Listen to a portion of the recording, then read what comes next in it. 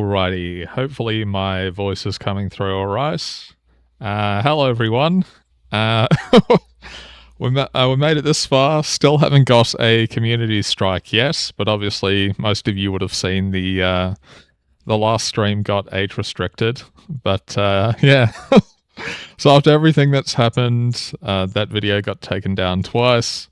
I've walked away from it pretty unscathed actually. But anyway, like I said the other day, I was planning to see if we could play like KOTOR, maybe one of the other classic games. But I also had this I picked up the other day, which it seems like it's had a pretty positive response so far. And it looks like it's certainly got the aesthetic trappings of a shock game. So yeah, let's check it out and see if it holds up.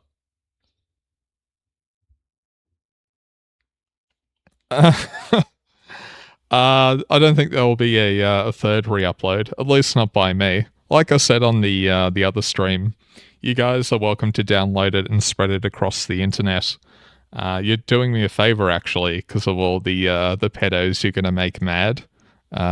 Each time you share it or watch it or download it, things like that. But anyway, that's all wrapped up now. I'm getting back to usual videos and stuff like that. But yeah, let's jump in and see how well Twisted Tower holds up, shall we?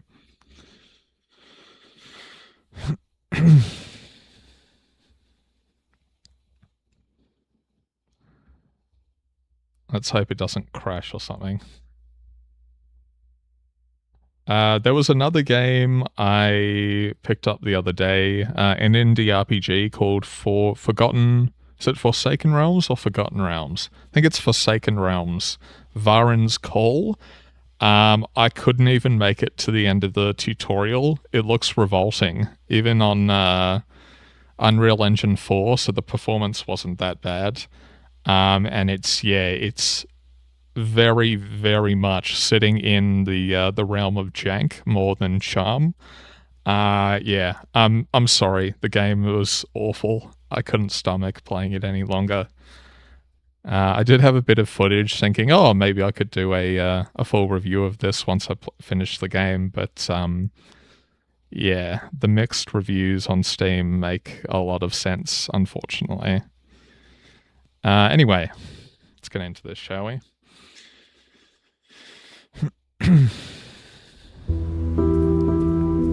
So this isn't super long. From what I've seen, it's like 4 or 5 hours, so I should be able to play it in the whole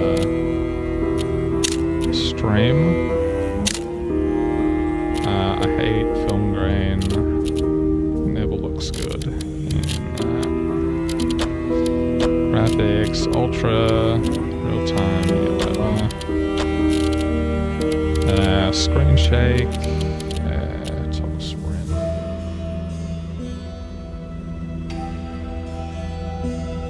Ooh! Like an early build of a Quake game? Or like an abandoned map pack, that kind of thing? Or are you talking more like source code?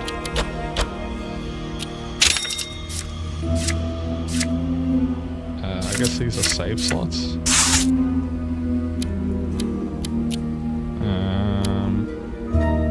Sure, we'll go with normal difficulty. Is there a games journalist option? I'll let this play. I didn't think you'd come! My heart, my lips, my body! They're yours! Oh, that sounds cool. Hey, Hammond, welcome to the stream. Yes. 100% yes.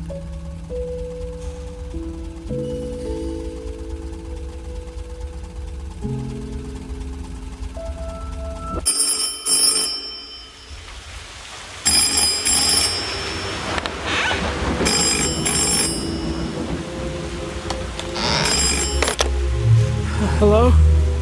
Howdy, chap. It's like the, Vincent! Help me! Charlotte?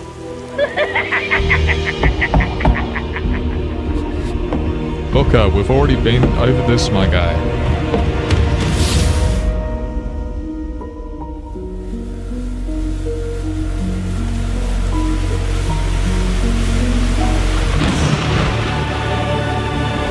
Oh, sorry, I just realized the volume is too loud.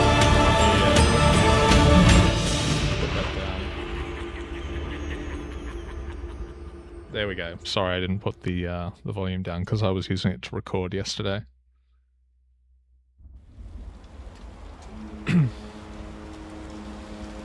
This is definitely shock. There's always a lighthouse, there's always a man, there's always a city. The $1,000,000 question is, will the first key code or something be 451? That's what I need to know. I do like the art style though. It's got that What is this place? older Unreal Engine look to it. I'm guessing that's the currency. Hell yeah, dude. Physics interactions. Makes my monkey brain happy. Okay.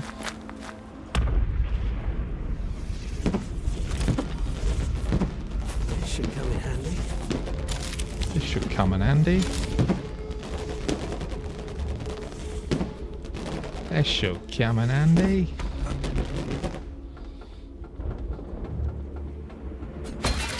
So it's Carnival Bioshock. We'll see how well it holds up.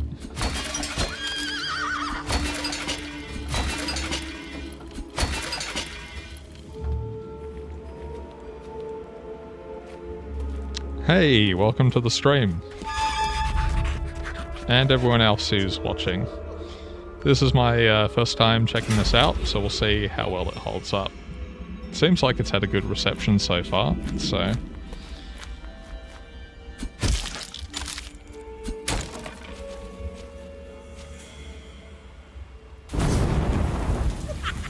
Oh no, it's Sander Cohen.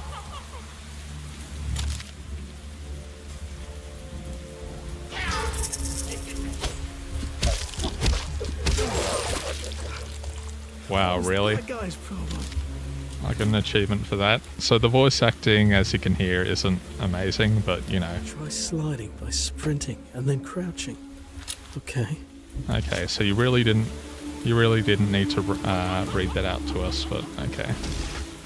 Hopefully it's not going to do the modern game design thing of... Wow, really? It's just handing out achievements left and right. Whatever. Welcome, chap, to my twisted tower. I'll be the first to admit it's nice for a change. My See a twisted chiseled, tower. handsome face in my otherwise abandoned theme park. Where's Charlotte? Who the hell are you?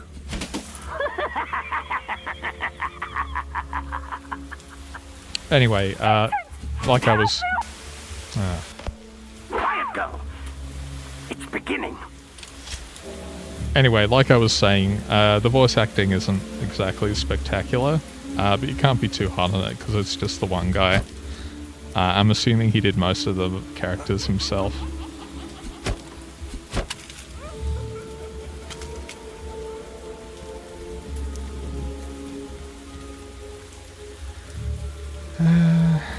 What's over here? Smoking is strongly encouraged.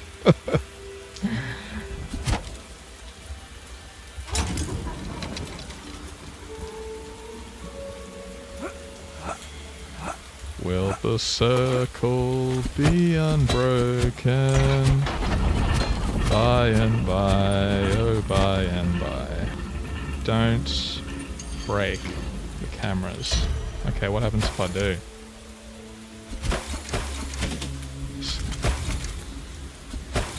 No, stop that! Those cameras are important. Okay, so it actually reacted. That's nice. So many games they'll do like shoot the limbs. That's the most egregious one with Dead Space. And then it's like you don't do it or you do it and they don't react.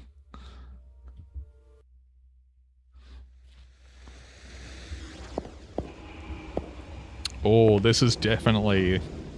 this definitely brings me back to, like, Bioshock 1 lighting. Rapture had this vibe going on, so looking good so far. What the hell happened here? Mr. Quackles, my dear fellow, what are you doing up there, my boy? Ooh. Lips. Heart.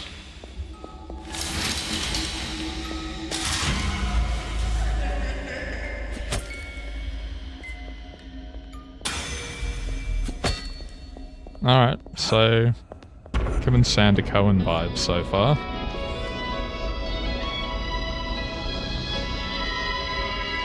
Hey, Tradie. Yeah, it has been a while. We all know what's been happening recently with that other video. I'm alright, yeah.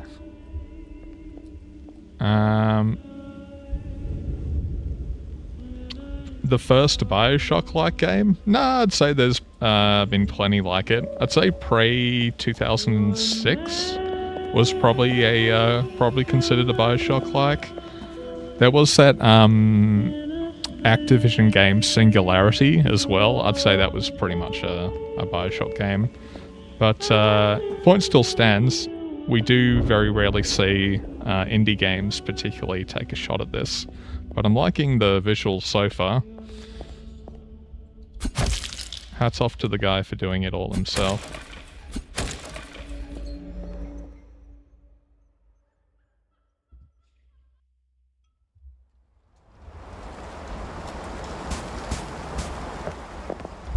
Okay, so it didn't want me to go back out. That's not great in terms of visual cues.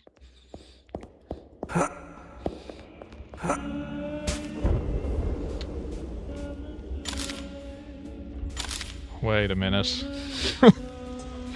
I know where that currency is leading me. Now all I need to do is find the bathysphere. Wow.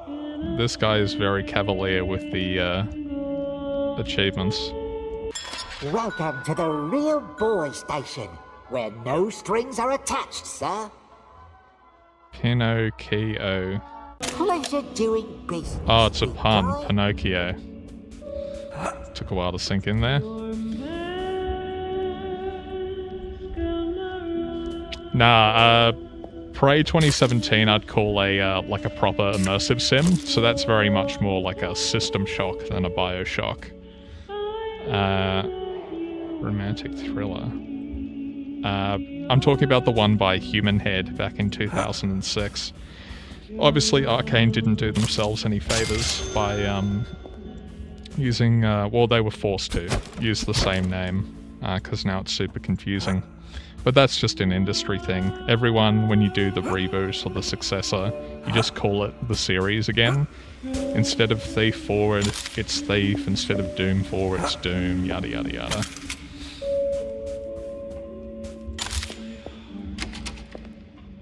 Okay, Magic Seal.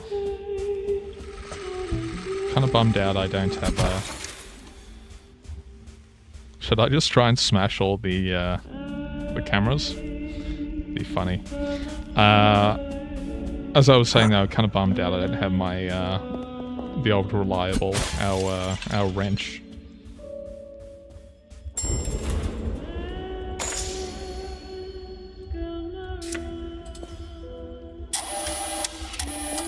Bravo, chap.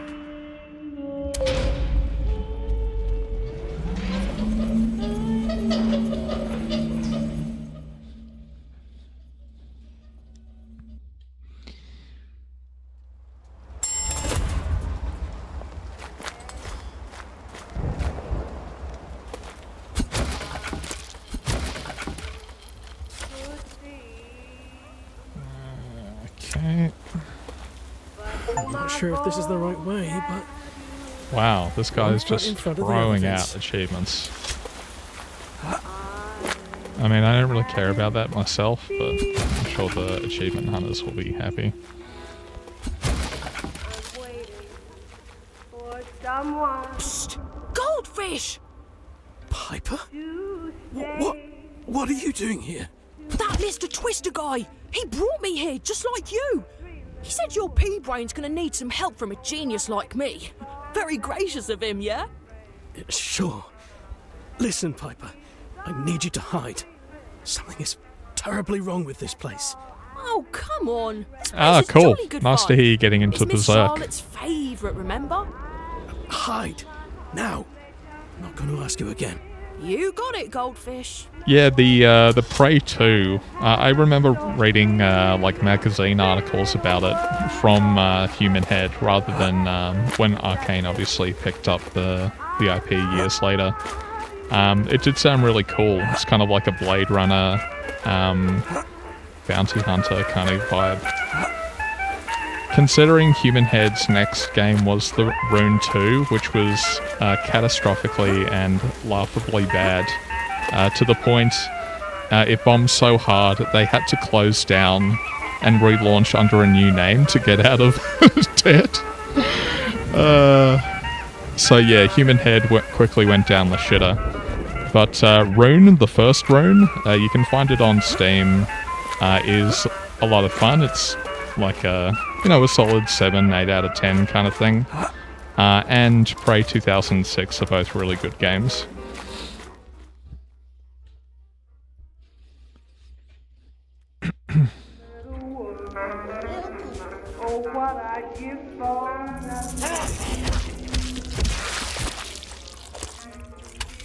Alright, so... Not sure what was happening with the AI there, but okay.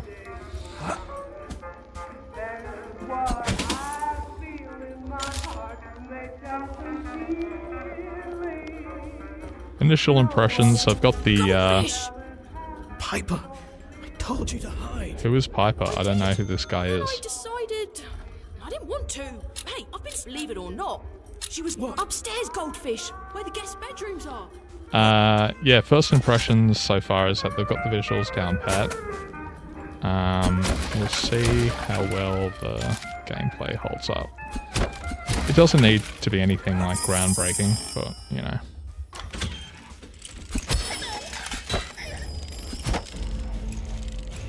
It'd be funny if I got like a secret ending or something for smashing all the cameras. Whoop, sorry, bumped the mic a bit there. Welcome to the real boys. This one's on sale. Cross my nose. Okay, so it's just a power attack. I guess so. Yeah. Pleasure doing business, big guy. Yeah, I think that's just the dev.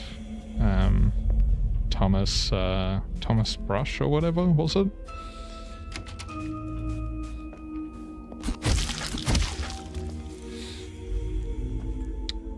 It has that, like, it's kind of hard to explain, but it has that look, you know? It feels like a PS3 360 era game. Unreal Engine 3, I think? Or I think it was 2.5. Just had this look to it. The sheen, the lighting, very much reminds me of the first Bioshock.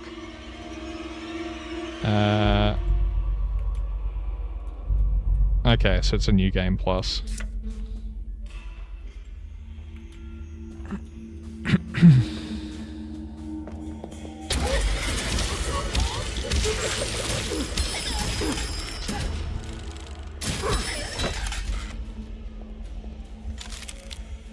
More tickets.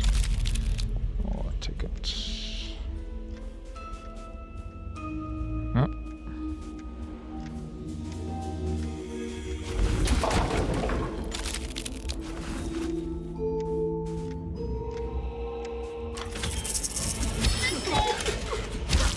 Did anyone else ever play We Happy Few? Because We Happy Few is an interesting kind of,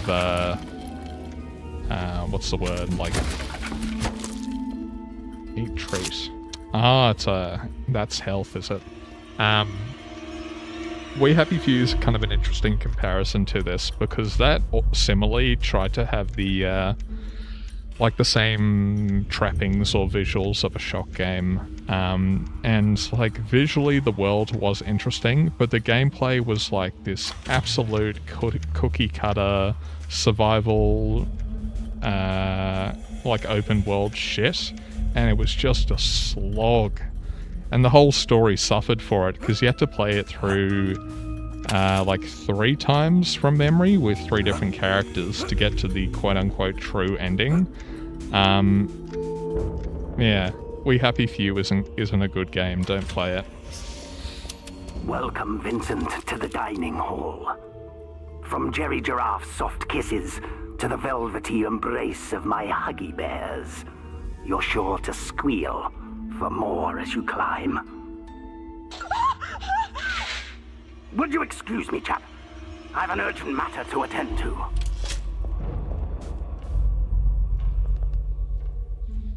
Well, he hasn't talked every 5 seconds so far. Touch wood, touch wood. So that's a good sign.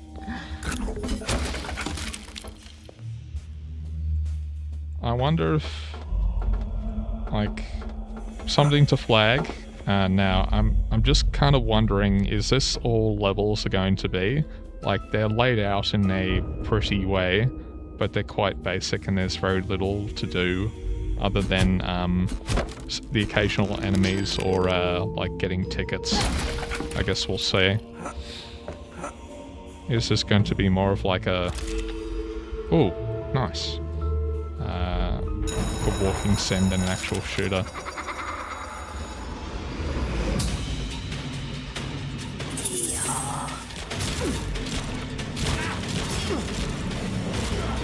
Pistol feels very much like a shock game. Sayonara, buddy.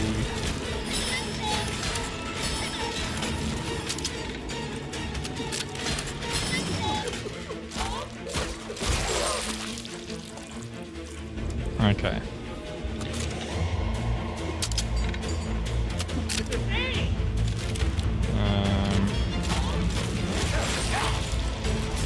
Whoop.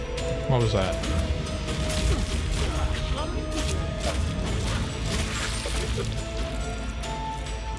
So their big heads make it easy for headshots, so that's something. Good work. Happily never after.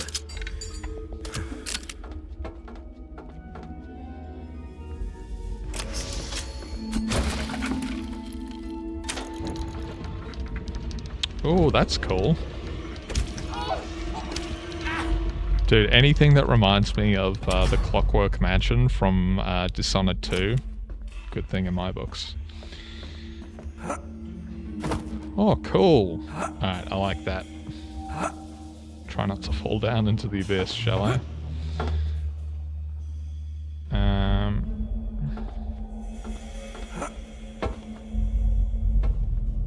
Hey fella, look, I just wanted to apologise in advance for Twister.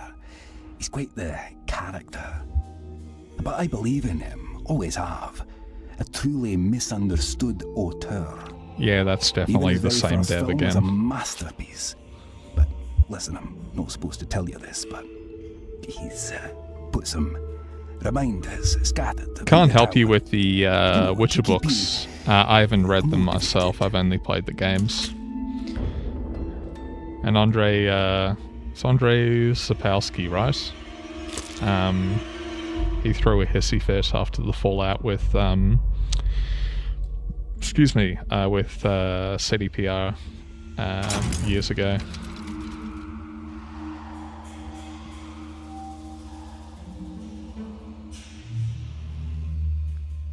Can I just jump in there? No.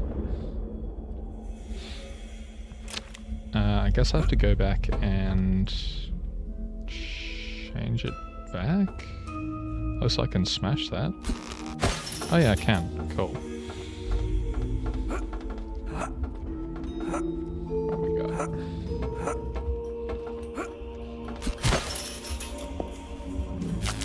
So it's promising.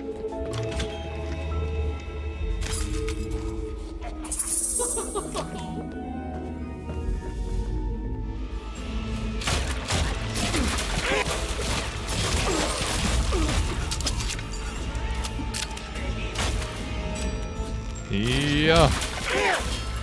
Yeah. Yeah. Ow.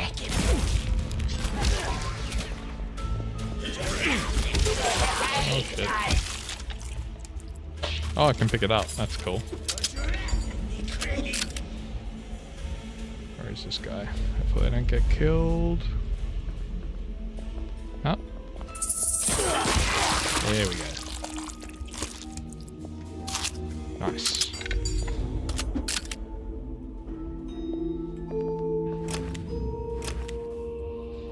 Any more treats for me? So there isn't a cover system per se. Welcome to the Real Boy Station, where no strings are attached, sir. Okay. Ooh, this one's a doozy. Triple shot. Okay, that's kind of cool. I'll be wooded. Look at ya. More power, more tower. Look at you. Pleasure doing business, big guy. Ah, here it is. I was wondering where the door was.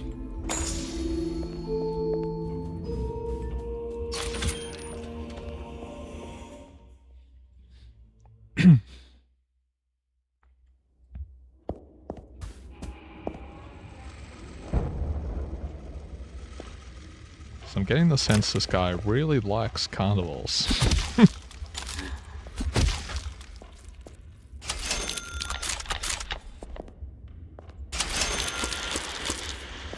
Nice.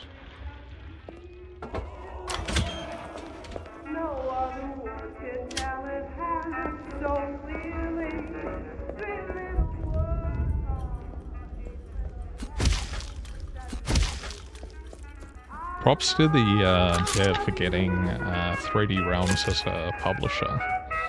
It's interesting they've made a bit of a comeback the past couple of years. Because I thought 3D Realms had gone all but under by now. But they were, I think they published a Medieval, that other boomer shooter.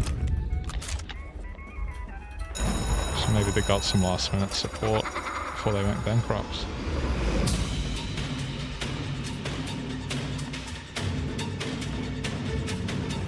Is there a quick save? No, it's auto save.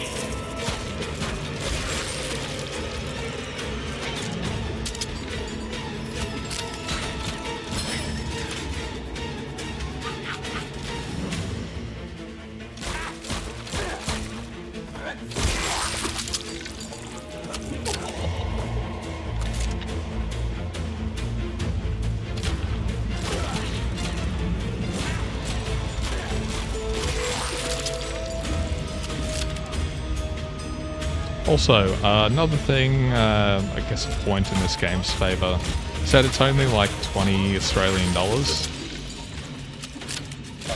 So you can't be too tough on it. Solo dev, $20, pretty good so far. And the Bioshock style is rare enough that it's kind of novel. How's that for Prince Charming?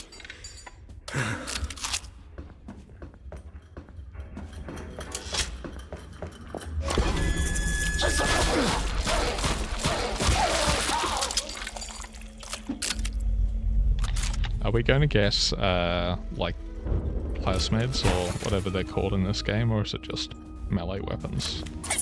Or, guns as well, obviously.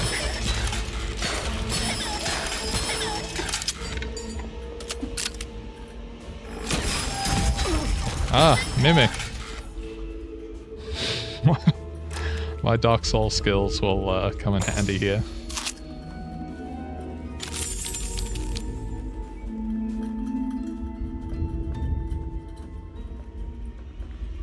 Yeah, it does look like a game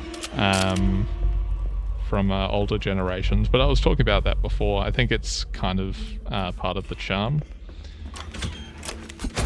It's deliberately trying to evoke old Unreal Engine games like the original Bioshock.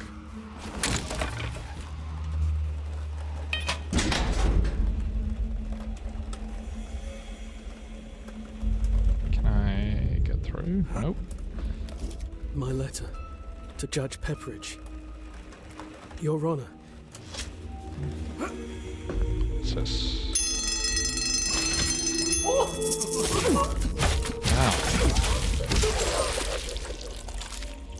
Blimey. What was all that about?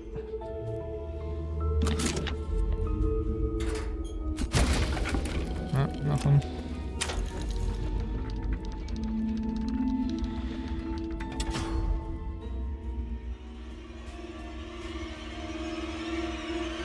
Looks like this Twister guy's a bit of a peeping Tom, I see. That's not very, politically correct of him.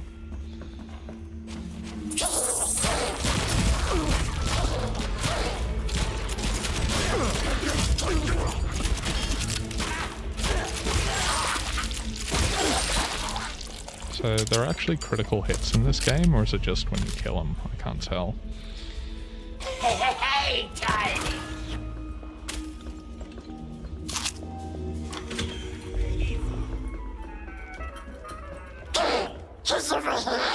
Come and get me, you sons of bitches! Ow. Uh-oh. Where's the guy over here gone? What the hell? A video of Dorothy. Vincent's plan. 7 p.m. August 31st, 1944. Bad dog. Dorothy, me, Vincent. Bad dog. I know it's a giraffe. Me? I know what you are. You're a beast, I say.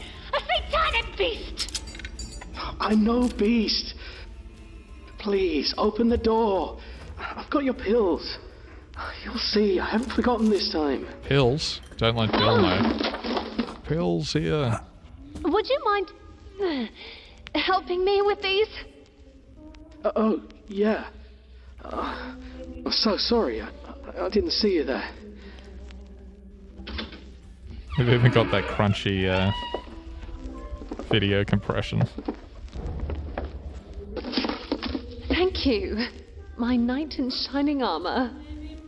Who wants to bet I'm Charlotte, by the way. the woman Grace or whatever her name is voiced by the dev's wife? Where are you from?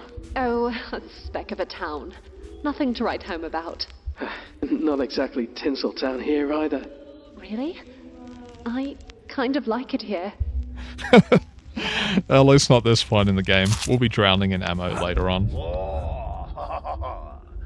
Taking a walk down memory lane? How long have you been filming us? Mr. Twister, the titty twister.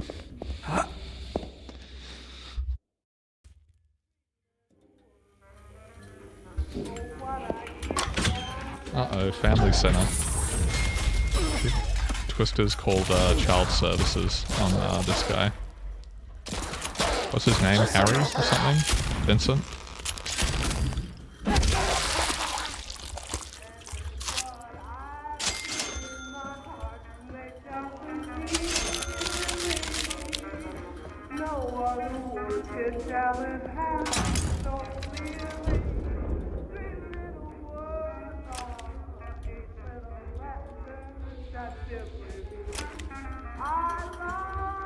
Yeah, Berserk just gets better and better the longer it goes on.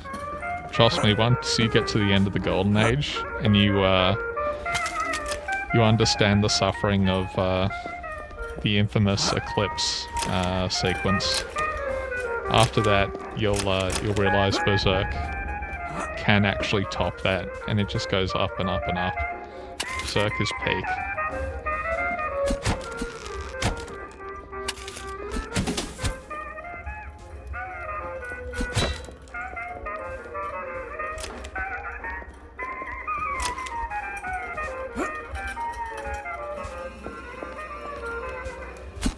Guy's not looking too good, is he?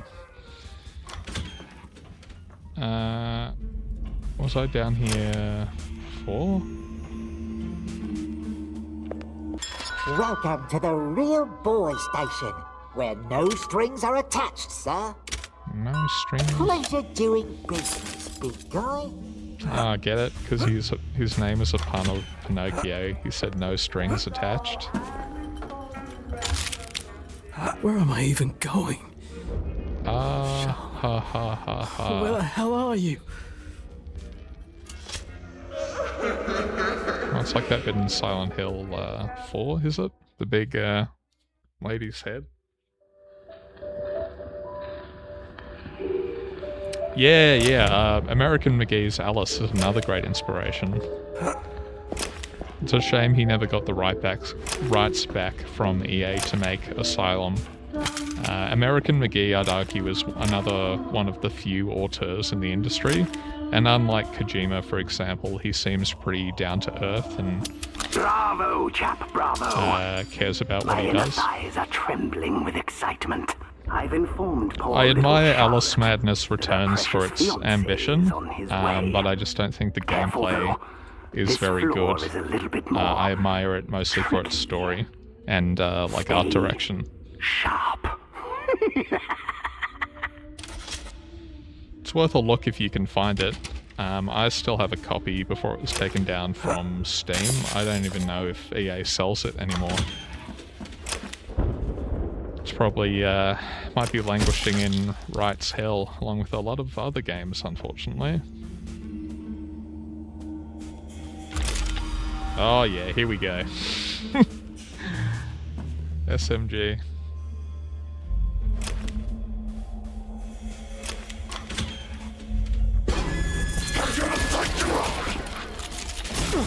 Ow.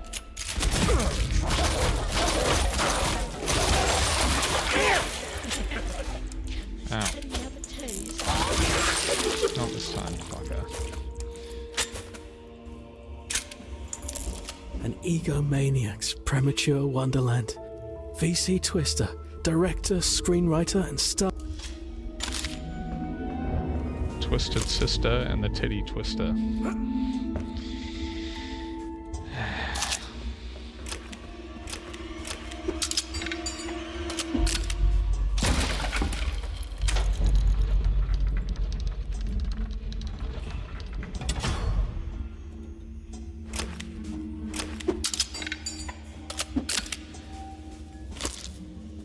Yeah, it feels like it could be a total conversion or something for Bioshock 1.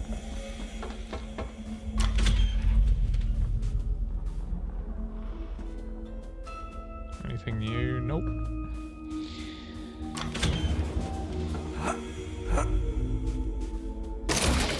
What's this guy's name again? Like Vincent or something? Sneaking into people's bedrooms, bit of a creepy thing to do. Ah yes, this is how you know it's inspired by Bioshock. You can get currency and eat shit out of bins. We still haven't got a door code as far as I've noticed. So we need to see whether it's 451.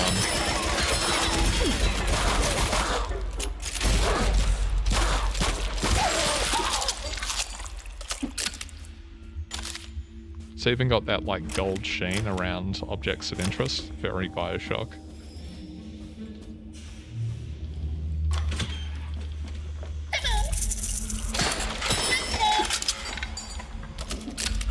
How did this get here? To my knight in shining armor. Thank you for assisting me in. Oh, so her name's Charlotte. I don't know where I got Grace from. Just goes to show how much attention I was paying in that opening cutscene. Paying, I should say.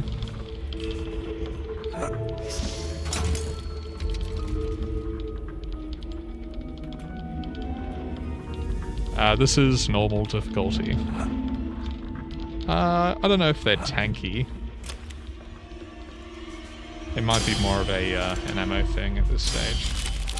Whoop. I'd say they're on par with splicers in the shop games, but we'll see.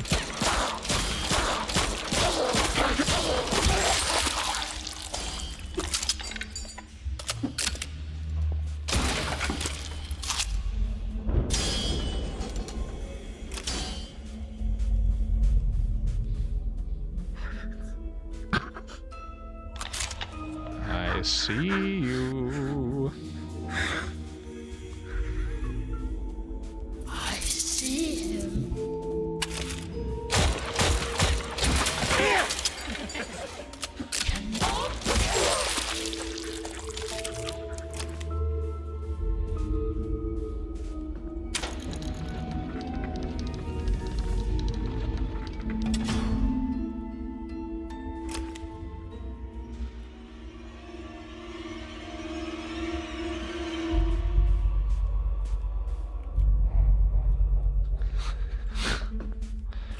I mean in terms of like being annoying to fight.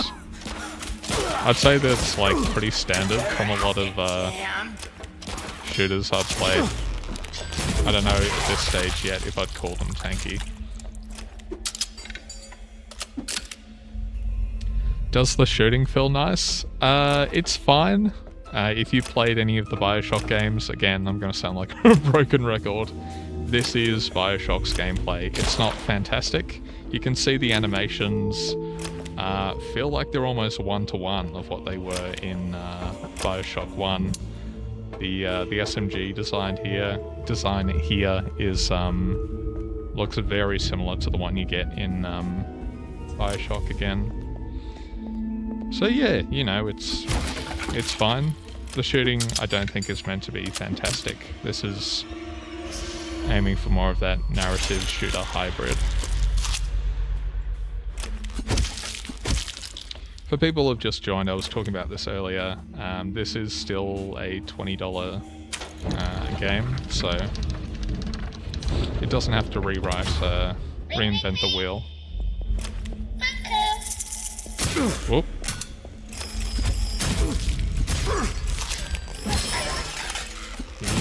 Yeah. Melee's bad, but melee's always bad in Bioshock, so... It only really feels good because you have the, like the 1-2 punch. You hit him with the electricity, and then you whack him with the wrench. Cool, what was that one? Ow.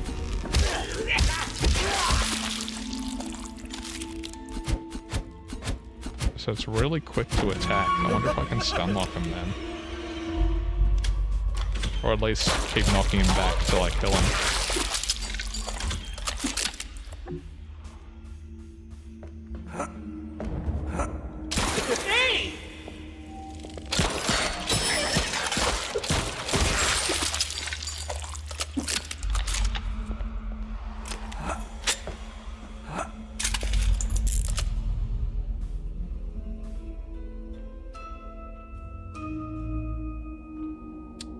Have I played Zorch? No. The name sounds familiar though. What's it about? Or like what genre? Another letter. Charlotte, I tried knocking. I wanted to thank you for...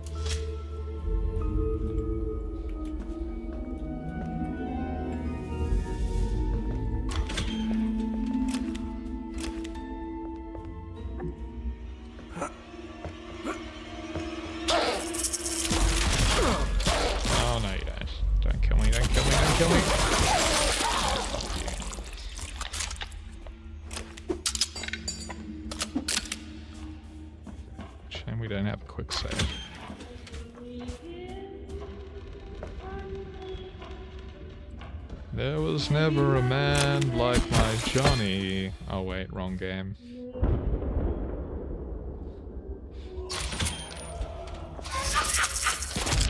Oh wow, just after I auto-saved. Nice. Fun's over. Hey, I say when the fun's over.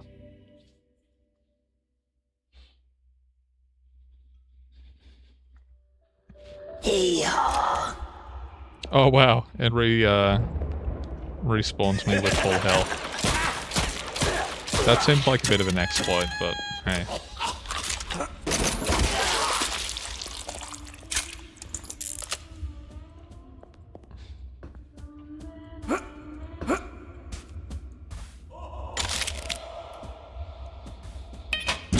Whoop! In that moment, he knew he fucked up. Zero perception for me in that, there.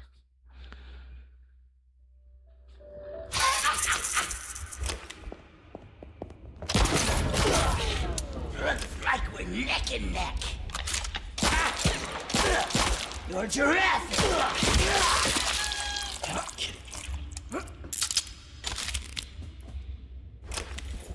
Let's try not to fall in the death trap this time. Not this time, you duck furry thing.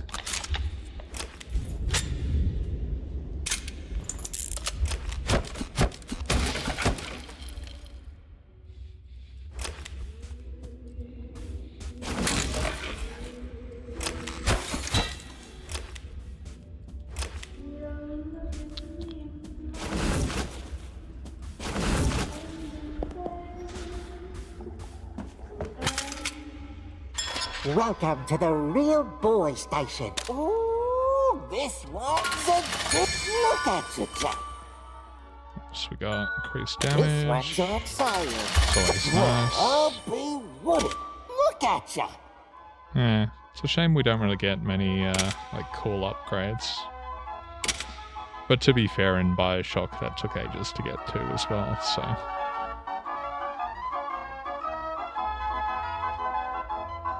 Who's my favorite YouTuber? That is a good question. I'd say it changes over time.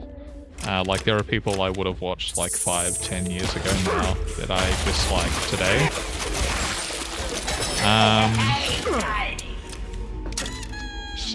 Who's someone that I like actively watch? Oh, I guess I'm interested in today. I have to think. Who am I subscribed to again? For a long time, I liked a film channel called like Stories of Old. He's not your typical self-absorbed breadtuber-esque like film critique bro, but very like down to earth, very like focused on the human element in films. It wasn't like typical video essay slop. I haven't watched him as much recently, not for any particular reason, but if you like movies and the state of cinema and stuff like that as well, he's worth a watch. Who else? There are a bunch of like modding specific people I'm currently subscribed to just to see like what they're working on really. I can't remember, I'm probably butchering his name, but it's like Drexio or Drexio, something like that.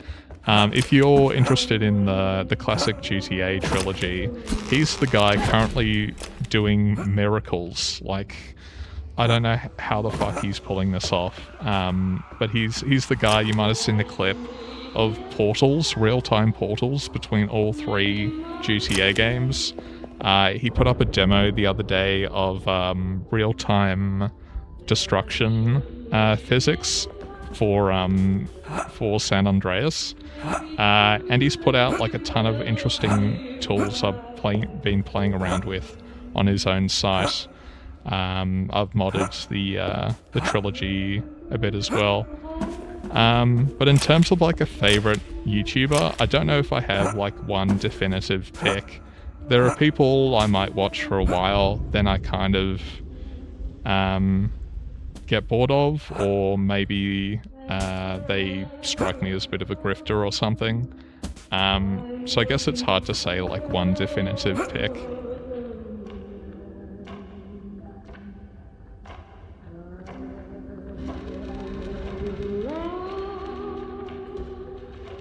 I'm sorry, but I can't stand Andy Pants Gaming. To me, he's the bottom of the barrel grifter reaction scumbag.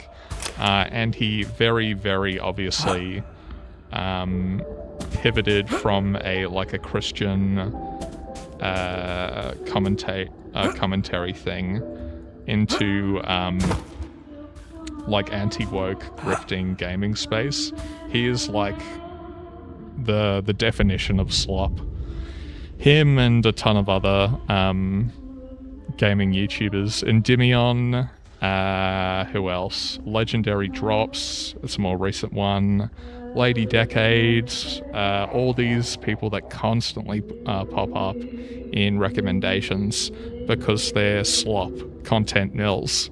They don't believe what they say. They will change their opinion on a moment's notice because they're just chasing ad revenue. They don't actually have any convictions. They're just telling you what you want to hear. So, yeah. Sorry if you like Andy Pants Gaming, but I don't.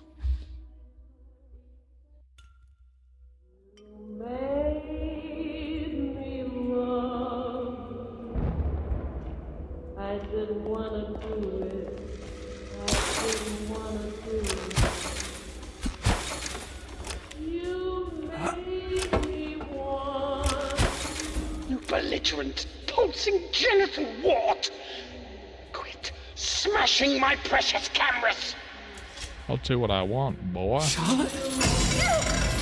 Oh no, Charlotte. That woman I married to or something. I'll smash as many cameras as I like, buddy boy.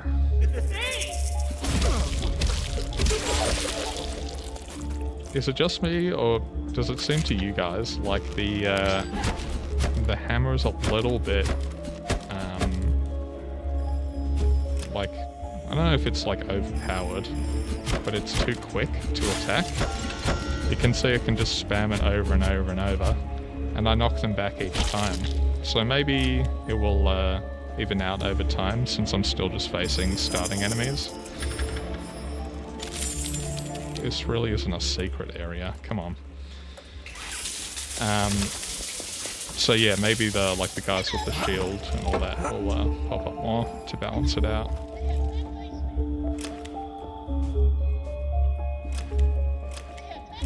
Oh yeah, Smash JT is another one of these like super astroturfed people who don't believe anything they say. They're just regurgitating the party line, if you like, because they're like the textbook definition of grifter.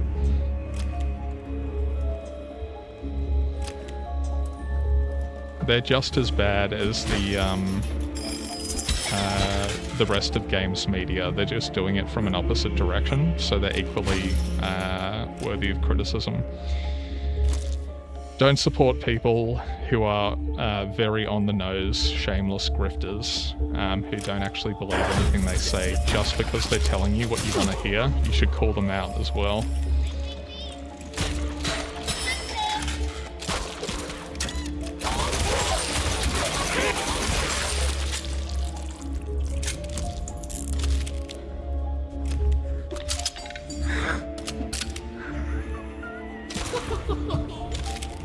So much for your eye.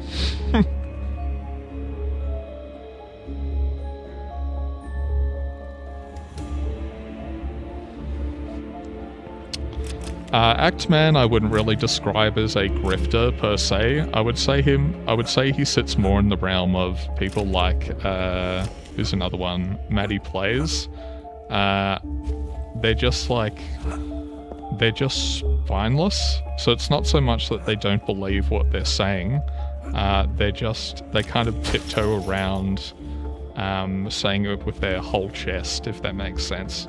I probably didn't do a good job of explaining that, but yeah, he's a corporate shill as much as Maddie Plays. The one I always remember about the Actman was he was hyping up Payday 3, or was it Payday 3 or 4? I think it was Payday 3 now, isn't it?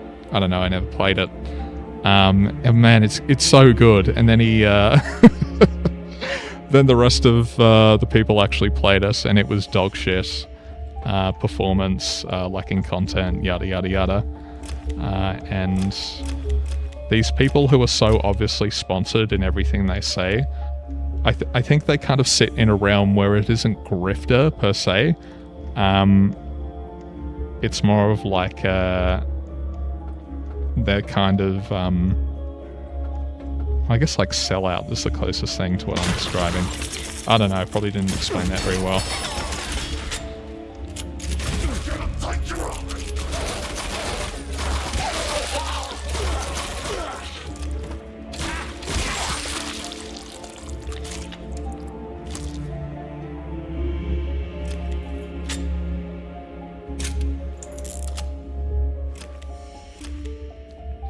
I heard mixed things about Mortal Shell. I still haven't played the original. I'm still burnt out on Souls-likes, so I don't know if I'll ever get around to it. But do you like it?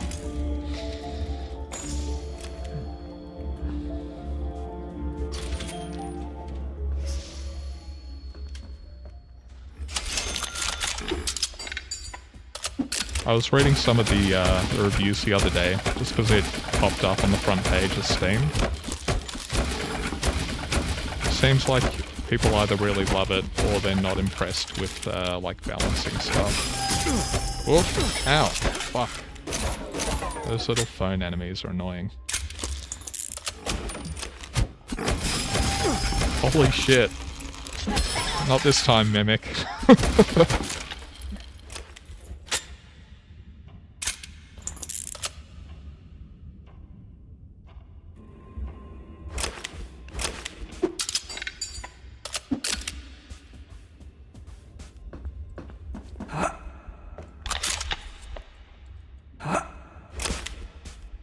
What else we got? First gift from your host, Mr. Titty Twister. Okay, so don't jump down there. Another poster for the Twisted Tower film. I remember this alien demon thing. Definitely freaked Charlotte out. Who wants to bet that's the final boss? That way.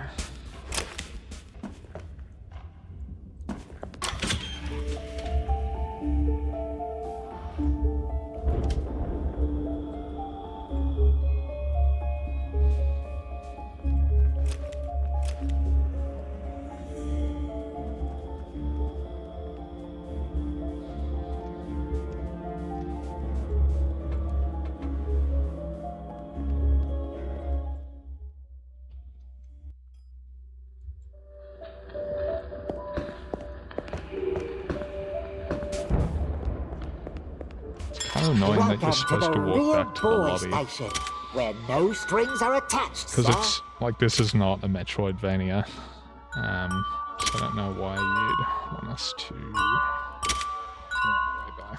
Pleasure doing business, big guy. Pleasure doing business, big guy.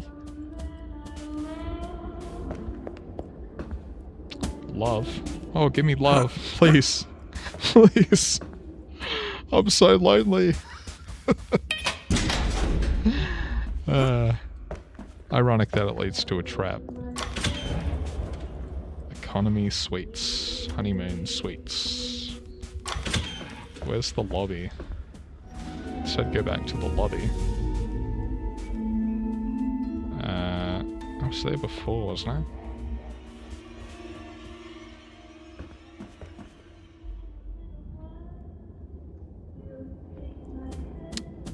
I? Only twice so far. One of them because I wasn't paying attention and fell into one of those pet traps.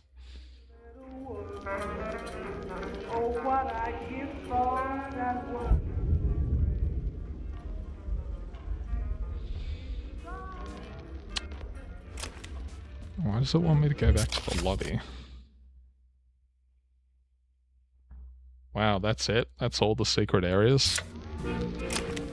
Okay, so one fair criticism I would say so far is that you guys have probably noticed this is quite linear, and there's not much going on in the, like, the small details, I guess, of the levels. In my dictionary. A letter.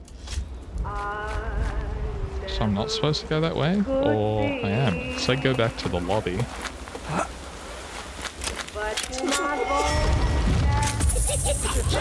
Oh dear. Okay, so I am supposed to go this way. That's good. I didn't want to, like, go back through the whole map. Only to, waste time. So I'm guessing this token is what leads to the next level. So it's separated by the, elevator. Take that, giraffe furry.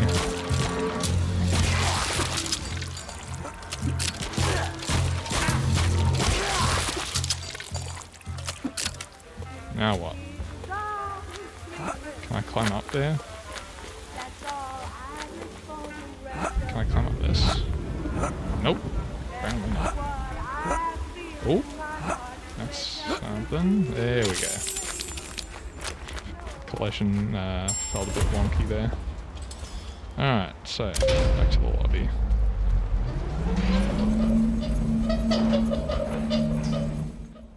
Am I planning on watching Gamescom? No. Like, I don't care enough to watch any, like, cons or, you know, state of plays or anything like that anymore. When is it? I thought it was, it's like the start of September or something, isn't it? Goldfish! Piper, I told you to hide. I'm exploring the tower for you, finding clues, remember? So, I have some bad news Oh for my you. god. Oh my Miss god, the Charlotte, kid I just saw her bent his getting dragged in head that 180 cage, degrees. dragged by that Did you see twisted that? beast thing down to the Mermaid Palace. That's not good. This is the same film we watched last night. The Twisted Boing. Tower. Written, directed, and produced by VC Twister. Supposedly a classic. Old, but Charlotte Am I swears supposed to, by like, this one. power up or something? Oh! I held it. No, not working. That sucks. Oh. Alright, let's see what this token does, shall we?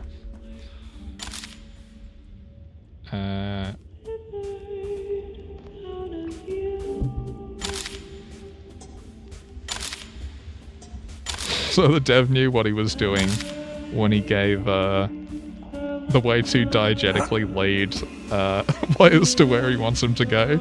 You just set out like a trail of currency, like this is Hansel and Gretel.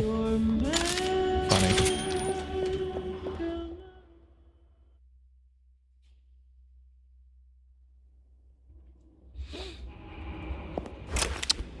Yeah, I'd say a lot of the love for the Bioshock games, and I'm included in this, is nostalgia.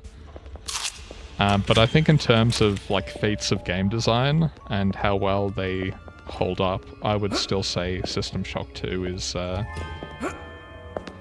best of all the Shock games.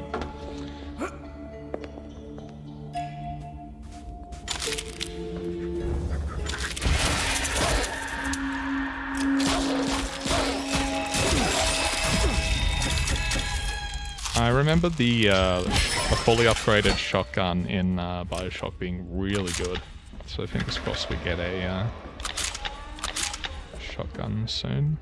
Mildred Mermaid. So I just looted her, person.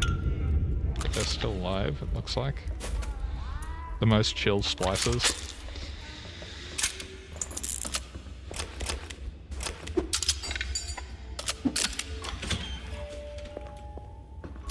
Listen, chap.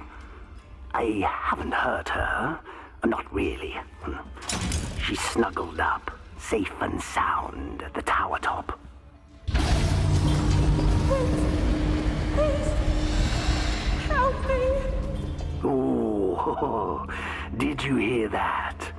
The twisted beast is getting hungry. When the clock strikes midnight, I'm afraid I won't be able to stop him from peeling off her soft, delicate skin. You see, he doesn't like the skin. Oh, shotgun? Oh, harpoon gun. Okay, so minor platforming. Guess it's kind of interesting. Ooh, that's cool. I like that. Is there something down here? Hell yeah. Dude, any game was just made infinitely better with a grappling hook. Prove me wrong.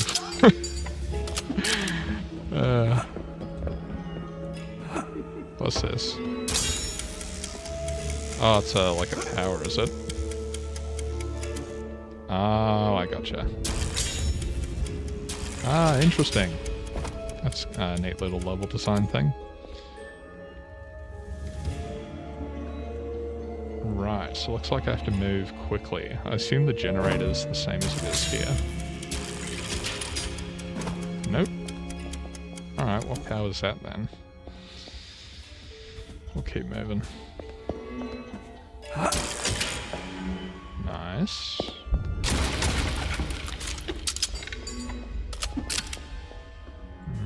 Nada. Oh, here we go. Go, go, go, go, go. Nice. What did that do?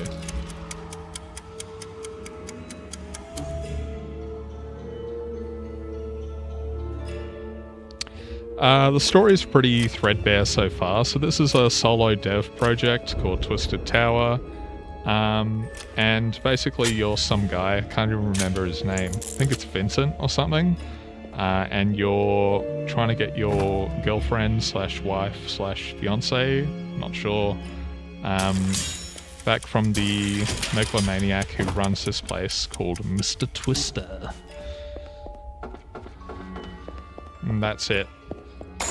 There's been like set dressing and flavor text so far. We'll see what if there's like substantial story stuff. But so far, as you can see, it's more of a context for your actions and I guess more on environmental storytelling.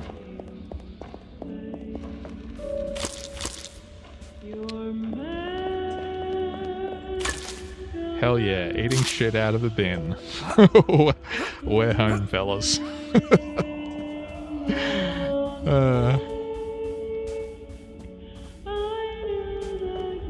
Welcome to the real boy station, where no strings are attached, sir.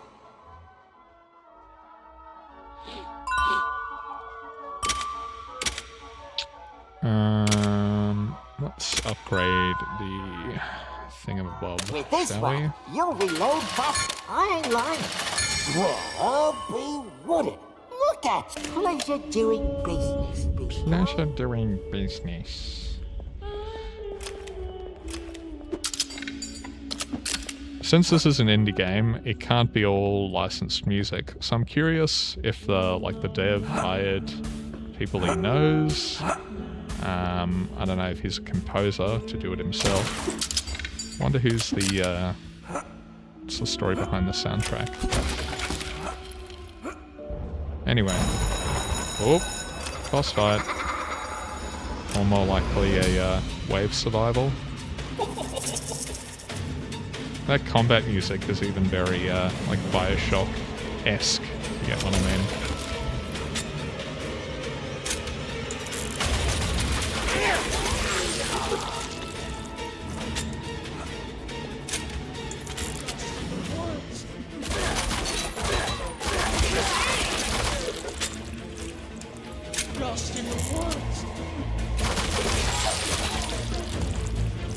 I feel like I should do a frame-by-frame comparison of the weapon animations compared to Bioshock, because they...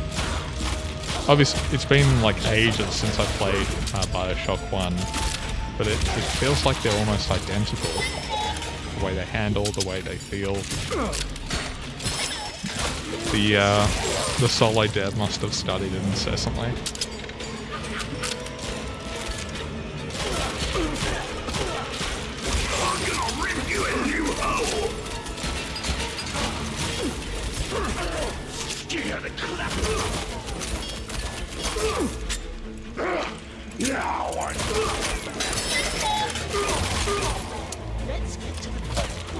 Imagine if Bioshock had come out as a cover shooter.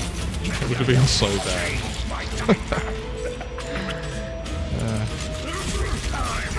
Ow. These guys are the, what are they called in Infinite? Handymans, I think?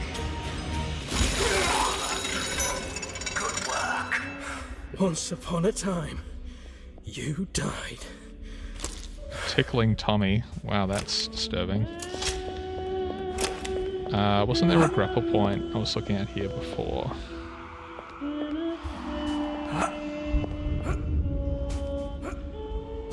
I could have sworn there was a... Whoop. That's alright. Maybe I'll cycle back to it later.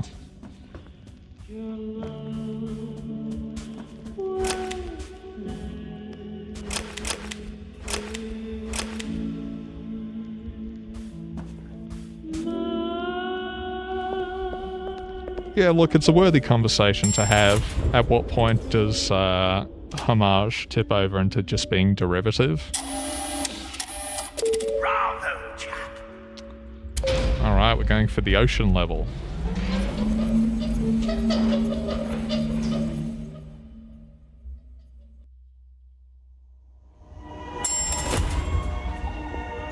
Welcome to my sensational water park, Vincent.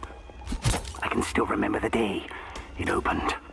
Guests from all over the world, screaming with pleasure, lathering lotions on their long, slender limbs. Oh god, it's getting Freudian. Dippity slides. No, That is, don't say slip and until slide. the film came out. Maybe I will be getting that channel strike after all. Another movie poster. Mermaid Memories. Huh. Oh, that must have been the woman Twister from made this earlier. one. This was actually the first movie.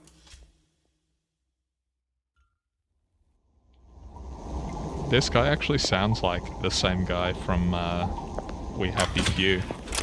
So I'm curious if it is the developer now or if he actually hired whoever did that voice. Damn, this place stinks. It smells like chlorine and piss.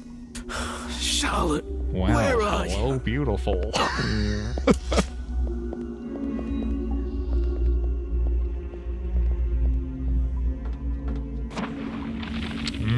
Yum.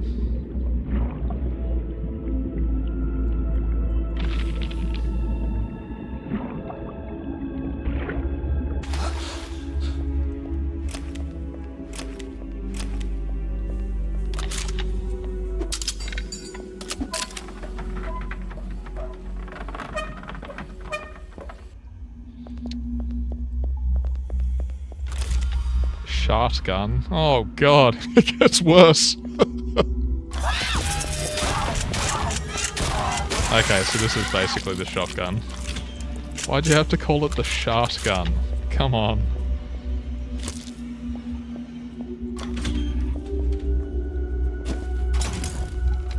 Funny that this solo devs was able to put out a shot game in, I don't know, a couple of years. I don't know how long he was working on it. Meanwhile, Bioshock 4's been in development hell for like the past 12 or something. Some of you guys might have seen that news that it got rebooted again because Take-Two is not happy with how it's been progressing. It'd be cool if they used the grappling hook a bit more in gameplay, like you could use it to rip off the guys with a shield. But who knows, maybe we'll get to do that a bit later. Can I get up there somehow? Where's the generator for this thing? Oh, there we go.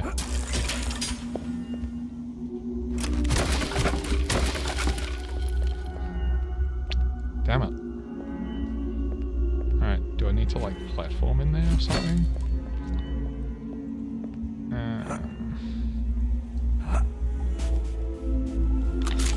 Gotta get that ammo. Where's not, want not.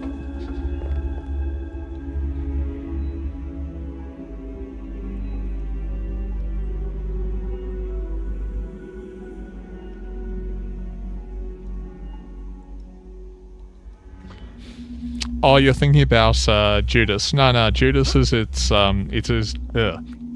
own separate thing that Ken Levine has been heading up, but 2K has a separate team that's been making specifically Bioshock 4. If you guys aren't aware or you're interested to know what happened behind the scenes, so obviously we had Irrational Games. They were formed in the 90s, worked on System Shock, Freedom Force, that like superhero game, but obviously most people know them for Bioshock and Bioshock Infinite. Ken Levine, shortly after Burial at Sea wrapped in 2014, said he was going to have a kind of breakdown. Which, fair enough, from working as like at a AAA studio level. So he disbanded Irrational and then made a smaller team called Ghost Story Games. And so for the past like 12 years now, he's been working on his concept of narrative Legos, which we've talked about in previous streams. I think we even talked about it on the System Shock 2 one, which you can go search up online, the one he did with the BAFTAs and GDC, where he talks more about the high-level conceptual thing. Think of it kind of like emergent narrative combined with the like a more advanced version of the Nemesis system. I'm not going to do it justice. Like I said, search it up if you want to know more. And Judas is apparently here, like the result of that dream or goal of his. It sounds like it's been hell of a shit show behind the scenes. So so much for trying to make things better with a smaller team. But yeah, who knows what Judas is going to turn out like at this stage. I can appreciate Levine's ambition. We've talked about this before. I just think he has a hard time sticking the landing for some of that. And he has a tendency to overpromise, Infinite being the best example, which angered some people about like cut content and broken promises, that kind of thing. But I'm pretty interested to see what Judas is like. I do think it's worth having a healthy level of skepticism, though, with all we've said about developers that once made a good game like 20 years ago. Doesn't mean everything they touch is gold today. Just look at how disappointing Warren Spector is.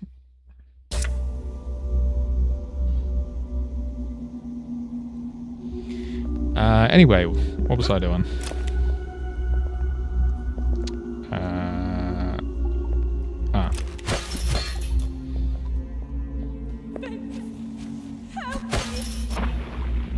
Help me.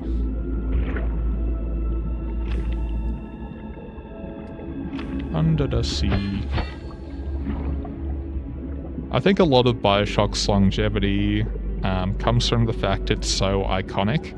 Like, you just hear the groaning sound of the Big Daddy, or you know, like 20s, 30s tunes bopping in an underwater city. Like, that is just dollar signs for executives because it's so like memorable. Honestly, at this stage, even if it hadn't been in development hell the past decade or so, we don't need a BioShock 4. I know people have different feelings about how Infinite and the DLCs ended, but as is so often the case, executives can't let series just die. It's okay for things to end, but not when there's money on the table, of course.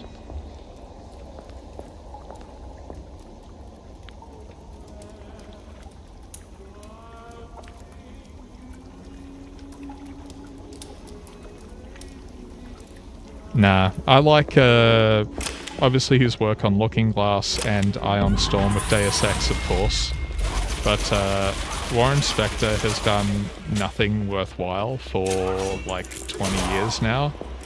I went into detail about this in the Past Success Means Nothing video last year, but what happened with him and Paul Neurath and a bunch of talents, I think even Terry Brosius was getting involved, not just as a VA, but a level designer as well, again, like she did with the Dishonored series. Other Side Entertainment was like the worst possible blueballing, overhyped shit I could think of in terms of like studios and once great developers thinking they can recapture lightning in a bottle. Like I said, go watch that video if you want to hear it about it more in detail. But Other Side Entertainment promised us System Shock 3, and what ultimately happened is that the rights have been sold to Tencent, and yeah, now they just put out slop. They put out a game recently that was originally supposed to be like an asymmetrical kind of extraction shooter thing, which was unbelievably stupid. Now it's just a single player game called Thick as Thieves, and I think it's bombed to the surprise of no one.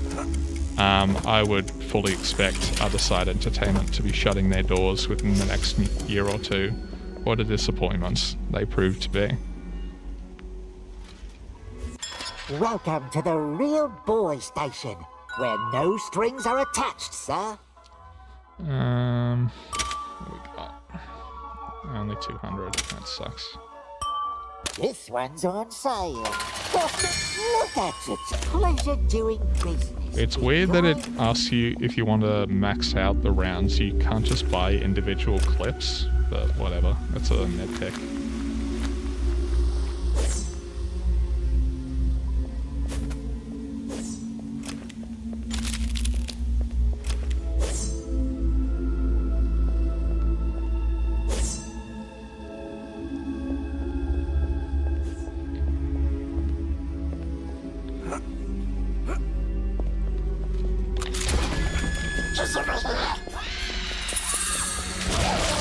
Not this time, thankfully.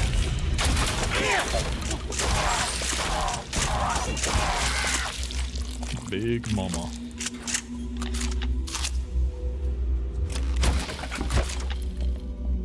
Okay, considering we're like, what, an hour or so into the game now, it is just going to be the guns, which sucks. I wish there'd been something like the plasmids to give us more ways to like experiment with the environments. But again, solo indie dev, can't be too harsh on them, I guess. Ding, ding, ding.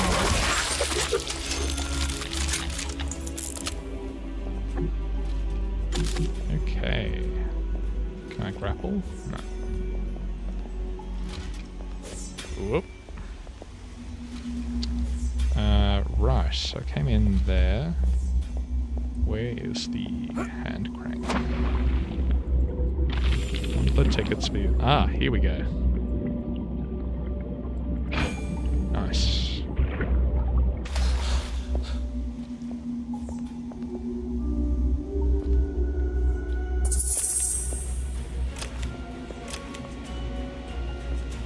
Don't be afraid.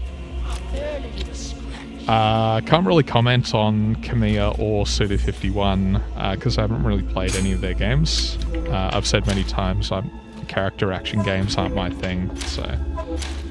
What's happening here? There we go. But Kamiya seems like a pretty cool guy. Right. Okay, so I guess I have to run. Go, go, go, go, go.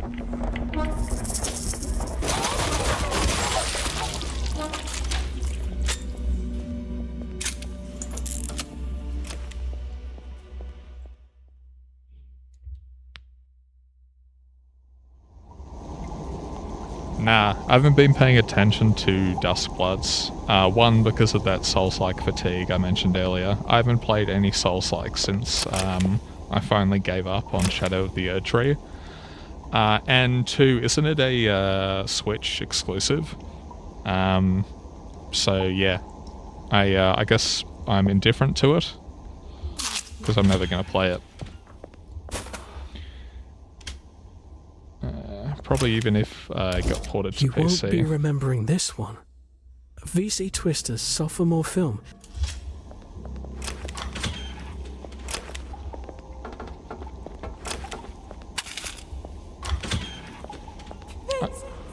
Please, help me. Charlotte, my dear, my love, I'm coming for you, just very, very slowly.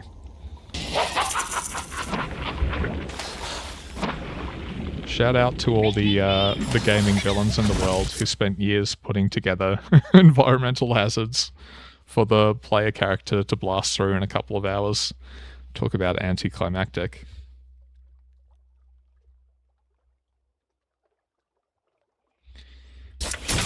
Oh, how did you get there? Ah, you want to teleport now, huh? Not this time, buddy. How much punishment can that guy take? Holy shit. Even got that, Oh, there's no ADS. I just noticed that. How did it take me that long to realize there's no ADS?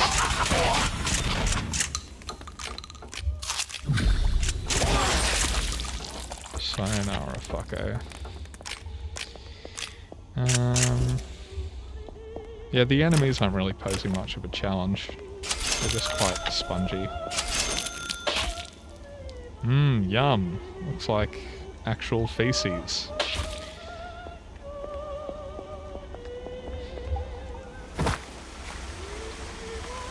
Where dreams come true. The Crimson Pearl. Oh, is this our chance? 4, 5, 1. Ah. Boo. 0 out of 10, not a shot game after all.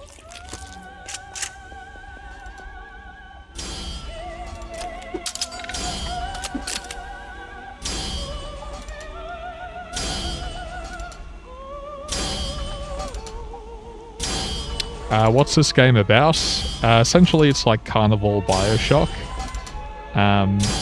You play as this guy, Vincent. I think it's the 20s, roughly, or maybe the 1910s. And I'm rescuing his fiancée, Charlotte, from a tower. That's pretty much all you need to know. And it's like mascots and stuff like that in the way. And we got these goofy Sander Cohen looking motherfucker called Mr. Twister. Who's kind of like the overboss. Very much Bioshock inspired.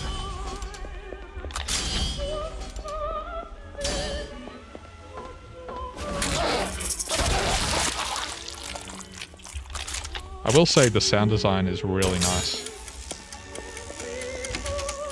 What's that supposed to be? What is that powering?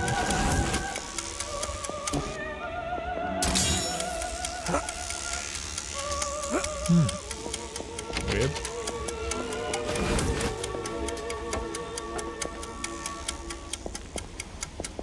Maybe it's back up there somewhere.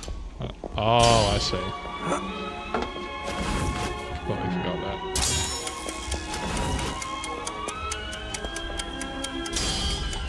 Go, go, go, go.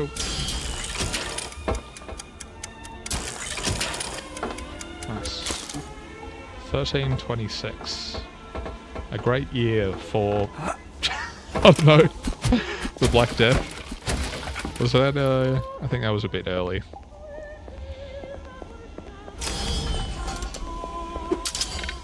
$13.26.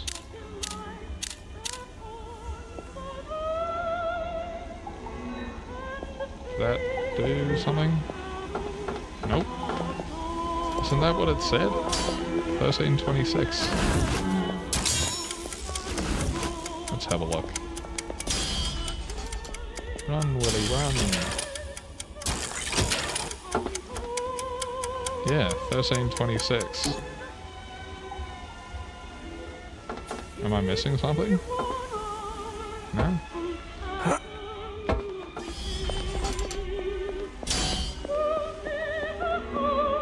1, 3, 2, 6. Oh, okay. Maybe I made a mistake. What do we got here? That's it?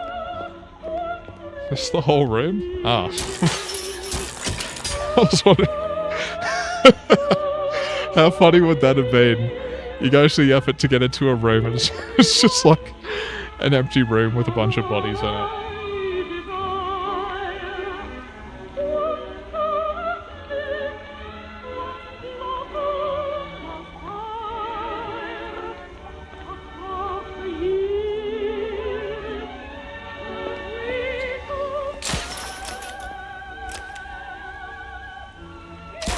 I haven't seen Skinamarink.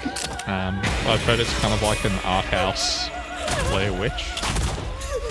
Like it's very, very focused on like abstract horror. Which, hey, props to the guy who made it. I'm always up for weird, creative films. I love Giulio Ducournau, who made Titan, or Titan, which is a wild film.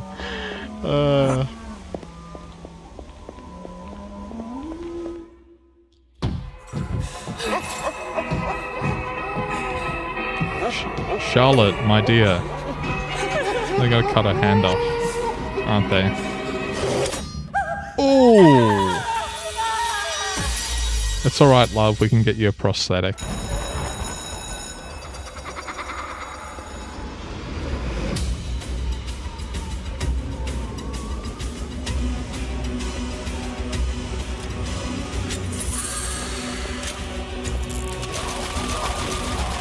So are there going to be any boss fights in this game besides the final boss? Because at least Bioshock, you had the mini bosses, obviously, with the big daddies. At the moment seems loves wave mode.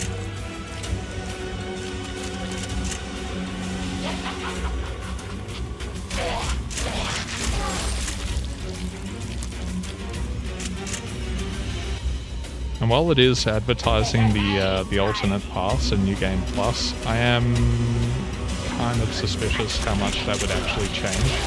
Okay, so the room layout is different, but what you're doing fundamentally different.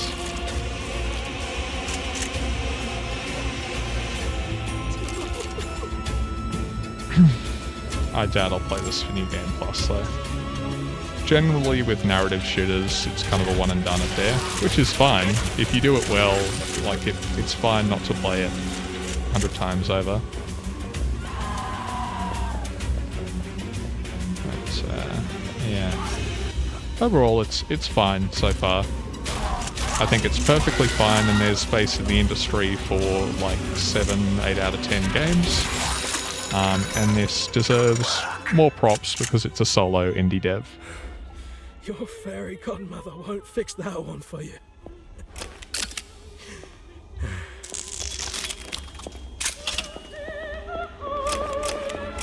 If you're also a horror fan, you might be into, for people here, you might be interested in checking out the subgenre called New French Extremity. So this is stuff like Inside, Martyrs. I've talked a bit about Martyrs before. Martyrs is, oh man, it's so bleak. If you ever feel too happy about living, watch Martyrs, and it will bring your mood right down. Another good one is Frontiers. What else?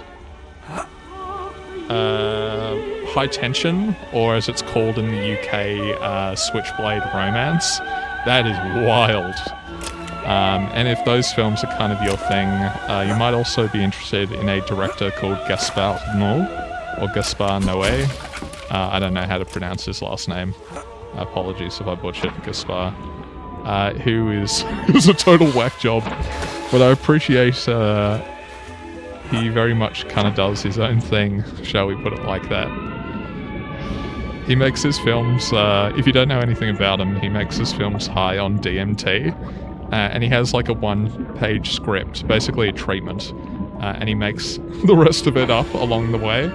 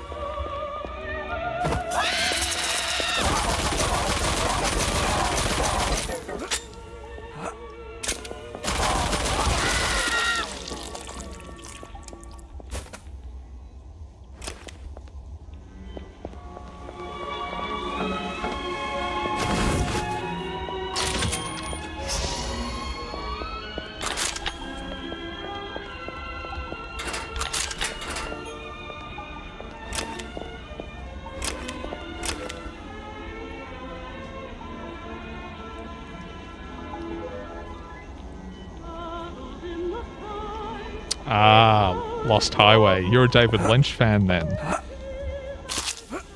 I will admit, a lot of his, like, more esoteric films, shall we say, go completely over my head. I watched Lost Highway once, and it was just...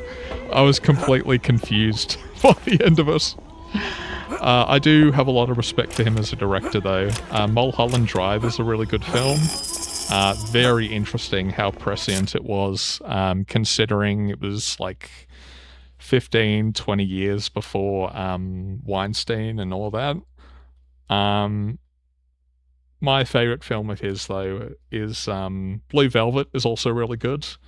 Dennis Hopper and Carl MacLachlan. My favourite film of his whole work, though, is definitely The Elephant Man with John Hurt. It's a beautiful film. Beautiful black and white. It completely destroys you emotionally by the end. Fine acting by John Hurt and Anthony Hopkins. What a year for the Oscars that was. You had Robert De Niro for Raging Bull and John Hurt up for Best Actor as well for The Elephant Man. Watch The Elephant Man if you want a good cry.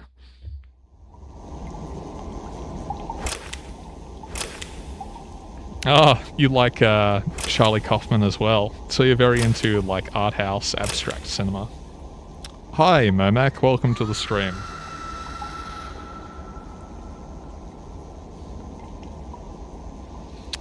Fun fact, David Lynch made a film for Disney, of all things, called The Straight Story, and it lives up to its name. Because literally the plot of the film is that a guy hops on his tractor and he drives across like the state or something, and that's it. that's the film. A David Lynch film produced by Disney. What a time to be alive.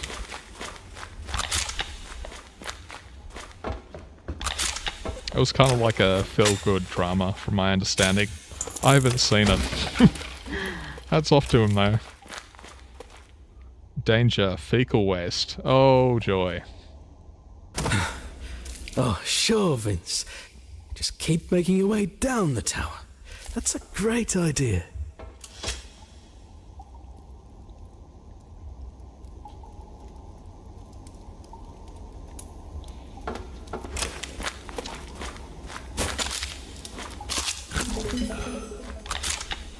What was that?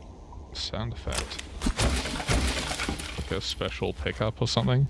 Maybe there's like a rare type of food. John Merrick, yeah, it's actually based on a true story, so I forget the name of condition. It's like a very long scientific name, but there are people who it's like a skin disorder, and they're born with elephant looking skin. Poor guy was put in a freak show back in the 1800s. Goldfish! Stop calling me that. But Granny calls you that all the time. Granny is a very confused woman. You know who's also confused? I respect the fact that Lynch was once asked, I'm sure the footage of it is on YouTube. Lynch was once asked by an interviewer, I think it was just after he'd done Eraserhead, basically, do you want to explain your film? And Lynch was like, no. So he just stood there having a smoke. It was pretty funny. Keep your voice down, chap. What a guy. Ever since my babies escaped the circus, mascots have been disappearing in this sewer. I may have set the world record for the world's fattest spiders, but they're not stupid.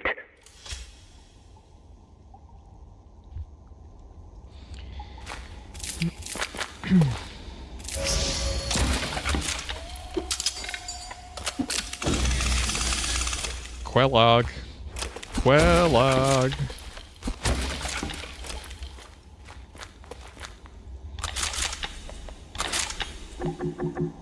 Oh wow, maxed out, nice.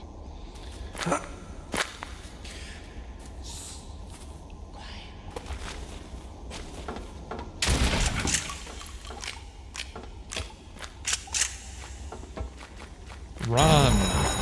Nah, I don't want to run.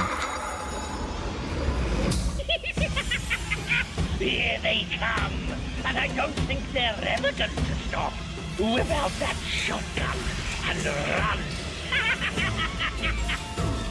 Oh no. I'm dying. Slowly. Just like Dark Souls, actually. Poison takes forever to kill you.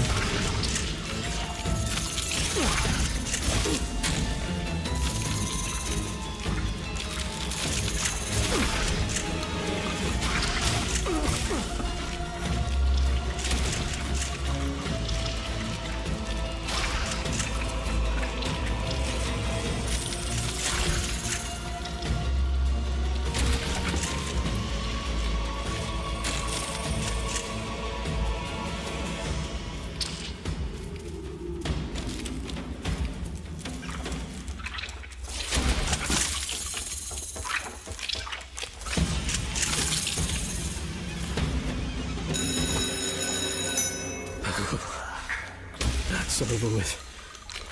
Let's hope another. Wow, that's it. That was a pretty underwhelming chase. Twisted token. Alright, let's go back to the lobby.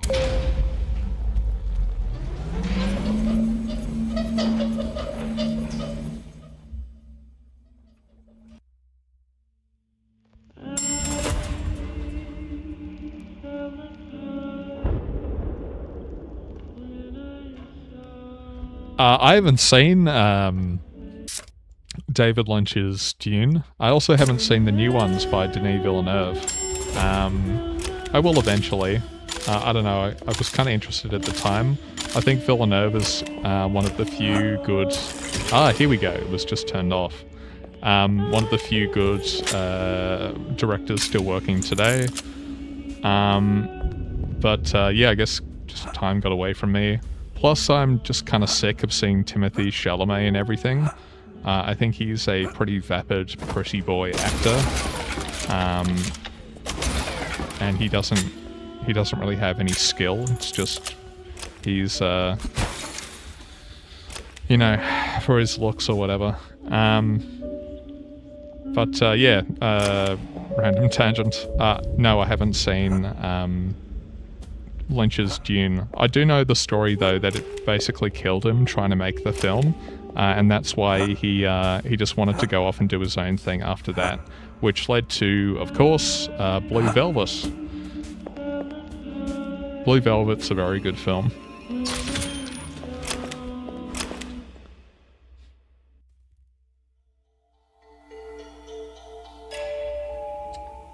How do you pick what game I play on stream? It's just kind of whatever I feel like. If I'm playing something at the time, or, you know, if I think just something fun I haven't played in a while.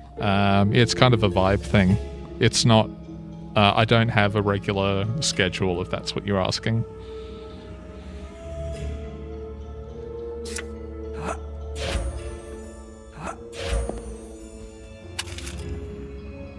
Those are some pretty weak wings, if that's as far as I can dash.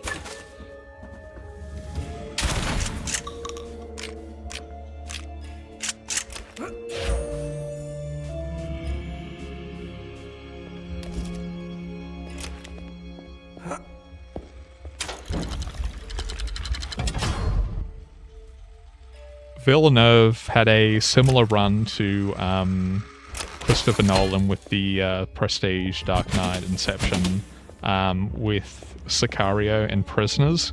Two fantastic films. If you haven't seen them, highly, highly recommend. Prisoners was very much like a spiritual successor to the great 90s crime thrillers. Along Came a Spider, I guess Silence of the Lambs to some extent, although that's very different stylistically. Seven, of course, by David Fincher. Prisoners is a great film. Sicario, while very different, is also really good. Roger Deakins as the DOP. It's so beautiful to look at.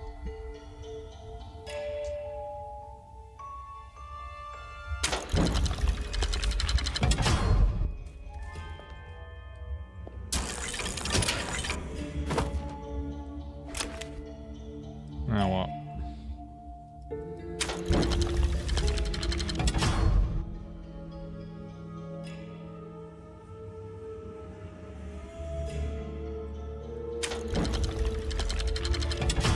Okay, I really don't think the cutscenes are necessary. This is an example of, like, bad hand-holding game design.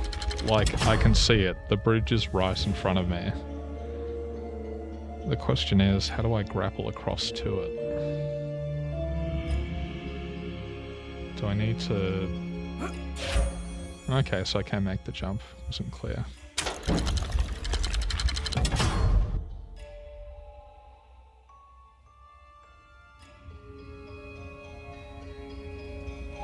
Oh yeah, of course. Blade Runner 2049. How could I forget? Fantastic film. I was kind of stupid about it. I refused to see it on principle for like a couple of years actually, until after release, because I loved the original film so much. And then I finally watched 2049 and it blew me away. Oh my god, it's just so beautiful to look at. And while the two films are very, very different stylistically, I think what they do in their own right, they do really, really well. Did it need to be called Blade Runner? Could it have just been set in the universe and not connect up to Deckard or Rachel or anything like that? Yes, I would agree. But every frame of that film, again, Roger Deakins as the DOP, is just so beautiful to look at. The final fight, if you know, in the, like the seawall, that is like, oh, that's peak cinema. I don't want to spoil anything though. Highly recommend 2049 if you haven't seen it already.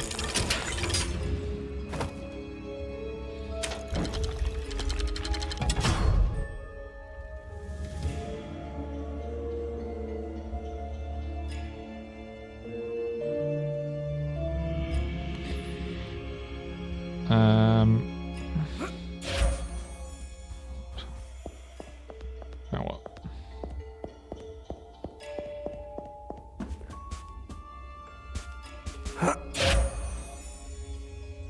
What? Ah, did I vague out? Have I gone back the way I came in?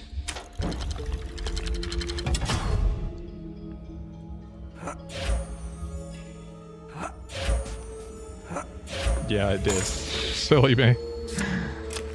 Let's get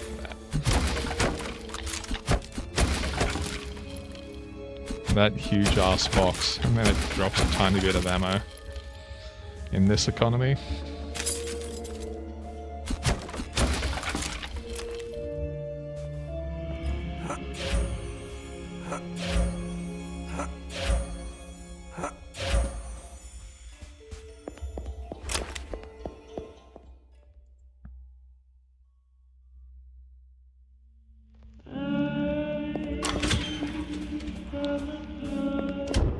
Somewhere beyond the sea. Is there fall damage? Huh. Interesting. Welcome to the real boy station. Welcome to the circus of value. I guess we'll get damage. And more power, you.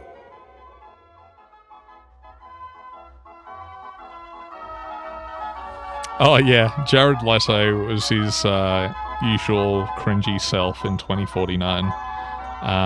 But thankfully he didn't pull down the rest of the film.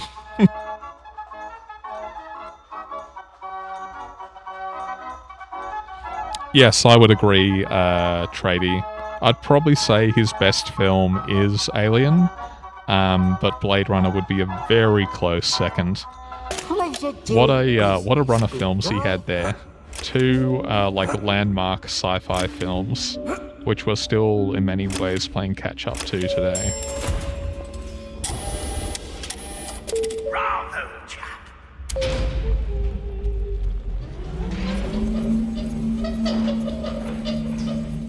He's such a knob, Jared Leto. You just know he thinks he's like this amazing method actor. But he's even more of a fragile egotist than Marlon Brando was. Oh god, it's called Nipples Bridge. Oh god, cover your eyes. Oh god. Wow. So that's my third death, I think. So the two out of 3 have been me not paying attention. Even before the recent stuff, which I've seen but I haven't looked into, Jared Leto is just a massive douche.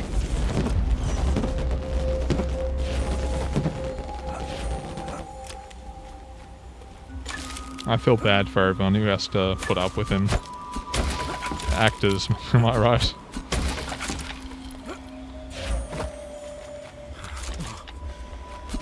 Don't get weak knees now, Vince. I'm so close, Sean. Just hang in there.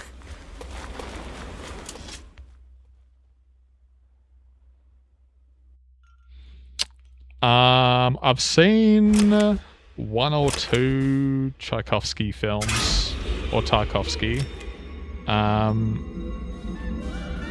not sure if it was nostalgia. I think it was The Mirror. Welcome to the Real Boy Station, where pleasure doing business begun. Alternate path, yeah.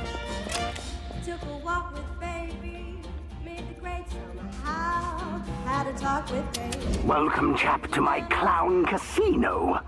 Based on my hilarious, titillating picture. Suicide Squad 2016 is like infamously bad. Well, I watched it on a plane and I had to turn it off. It was so bad. Directed by VC Twister.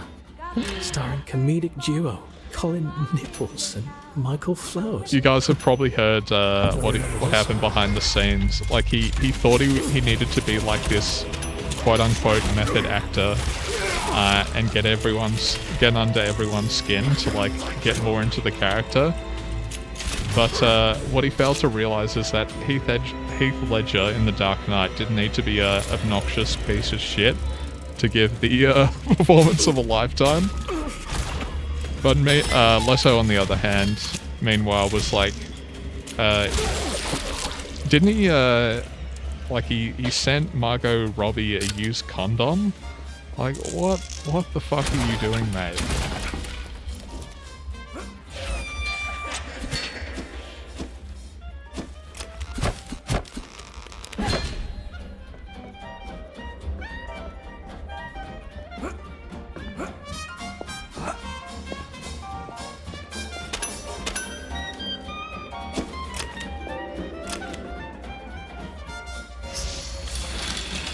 Oh, I thought I needed to grapple.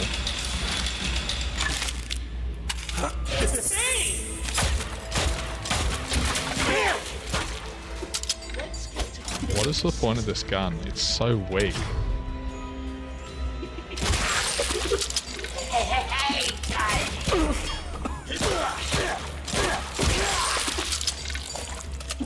Take that, fairy.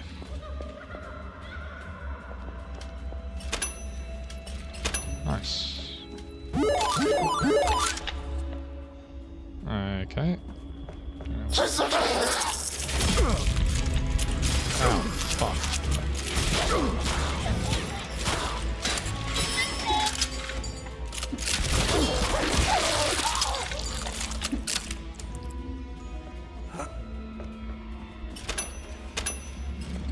Alright, now what?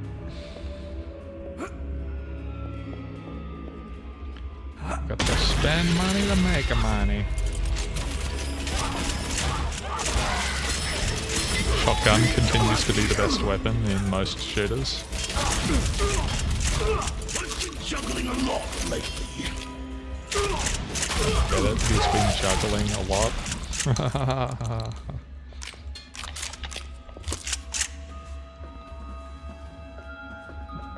I guess this place really has gone to the clowns. Ba-dum-sh.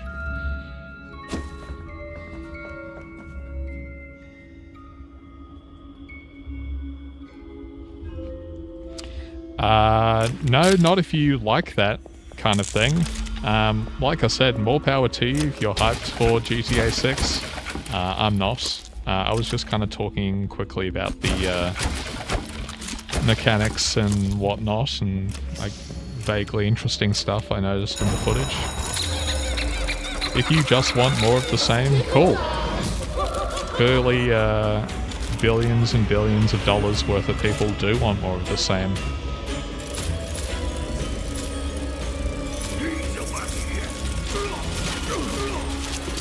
God damn. That's a lot of damage. Now I'm pissed.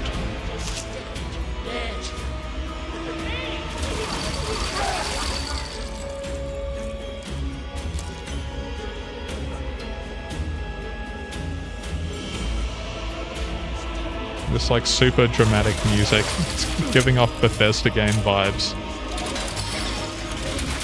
The music gets really intense, but it's actually just a mud crab.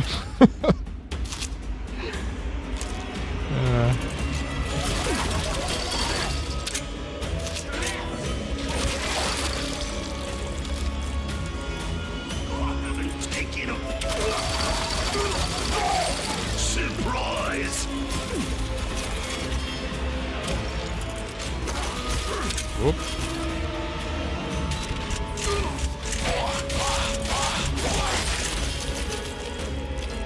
Come on, reload.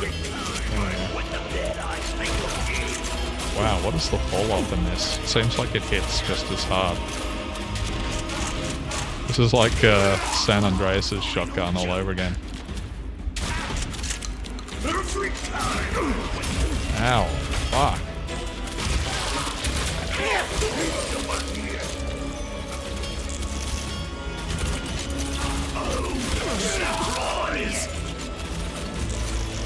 Surprise? What surprise?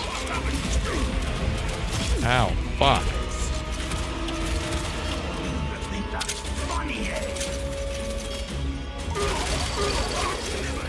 Sense of humor. There we go. No prince is coming to save you now.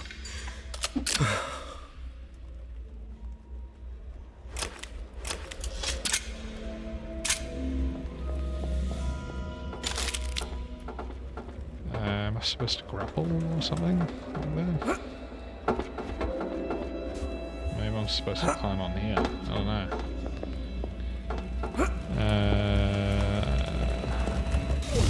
Ooh, teleport. Okay, that's kind of cool.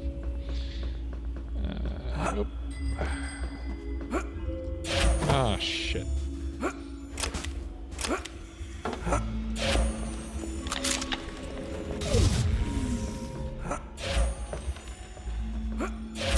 Howdy do, chap. You'll never guess who asked to speak with you.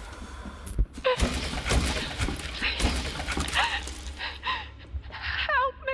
Charlotte, do you need a hand? Charlotte. Do you need a hand? I think I'm almost at the top. Am I right? Get it, guys? A hand? I've got you. Please, please forgive me. I didn't know. I probably have more time in Saints Row overall, especially 2. Because I know life's that game back in the day. It's the first game I ever had on Steam. Twisted beast takes the other one. Come on, you can climb that, surely.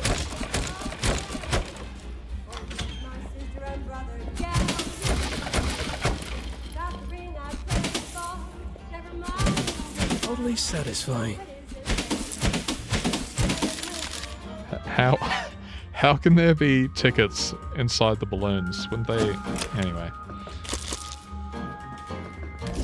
Mr. Twister.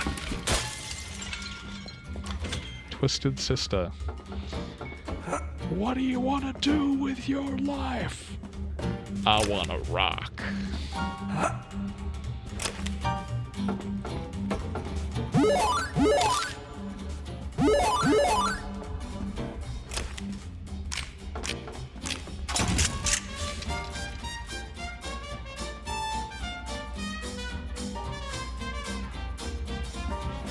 you like to hear a joke? My favourite Jim Carrey film, in addition to being one of my all-time favourite films, is The Truman Show. Beautiful film. And really, he really showed his chops as a dramatic actor as well.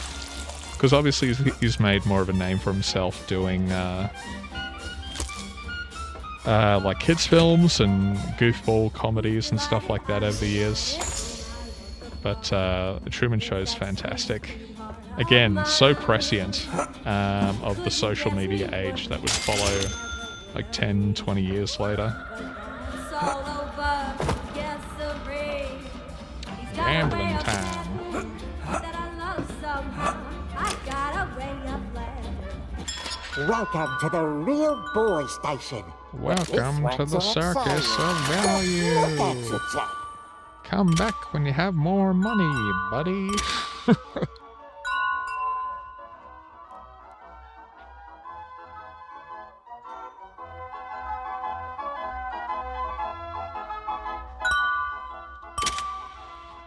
In case I don't see you, good afternoon, good evening, and good night.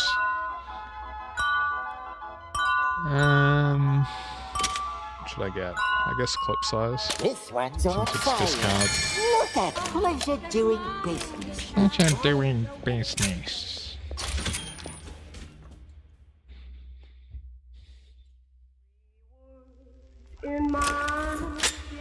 What do I think about Ken Levine? I won't go over it again because we've talked about it on previous streams, and I was talking about him earlier. The TLDR is, I think he's a talented writer. I think he just gets caught up, similar to Alex Garland does with films, on like high-level conceptual ideas and capital T theme that the game can sometimes suffer. I love Infinite, but there's no denying that it falls apart at the end, as it always happens when you introduce multiverse stuff. But anyway, I'm cautiously optimistic for Judas. Hopefully he can pull it off.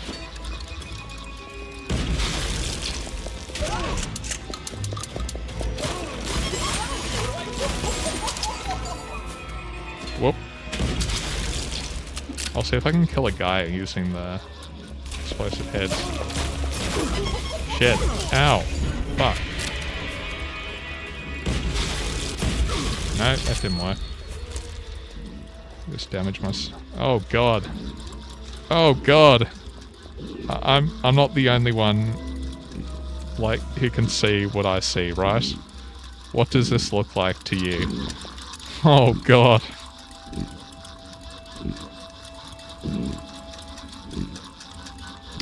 He's called Like Stories of Old.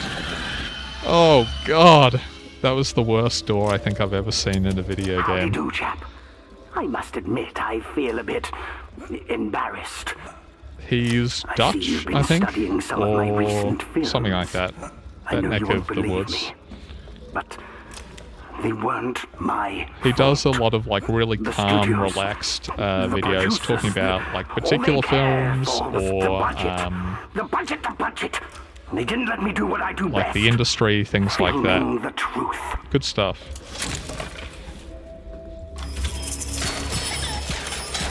Man, this weapon sucks. Let's use the other one.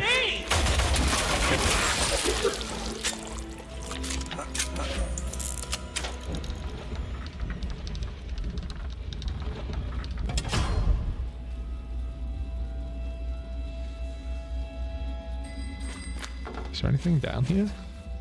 No.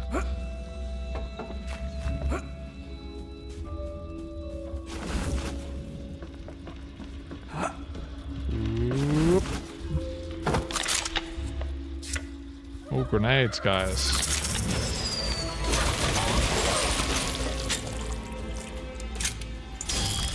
Cracker of a good time. Whoop. Oh, God.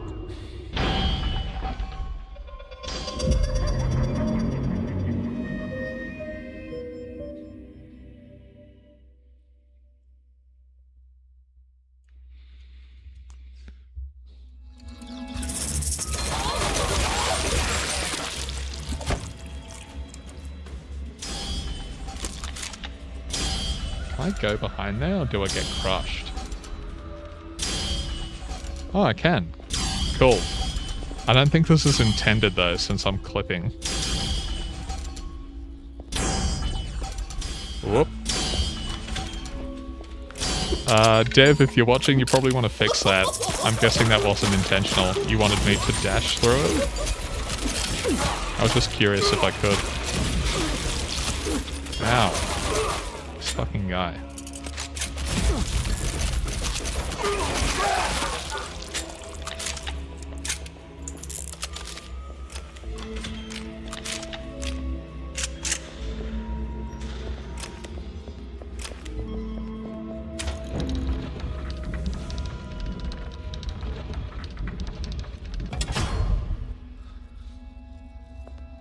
Now what?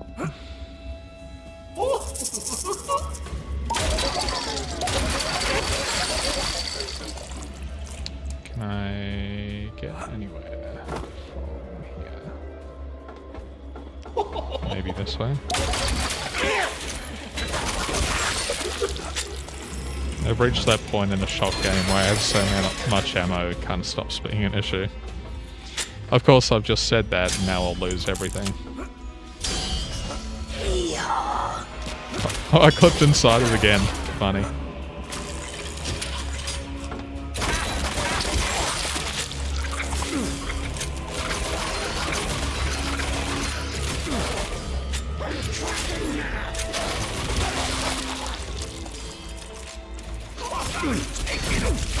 Ow.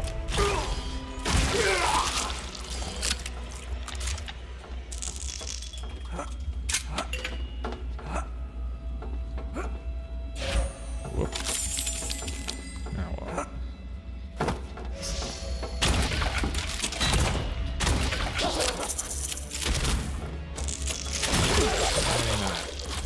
So it's kind of like a high-powered pistol of sorts.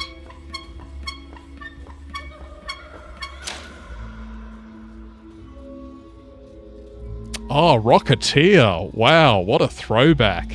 Yeah, I watched that when I was very young. I think it gave me nightmares.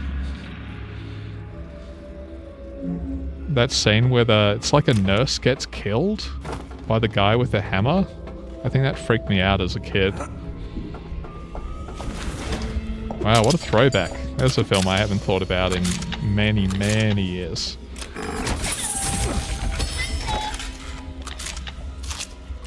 I thought the film was okay, but I'm just glad Brendan Fraser, I should say, got some proper recognition with the whale. Good on him. I'm glad his career's having a bit of a resurgence, because it sounds like he's been through hell, like a divorce and things like that.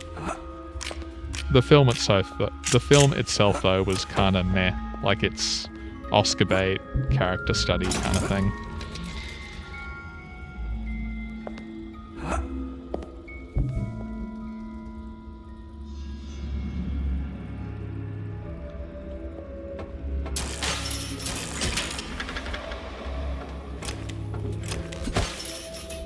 Wow.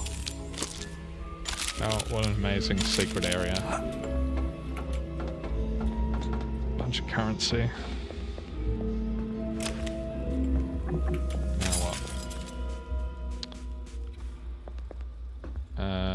Didn't I come in through here? I'm confused. I wasn't paying attention. Now where do I go? Yes, I just came out of there. That was the secret area, I guess. Wasn't I just in here before? It's all starting to blend together. I'm going crazy, guys. Oh no, this is a bit different.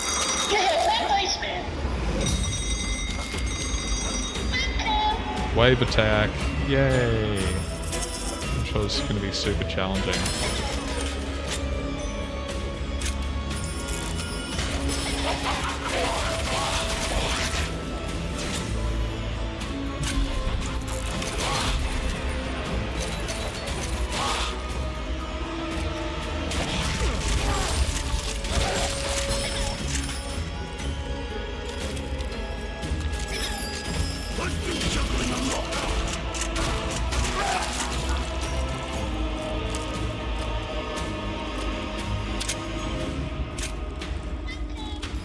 Seems very generous with the firecrackers.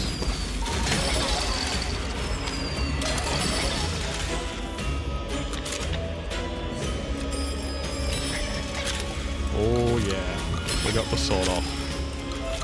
Fucking A. At least it's not called the shot. That's a very unfortunate weapon name. And Baldur's Gate 3 fans shortened her name. Instead of Shadowheart, it was Shart. That was a bit of an odd decision.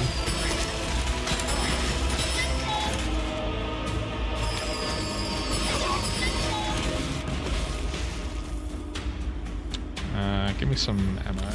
See what did I tell you? I was talking, ammo isn't an issue anymore. Then naturally the game throws another wave sequence.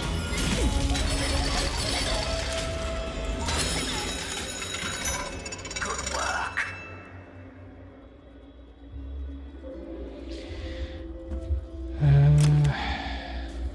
What's this?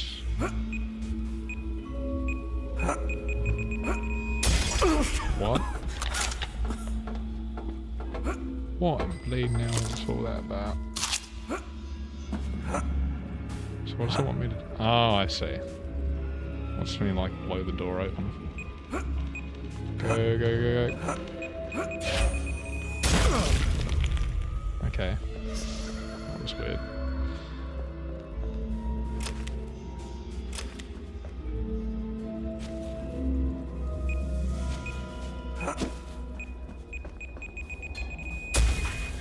I don't know if I can get it up there in time, can I? Do I need to rotate it?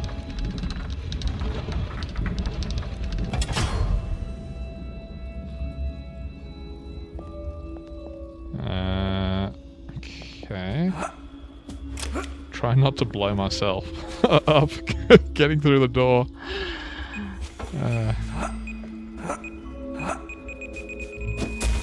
God damn.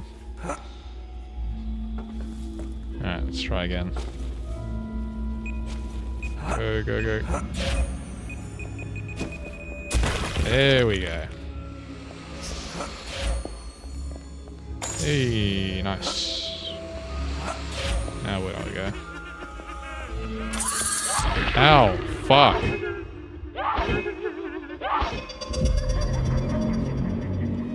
Fun's over.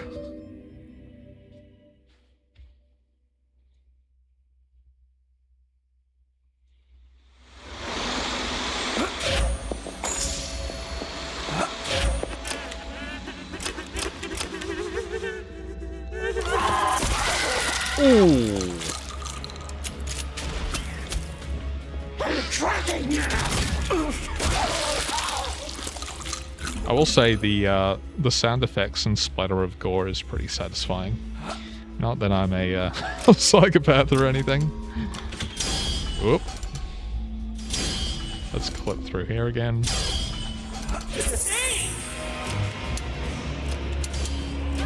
Ow. Fuck. Keep running out of ammo. See, I jinxed myself. Overconfidence is a slow and insidious killer, as we all know. God damn. Alright, mallet only run now.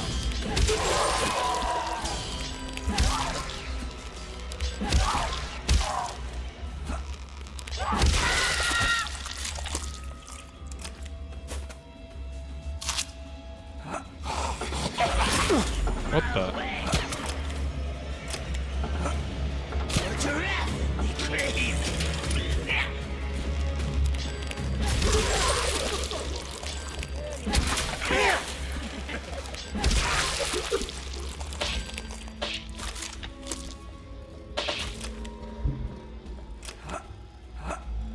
Hit me. Come on. I want you to hit me. I've got the Dark Knight on the mind today. Ow. Ow.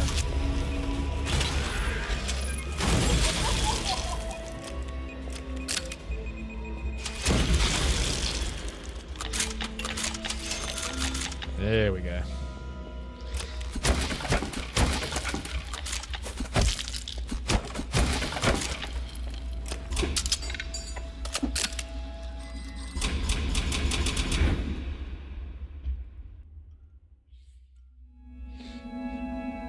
what's my favorite type of storytelling? Do you mean like narrative style or genre?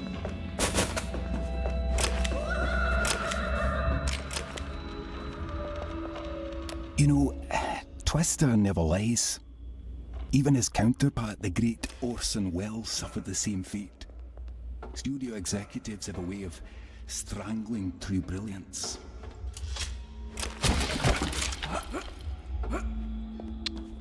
Yeah, but I don't think Orson Welles built a diabolical theme park. Okay, maybe that's just me.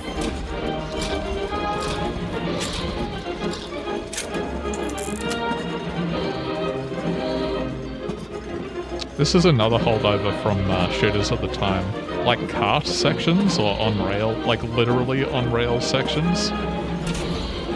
I guess it was just an easy out for level designers to do, kind of break up the pace.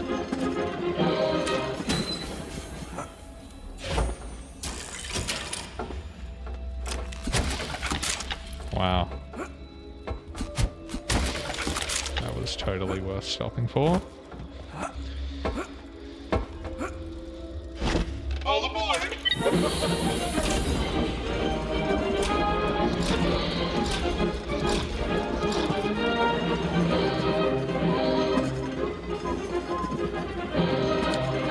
I don't know if I'd have like a favorite per se, because you really just have to pick what's suited to the story. For example, like an epic fantasy, for example, wouldn't really work in like a non-linear storytelling, most likely. I'm not saying it can't work. It's just when you go with a particular genre, it serves you from a writing standpoint and also the audience to understand it. To go with like the standard narrative style. So the 3-act structure is something that's used in almost all fantasy because it just works better. Meanwhile, Christopher Nolan, of course, he loves using circular storytelling. Pulp Fiction's a good example of like kind of abstract or non-linear storytelling. Yeah, I guess it's not the best answer in the world, but it depends very much on the story you're trying to tell and the trappings of the genre, I guess.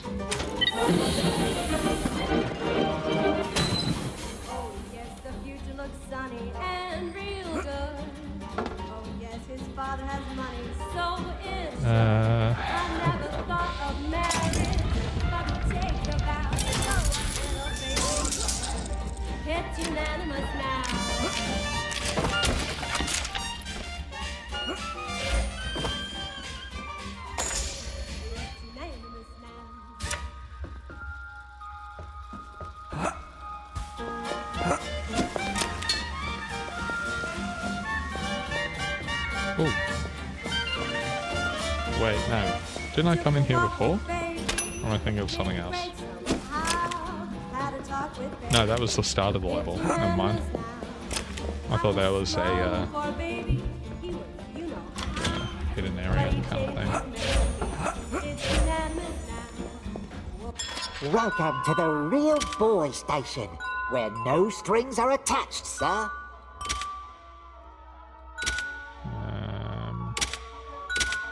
Chain gun, 800. Oof. Hell yeah, explosive shells. Fuck yeah, dude. Ooh, look at you, Jack. Pleasure doing business, big guy. Again, Dev, if you happen to watch this, add the ability to buy individual clips in the shop, rather than having to max out your gun or nothing.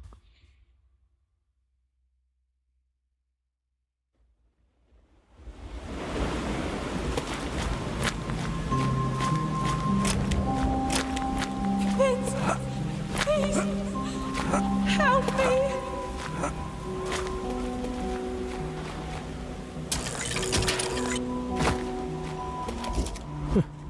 An An old tape recorder. Vincent's flat. 6:30 p.m. October 15th, 1944. What in God's name?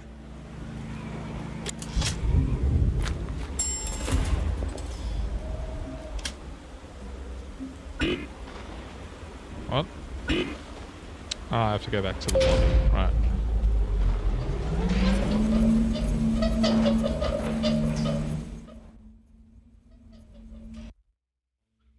Ooh, good luck. Trying to do a total conversion for something like Bannerlord or any of the Mouse and Blade games is a lot of work. Still don't get the point of this. Do I have to like... So it's not mashing it, it's not holding it. I don't know. So what do I do with this?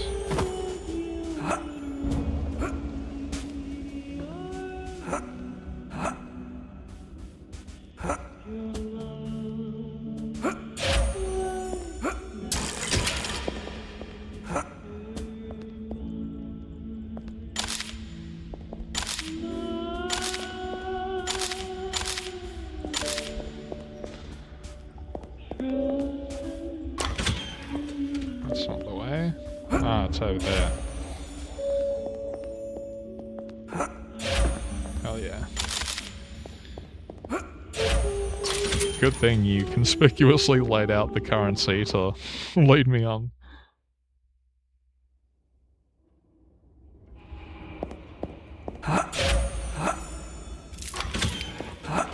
Charlotte?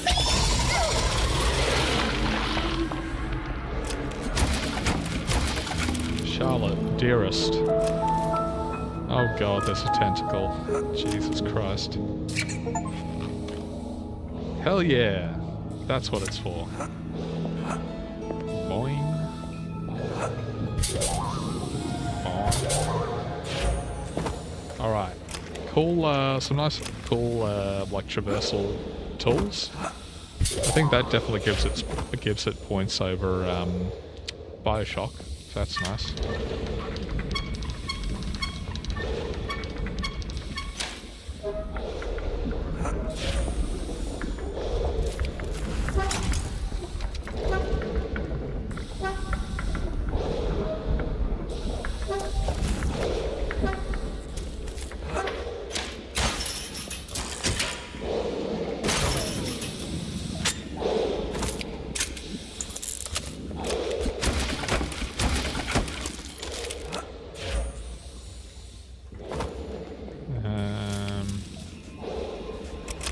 What was the other door for? So this is the annoying thing about cutscenes, it just cuts away. It's not,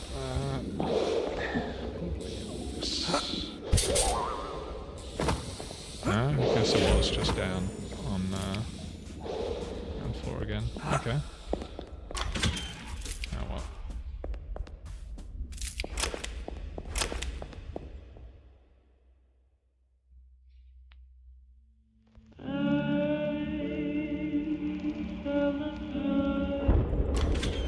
Nice shoes, chap.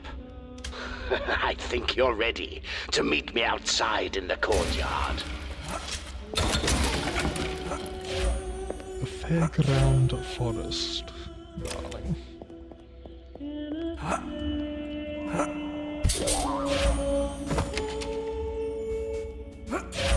Oop.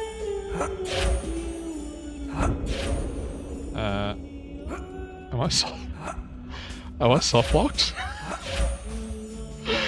No. You're shitting me. Uh-oh. Oh no, there's this doorway just there. I was gonna say, we can't jump back up. Just me failing the perception check yet again.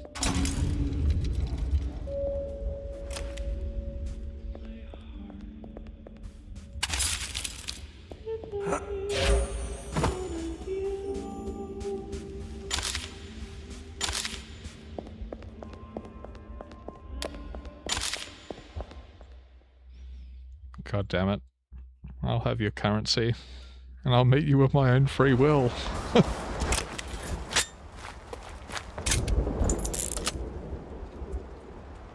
This is very, like Andrew Ryan coded. The big gold statues, the great chain, all that jazz.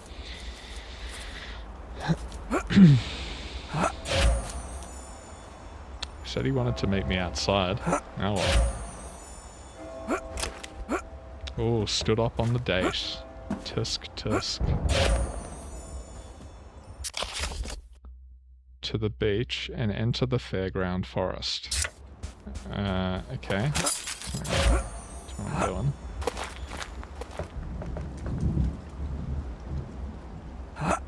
We came in through this way, didn't we? Or do I need to go through here or something?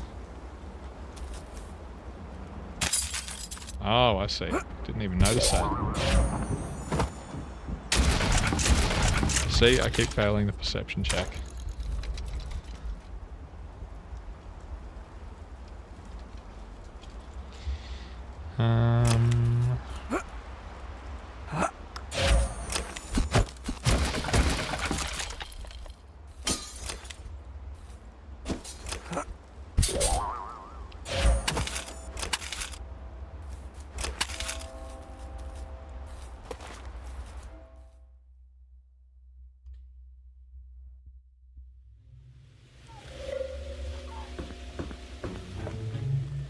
The world's spinniest lion. The dancing lion boss fight from Elden Ring all over again.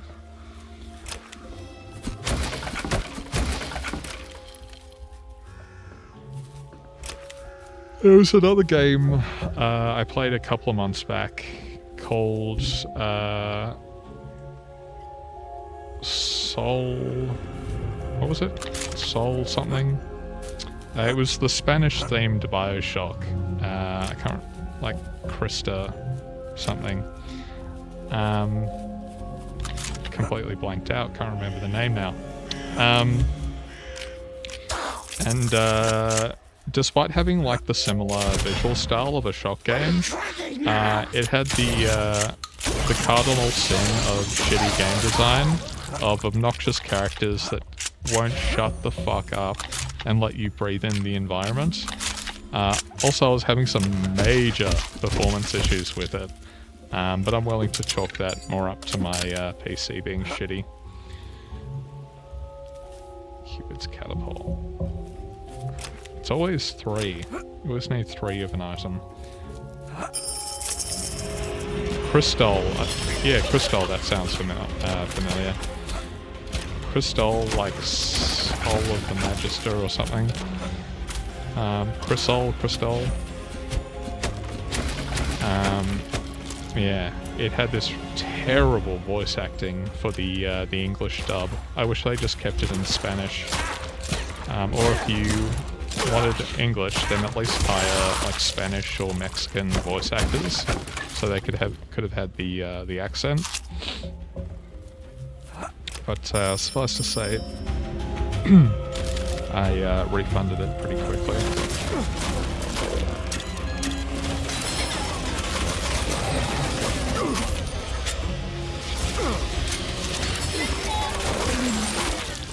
We have a Slenderman clown now that shoots projectiles out of his hands, I guess.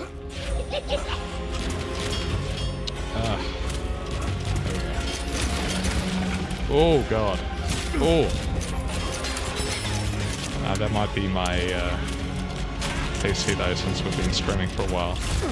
If you guys have been here before, sometimes I have to relaunch games to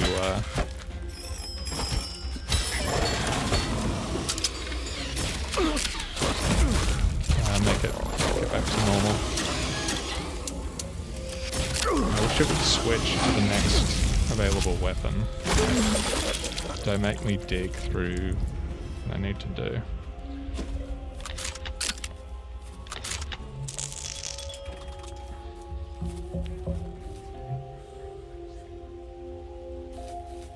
Yeah, something like that. I remember it had a subtitle or like subheading to it.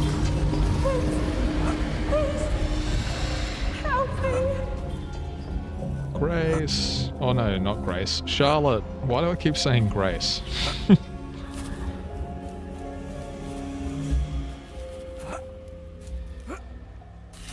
Charlotte has become the new Sean. Yeah, there we go. Damn it. Well, that wasn't very smart.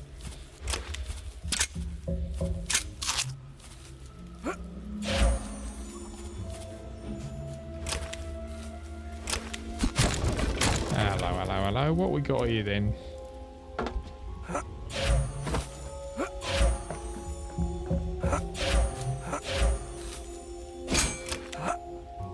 Oop. Oop. Oop. Another tape.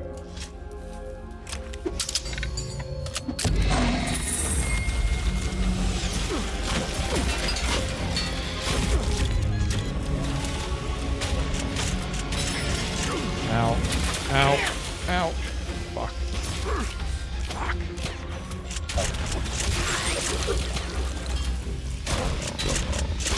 Oh my god.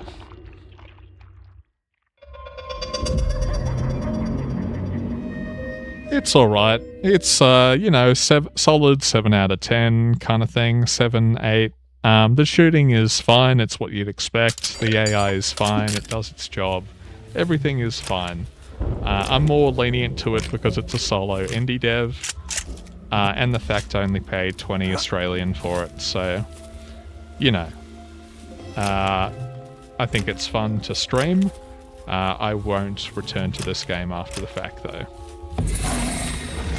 It's a nice bit of nostalgia, I guess, which is fine, because that's what the developer was going for.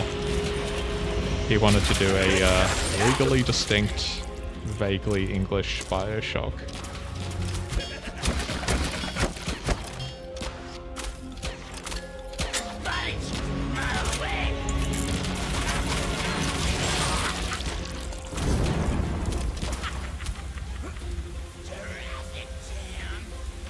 Traffic jam. Ah, that sucks. What has the star on it? So I thought you might be able to jump.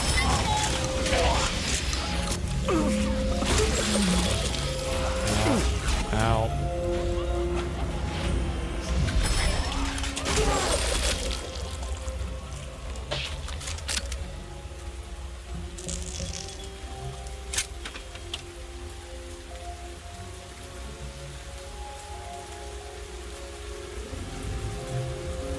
Yeah, it's fine for what it does. I'm not going to sit here and tell you it's a masterpiece, because I think there's, you know, certainly improvements that can be made, but it's very well polished for an indie project.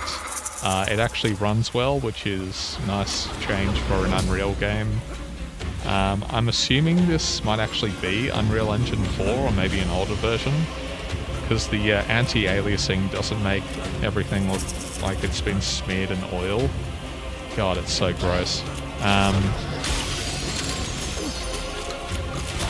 But yeah, if you already have it, it's worth a look. It's like 4 or 5 hours from what I've heard, so we'll be finishing this in all the one stream.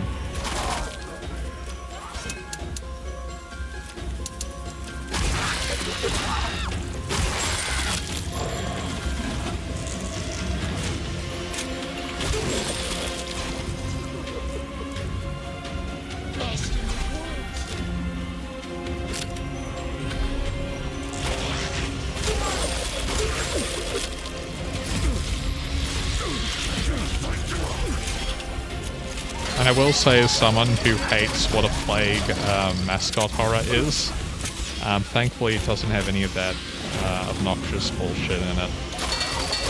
It might look like this is some of that like streamer bait mascot horror, but no, it's just a coincidence more than anything. It's not trying to be the screechy children's YouTuber style.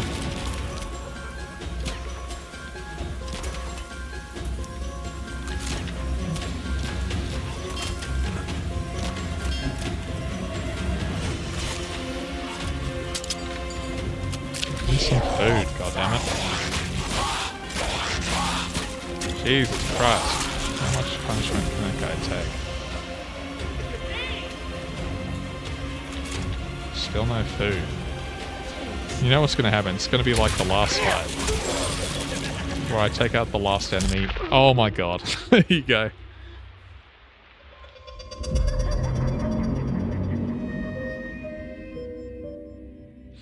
Because we're both Australian.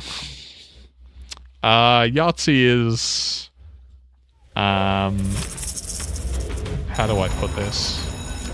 Yahtzee, I think, has become a bit of a... I need to be careful with how I say this.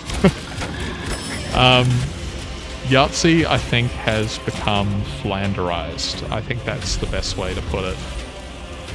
His Zero Punctuation series obviously had a huge effect on gaming culture the early mid-2010s. I used to watch him on and off. I think, what are they called now? Second Wind. I think they got a lot of goodwill just because The Escapists fucked up so badly. But I think they've become quite cowardly. And in the case of his editor, Nick, or whatever his name is, he's well known to be a very much like a Sweet Baby Gamergate-esque apologist. So he's very much got a vested interest in pushing the gamers are all incels, developers can do nothing wrong side of the culture war, quote unquote. And Yahtzee is kind of a byproduct of that, won't come out and say anything controversial anyway, so I guess the best way to put it is that he's become very corporate. And his, while Zero Punctuation might have, like, that whole shtick might have been novel in, like, 2012, him doing the same thing nowadays is exactly like these developers. The rest of us have moved on, and it's just not as funny or relevant anymore.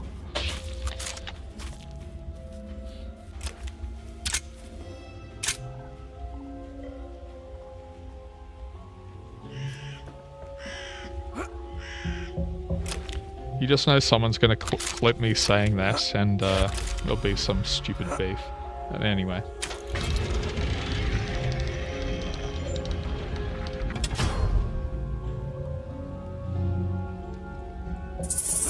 I want to believe the best for Judas, but like I was saying earlier, I have at most cautiously optimistic about it.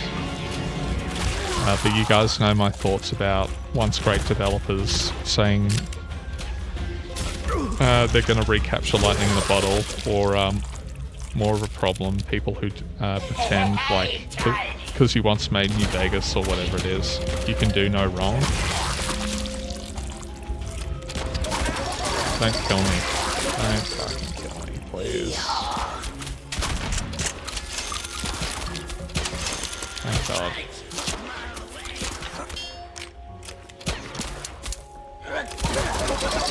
This definitely needs an option to switch when you've run out of ammo.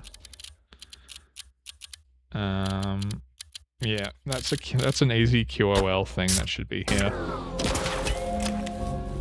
I feel like that's a standard by now in shooters.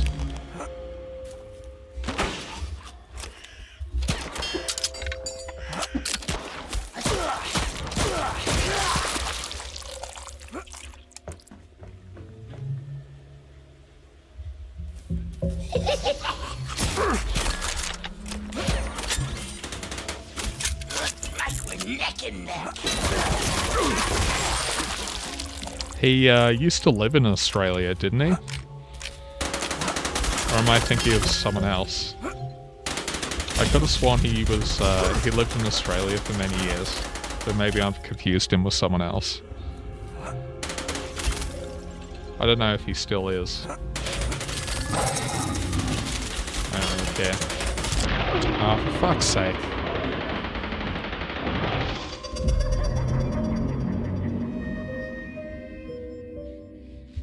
To be fair, him being kind of abrasive or a prick or whatever has always been part of his shtick. But like I said, it just doesn't... It's not as funny anymore. And that style of critique is come and gone. So it's all worn a bit thin now.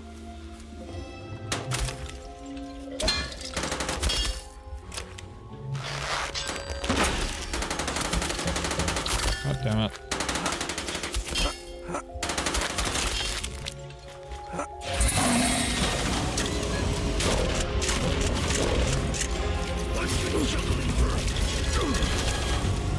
I'm gonna rip you a new hole. Ow. Fucking hell. Give me a kiss on the cheek. Turrets, my favourite. Oh, for fuck's sake.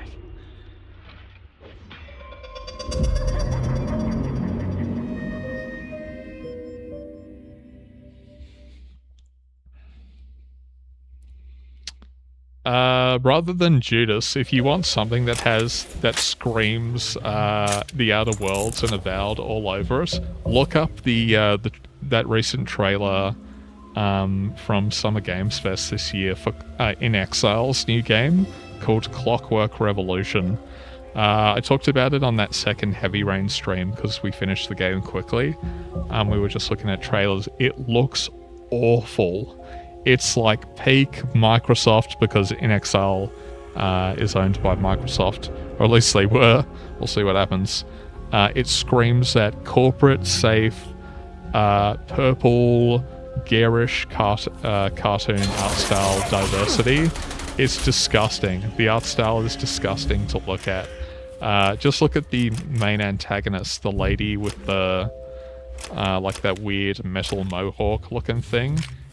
It's like Concord level character designs. Clockwork Revolution is going to bomb so badly.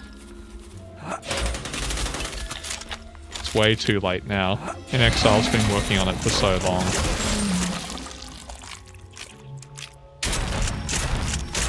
I'm gonna rip you a new hole. Can I destroy it? Doesn't look like it. Juggling a lot lately. Would you like a boot?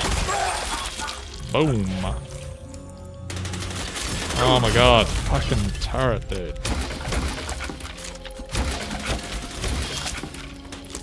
Obnoxious turret section.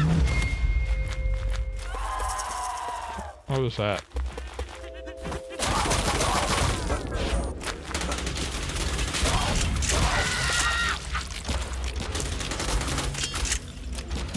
Oh boy. Oh. Yikes. Bit of stuttering there.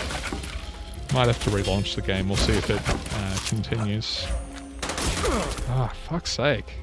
I don't think I can destroy these, can I? Or is that it? Wow, that was easy. In that case, why does the the crosshair turn red when I was firing at the center of it before?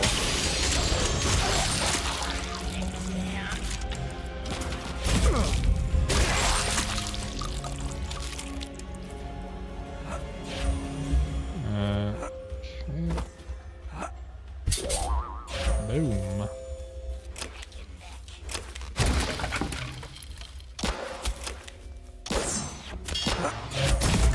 Ow. What's that? Another poster. Looks new. Return to Twisted Tower. Coming to the silver screen this year. This year? This year?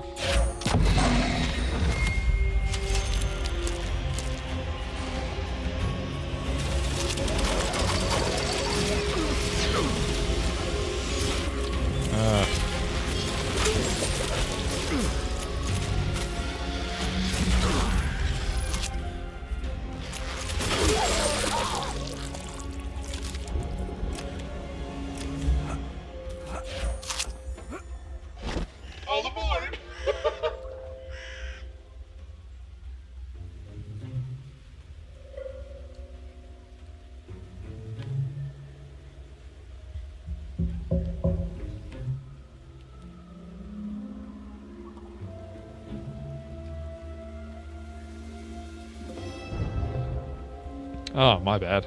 I was totally looking in the distance.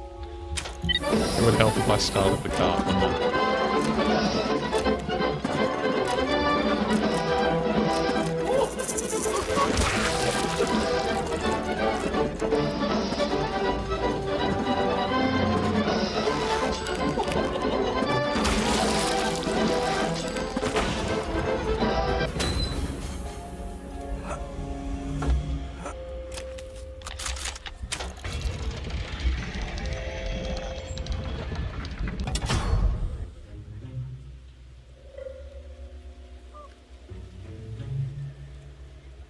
Skinned Buffalo Bill style. That's an interesting description. But yeah, as we all know, sadly, developers get the kiss of death at one point or another. What does it want me to do exactly?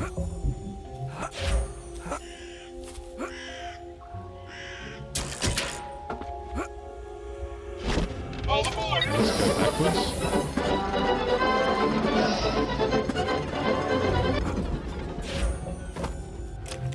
Alright, progress.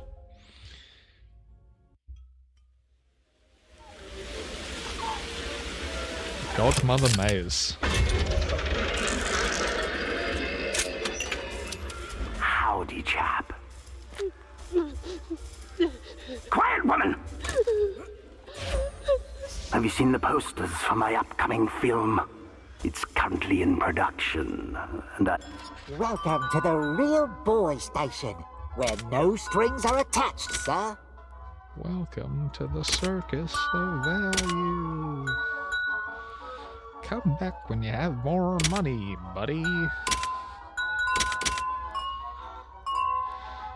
What should I do?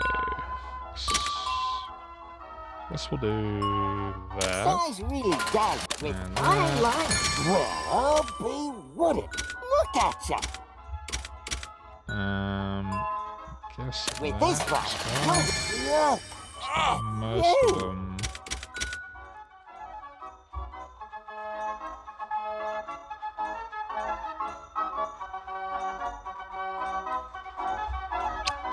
No, not that I've noticed. They look the same, I'm pretty sure. Yeah. I might be wrong though. I guess I haven't noted any major difference.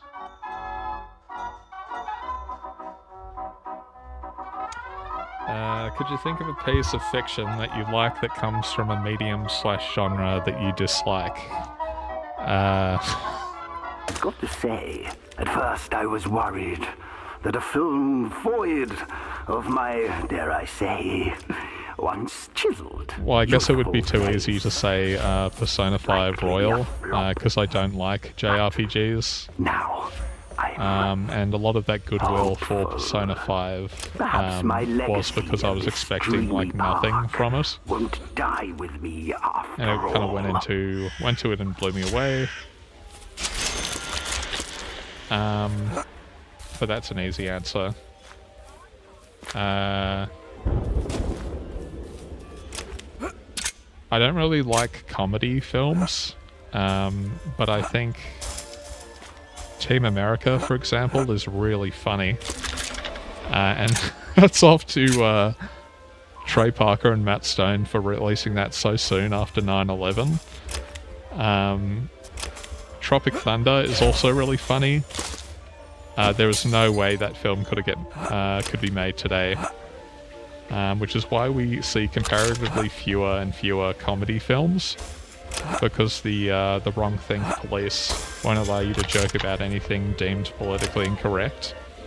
I did see there was some like hubbub in retrospect about like how dare Robert Downey Jr. play a character with blackface, but it is so obviously played as a joke, and Hollywood was poking fun at themselves. Yeah, I kind of feel for actors like Ben Stiller and all that, knowing how fucking dystopian media is nowadays. yeah, so I'd say comedies. Musicals is another one. I don't like musicals.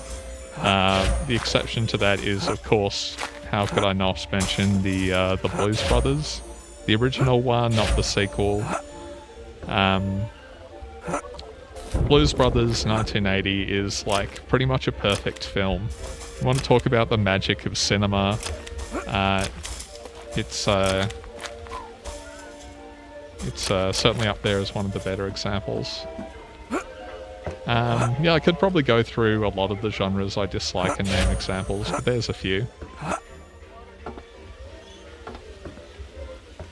do I start this thing?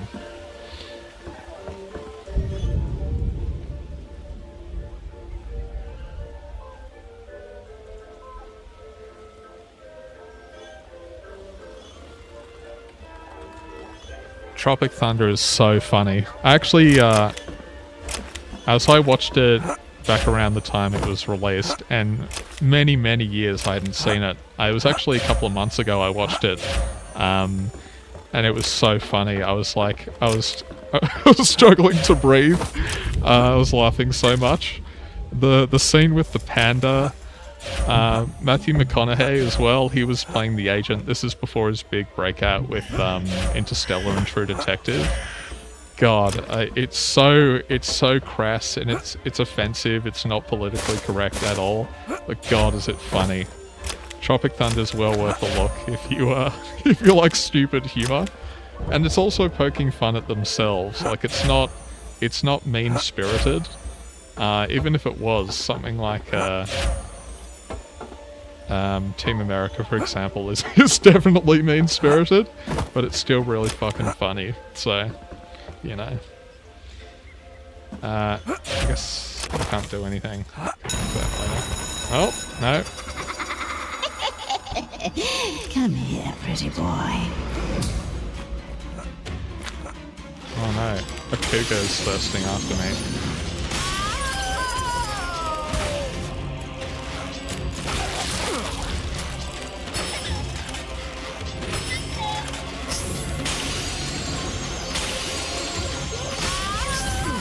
Oh my god, you know what this is? This is like the Comstock's wife fight from Infinite. Do you guys remember? The screaming lady voiced by Laura Bailey before her she really took off. That hurt my ears. She's also floating in the air and has that silly power-up mechanic.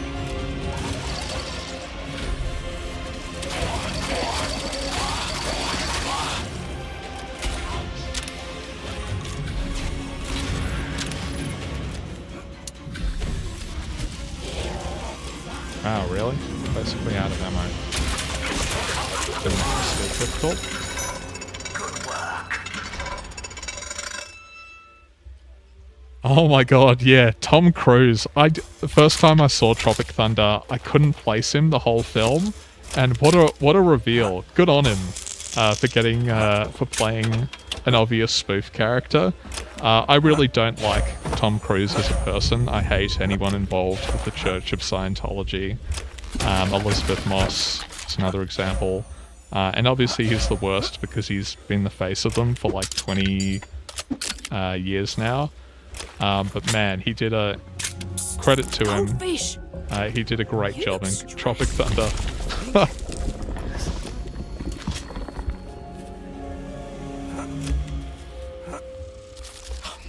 Great. Spiders again.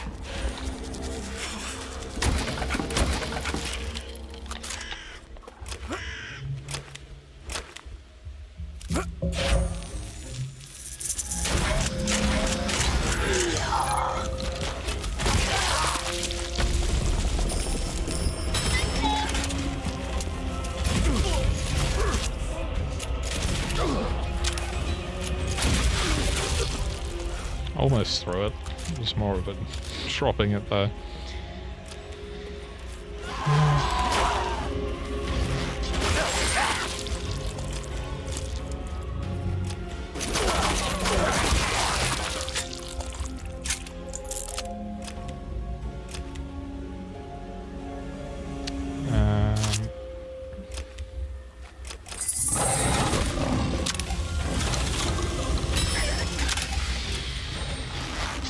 Speaking of Scientology, actually, something I find really ironic about Elizabeth Moss in particular. So she got really big with the Handmaid's Tale TV show. I think Margaret Atwood, who wrote the original book, is a bit of a hack, but that's besides the point. But the reason I bring that up is, so the Handmaid's Tale, everyone always talks about like this bold feminist statement, fighting back against like a cartoonish caricature of patriarchy. So it doesn't even really work as a critique because it's cartoonish dystopia. But the reason I find it really funny that it has Elizabeth Moss in the lead role, whatever her name is that she's meant to be like this feminist hero fighting back against the patriarchy, yet Elizabeth Moss, as a person, is a loud and proud member of the Church of Scientology. So you simultaneously want to get heralded as this feminist icon, yet you believe in aliens, and when you join the church, you signed a billion-year contract. It just goes to show again how out of touch a lot of people in Hollywood are.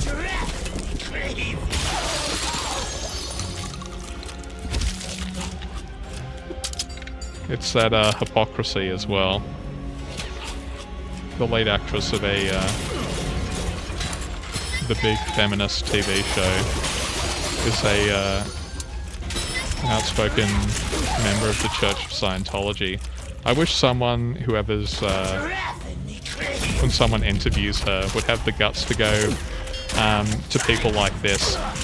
How do you expect us to take you seriously as a dramatic actor when you believe in aliens and you're a member of Scientology? Of course they never will though, because interviews are always puff pieces, and the quote-unquote journalists that do it are cowards. But there you go. Rant's over.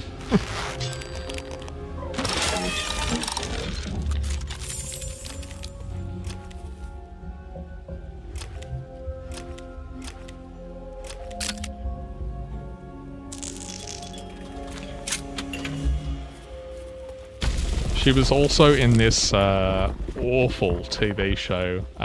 Speaking of Margaret Atwood, actually, another hack is a New Zealand director called Jane Campion. If you've heard of her, you might know the film The Piano, which I fucking hate with a passion. She made a TV show about 10 or 15 years ago now, called Top of the Lake, which also had Elizabeth Moss.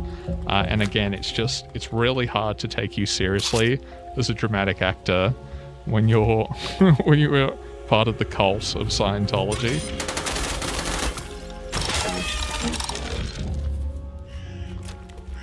Don't watch Top of the Lake. It is the most obnoxious, like poorly written things, just common sense, things like that. But everyone hails what Campion does as high art because she's a hashtag feminist. She's such a hack.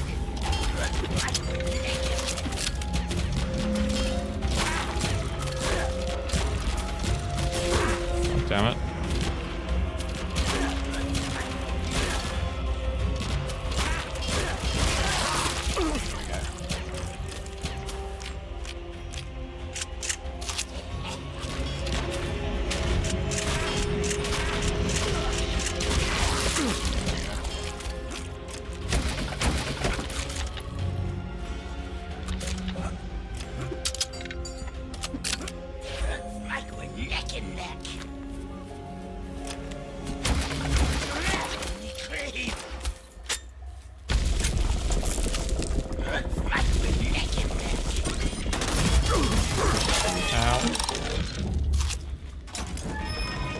Oh hey, it's finally doing something.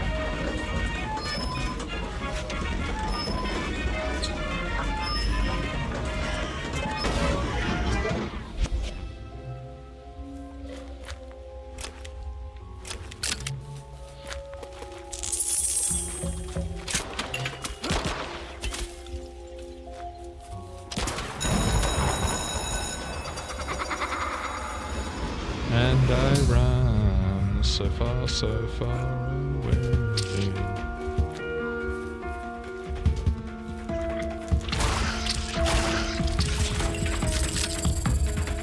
Mash. God damn it. Don't have any snacks on me.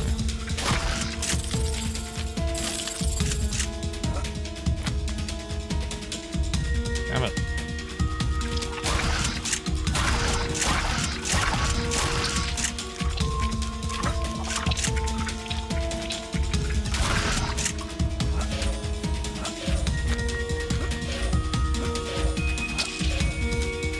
Nothing. That was a pickup there. Good work.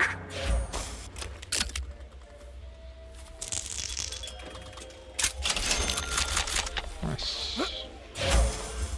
Welcome to the Real Boy Station. Pleasure doing business, big guy. Whoops.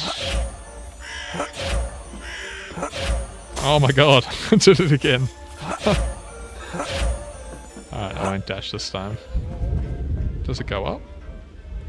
No? So what was the point of that? Oh god, it's the butthole door again. Oh, I see.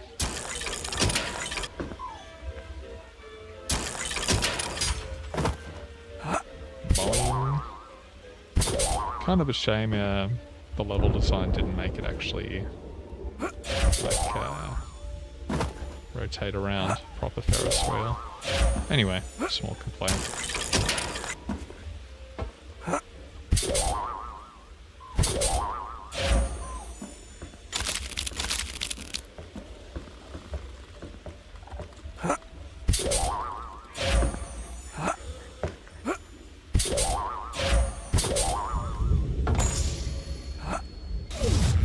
Nice. So what was the point of that exactly?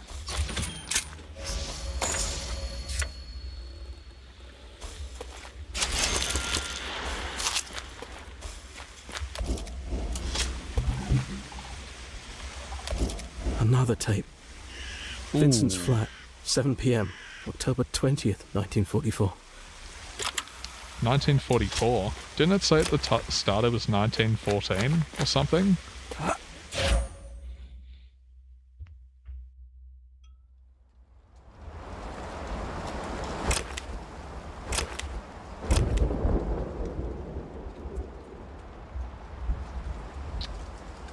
If you have any thoughts on stories that try to advocate for pacifism, like I guess I don't really know how to answer that. I don't have a problem with like any message from a story inherently.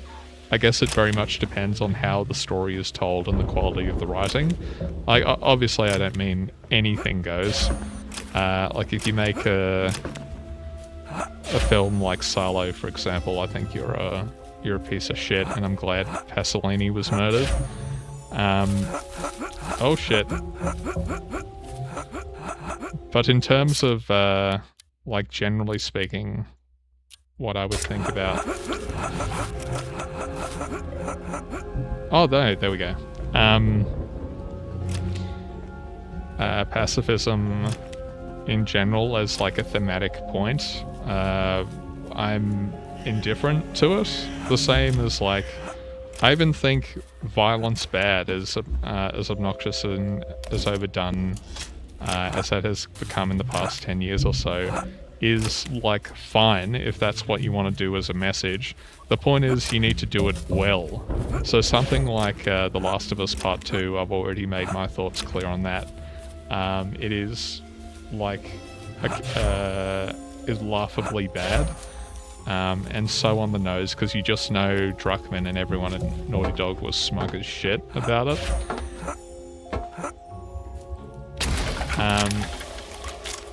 But on principle, if you want to have a thematic takeaway that violence bad, then okay. My chief concern is, have you made a story with good characters in it? Have you made, actual dramatic tension? I'd say one of my favourite films, for example, Children of Men by Alfonso Cuarón. is very much like pacifism and advocating for like the betterment of humanity, things like that. And I think it's a beautiful film. Like I said, it's one of my favorites.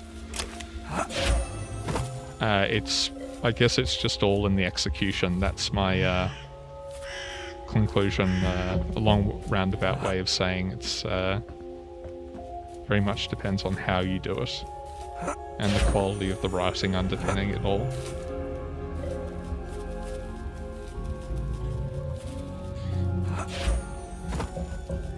I guess my follow-up question to that would be, are you also asking about like anti-war? Because pacifism in general as a concept is one thing, but are you also talking about anti-war? So things like Spec Ops: The Line, All Quiet on the Western Front, things like that. I'm sure a billion other examples that would come to mind. How do I get back to the tower? I'm just kind of not really paying attention. Wasn't that the way back? Or did it just lead back to the yard? I can't tell.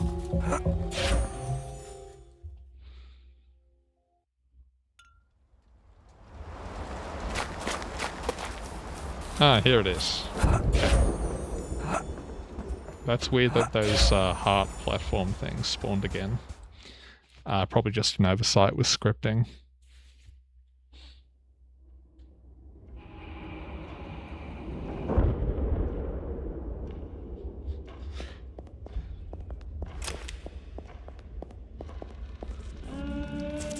The Last of Us Part 2 is kind of unique in the sense that it is so on the nose and Oscar bait misery porn that you might, on first look, you'd think it's satire, but no, again, everyone involved with making it thought they were doing capital A art, and games, quote-unquote, journalists, more like games media, were eager to lap it up because they need to falsely legitimize what they do is like highbrow critique and shit like that. Video games are not movies. They don't need to be movies. I think it's there can be good examples of movie games. Hellblade: Senua's Sacrifice, or recently I was playing Plague Tale Requiem. Both games I really like. But particularly as an industry, we do not need to pretend we are like film or theatre. You can just be a game and do the game thing well. Welcome to the Real Boy Station, where no strings are attached, sir. Might as well get some ammo. Yeah. Pleasure doing business, big guy. So where do I go? Oh, here it is, I think. I think it's this one. Is that it? Oh yeah, it is. This door finally has a point.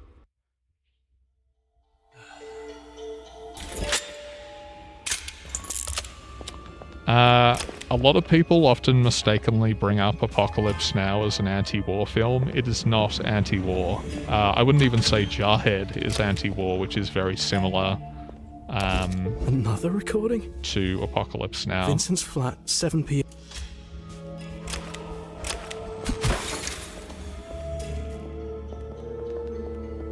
Apocalypse Now is not an anti-war film. It's a war film. Like, it's showing the madness, the insanity, and obviously it has a much more to say as its thematic points. Heart of Darkness, the nature of evil, yada yada yada. But since we're on the subject of talking about like pacifism and anti-war, don't mistake it, I guess, as a lot of people seem to do.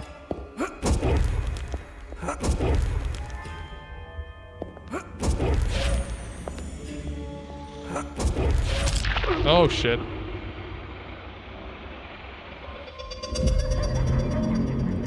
Hi, Egad. Yeah, this is pretty new. I think it released about a week or two ago. It's like a indie Bioshock successor called Twisted Tower. It's pretty good. I'm just playing it on stream because I didn't have much else planned, so...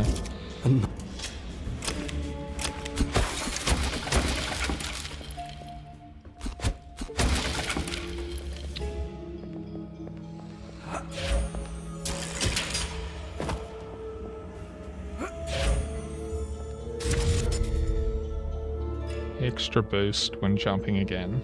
Oh, so it's just a double jump. I was thinking it was, you know, an actual jetpack, but whatever.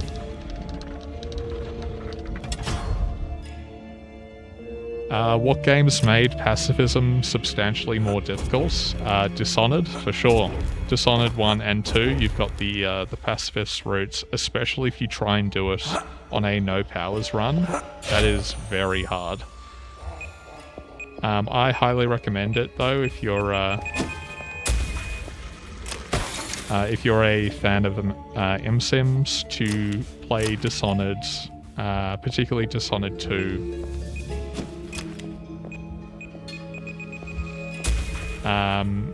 One of the runs without powers, because then you'll understand just how fucking good the level design is.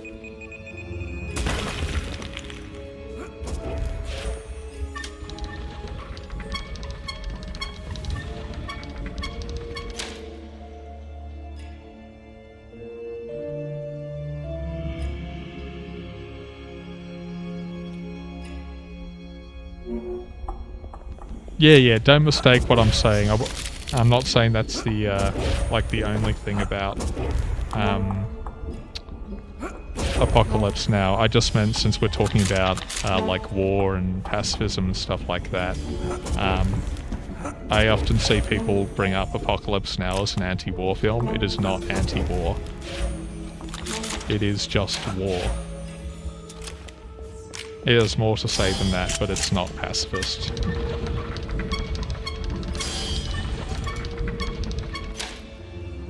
Yeah, Dishonored is awesome. Well worth a look. I love the first game. I think the second is better though. Not saying this first game is bad. I just think 2 made it even better.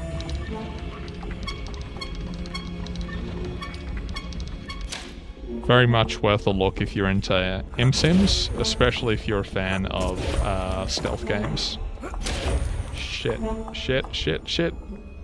Let me up. No, fuck. The original Thieves by Looking Glass, of course, not the fucking awful reboot.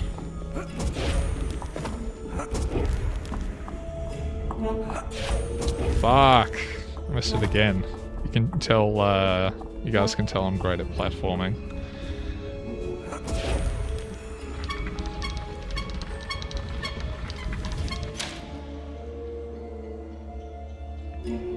It's so reactive. That's the great thing about MSims and why they're kind of hard to market as well. Because it's not about necessarily the big fancy visuals, it's not about, you know, bloody combat or whatever. It's about level design and, like, the sandbox, open-ended design philosophy.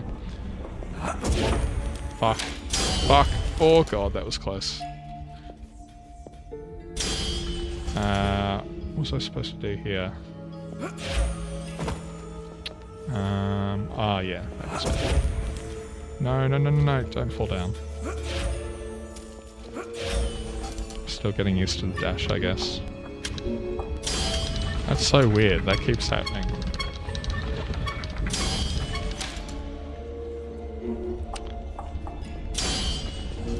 Something explicitly anti-war would be this war of mine. That's an easy example, of course. Shit! Oh, no.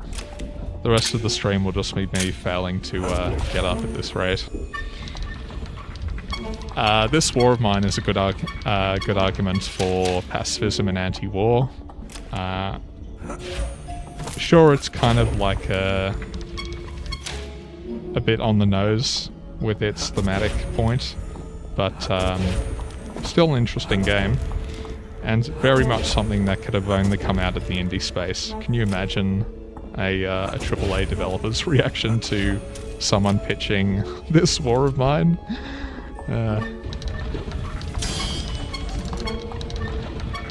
I also think this War of Mine is has enough tact that it doesn't tip over into misery porn, as opposed to something like The Last of Us Part 2.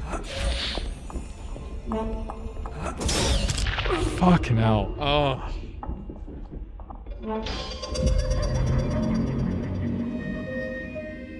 Is Papers, Please anti-war? Nah. To be fair, it has been a long time since I've played it. If anything, it probably has more to say about immigration or something. Wow, really? It auto-saved me. I have to go back down anyway.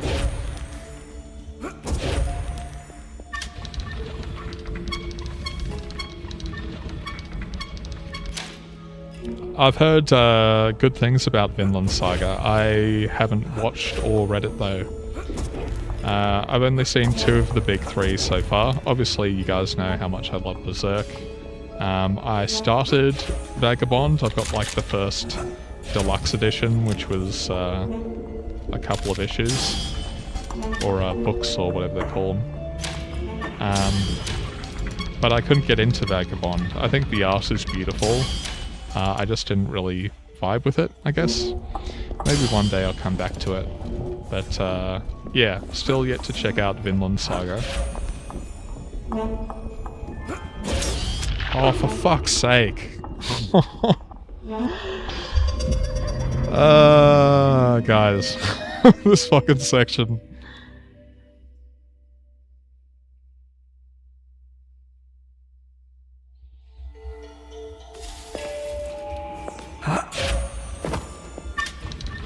I'm still getting a feel for the dash, I guess.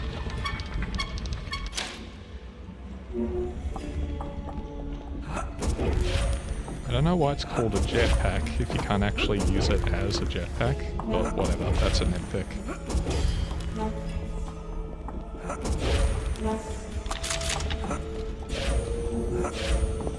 And why butterfly wings for the dash? I don't know. This is just me being nitpicky. Alright, let's try not to get smushed this time. Okay. I'm trying to like aim... Oh, yes, there we go. Go, go, go, go. No, no, let me in. Oh, thank God. Thank fuck.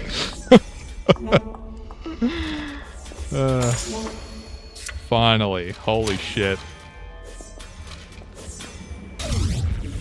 Eventually got there. Alright, let's get back.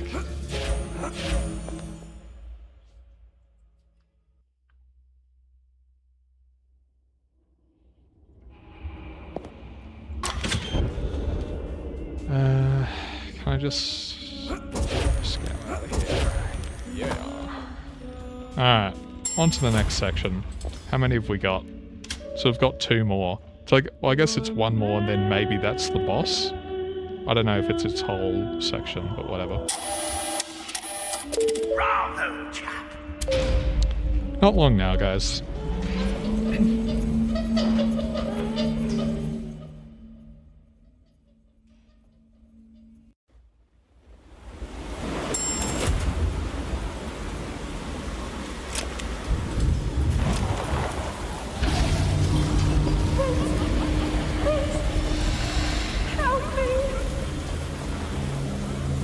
What? Now we're going full aliens, are we? What's this supposed to do? What am I doing here? Ah, didn't even notice that.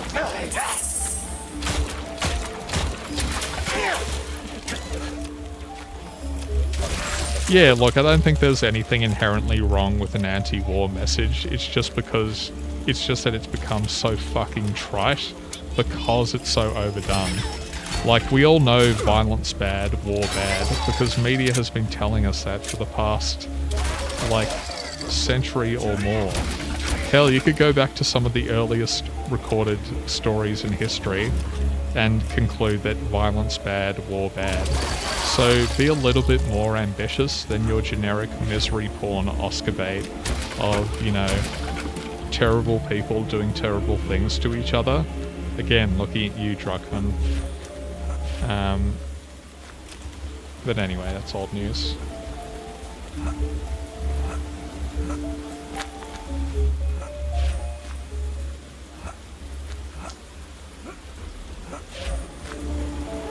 What am I supposed to do here? Shoot it or something?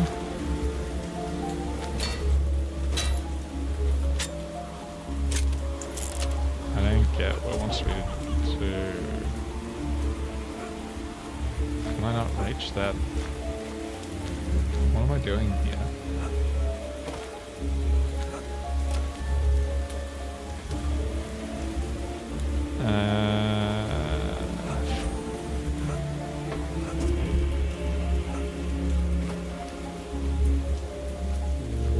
What is the point of this? Like, where am I supposed to go?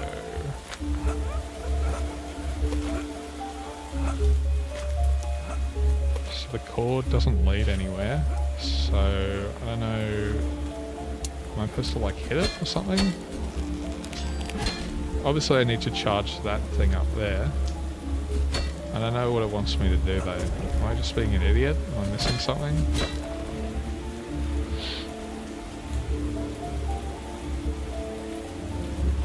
Oh my god, the pianist. Don't get me started about Roman Polanski. What a fucking obnoxious piece of shit. Even before we talk about the pedophile stuff, he anally raped a 13-year-old girl back in the 70s. That's why he can't come back to America. And everyone, like 10 years ago, signed a petition for him to be released. Like, big name actors. Even David Lynch did it, which was really disappointing. Because I guess they all thought it's just water under a bridge when you anally rape a teenager.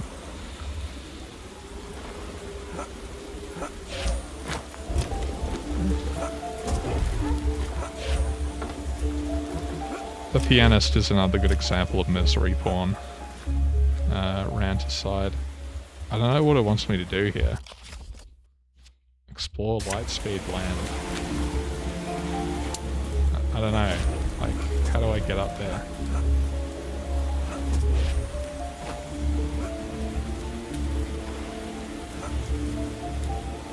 Like, I can't climb high enough to mantle that. And there's nothing else to climb to, so... Ah, there we go. Didn't see that. Again, we really need an option to switch weapons dynamically, so I have to deal with this shit.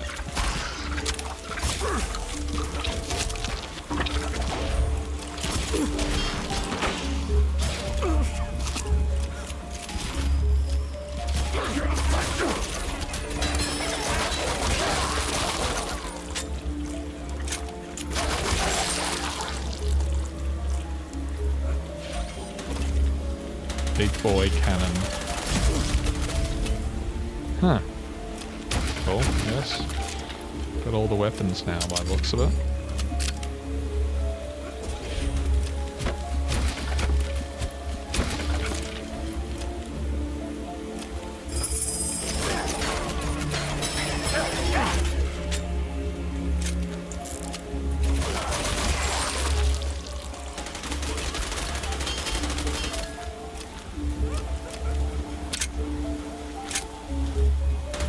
Ah, fuck, it's the turret again.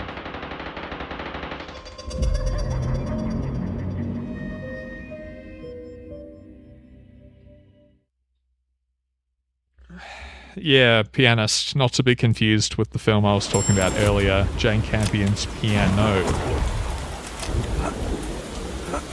Both generic misery porn Oscar bait. The Pianist is actually, you'd think it's satire, to be honest. because it's so fucking on the nose with its visual metaphor.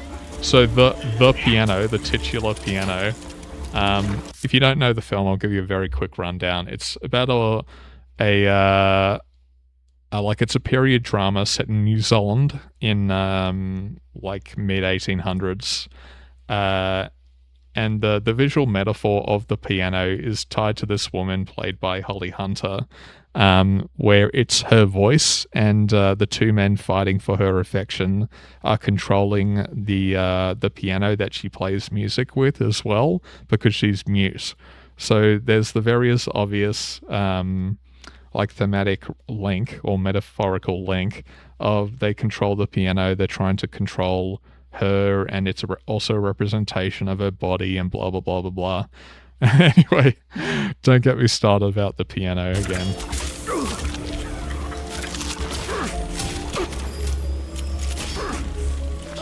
Generic pretentious shit. That's why it's swept the award season, as these things so often do. Although, shout out to Anna Paquin. She got she's the youngest person, I think, or maybe the second youngest person to ever win a Academy Award, when she was like 12 or something.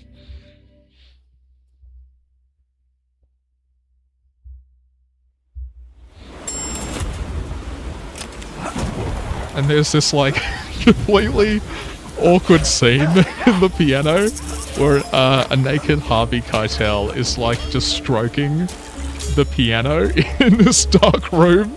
It was like, it was honestly, like I'm sure Jane Campion in her mind thought this was going to be like a huge artistic moment, but it is like, it is comedy gold. This guy just like walking around naked and like just running his hand over the piano. It's, again, you'd think this stuff is satire, but yeah, anyway, enough about the piano. I can feel my blood pressure rising.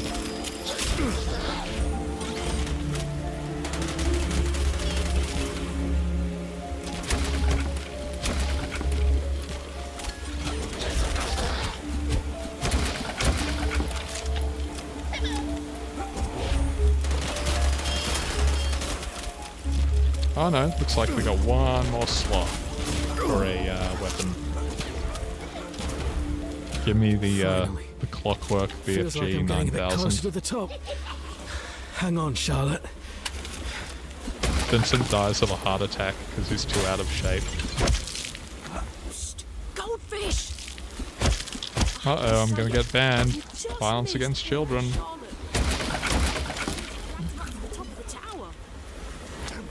Lightspeed land. Alright, last section before the boss, hopefully.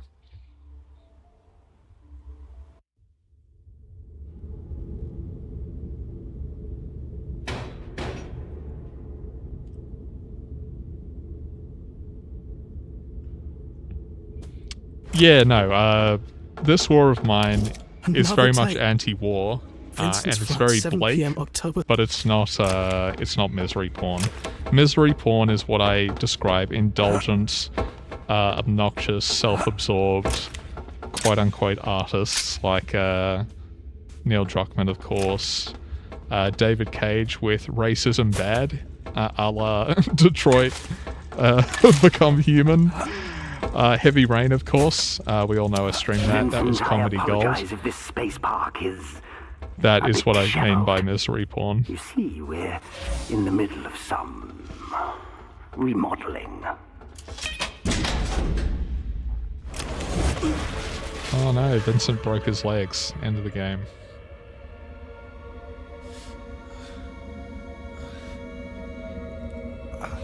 Whoopsie. You took quite the tumble there, chap. Glad to see you're safe and sound. Sadly, though, my mascots couldn't resist themselves. They took all your weapons. Perhaps you'll find them yes. scattered about The this classic, space station. Who knows? Classic shooter trope of let's strip the player of all their weapons. Now what do I do?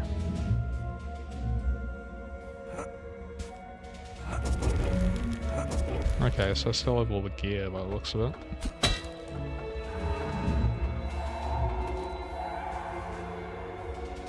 What do I do exactly? Yeah.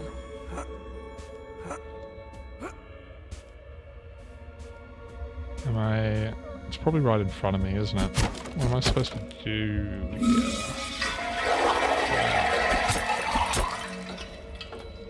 Ah, there.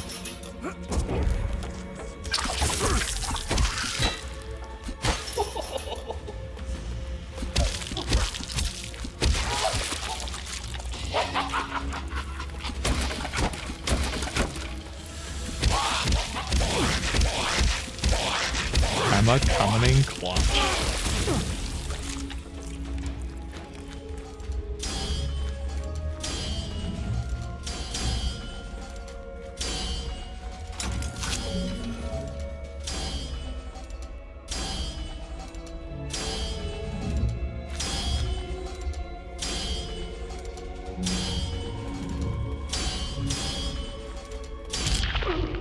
Fuck.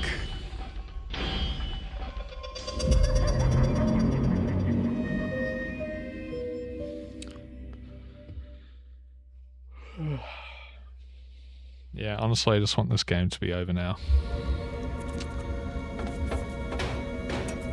Whoopsie. You took quite the tumble there, chap. I'm glad to see you're safe and sound. Sadly, though, Like, let's be real, the combat hasn't changed since minute 1. It's fine. Your weapons. Perhaps you'll find them scattered about this space station. Who knows? So where was that door?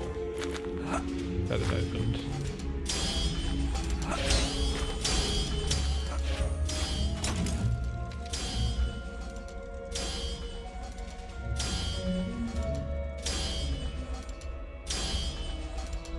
Oop, give me a sec to chat. There we go.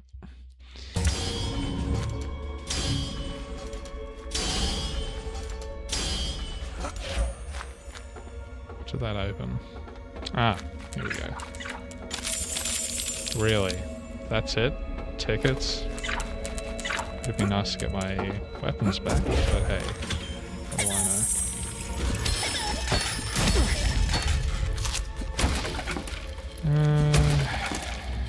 Cool.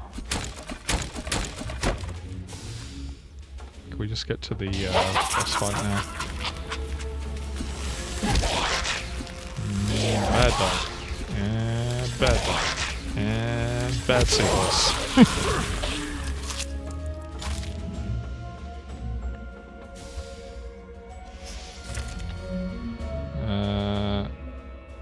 Photons. Okay, so it's like a death ray charge thing.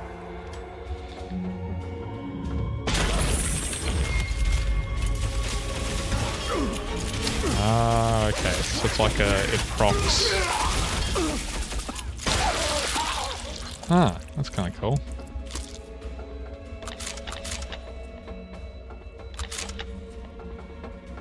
Explosive kind of effect. What did that do?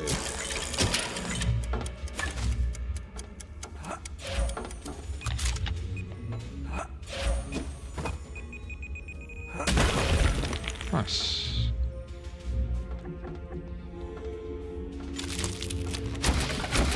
I'll probably miss some cameras smashing them along the way, but whatever.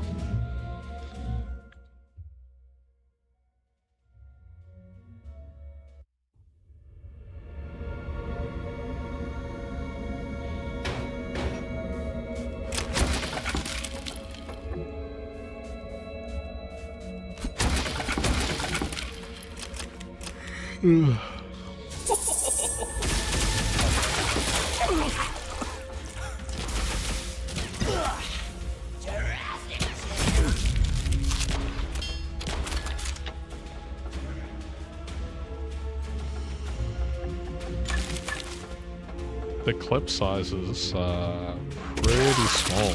Even weapons have upgraded. Anyway.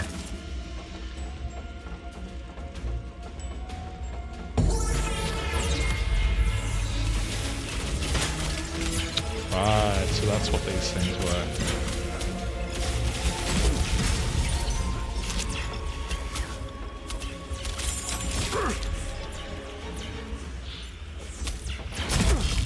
Ow.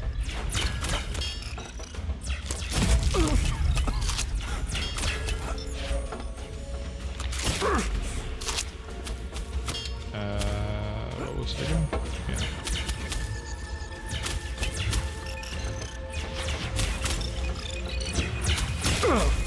Fuck.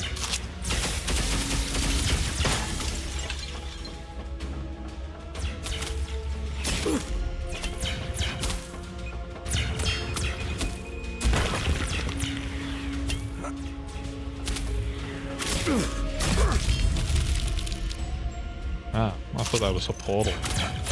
It's just a window.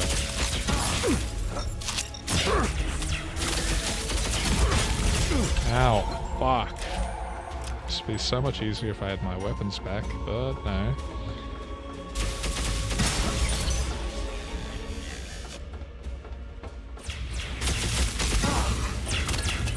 Wait. So it just flies to the wall? That's kind of shit. No, don't kill me. Get over here and give me a kiss on the cheek.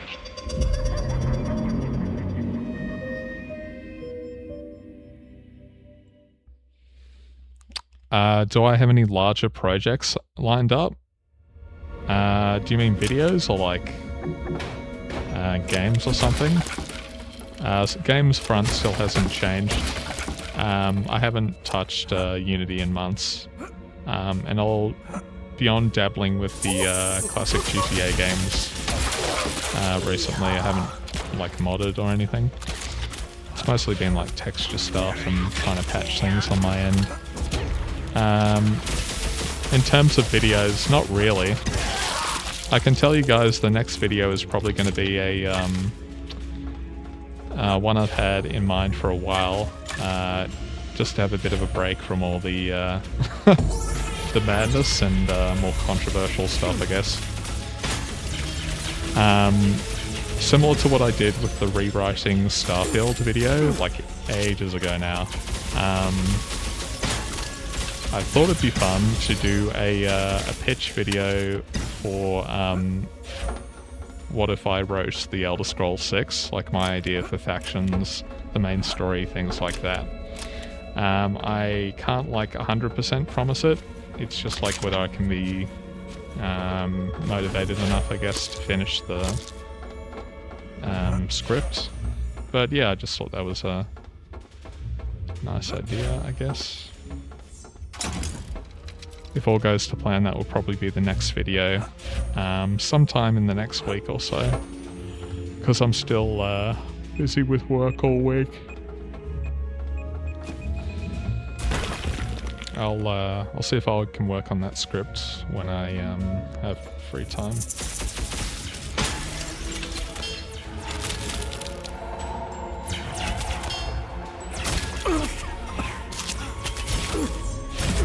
Go. I'm just gonna run Surprise! Fuck it. Surprise!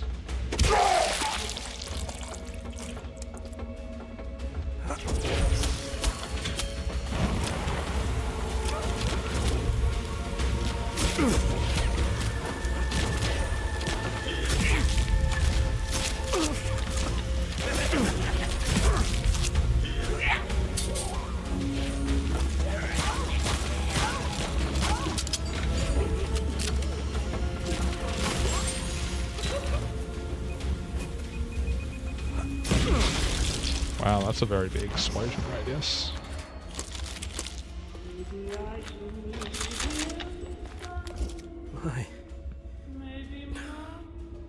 My exam.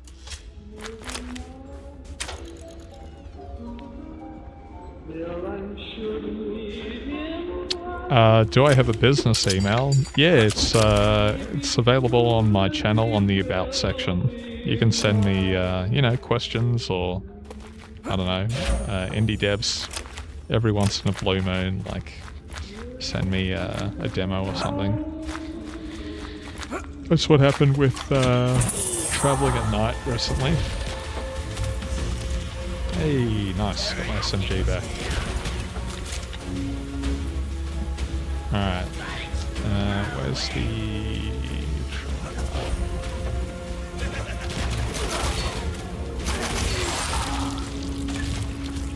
I have a proper gun again. All is rise in the world.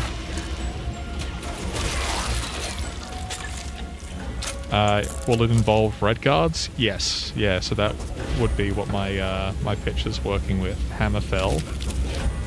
And going with the obvious direction, which I just know Bethesda won't do because they're lazy and Emil just rehashes whatever he sees in media. Second Great War with the Thalmor.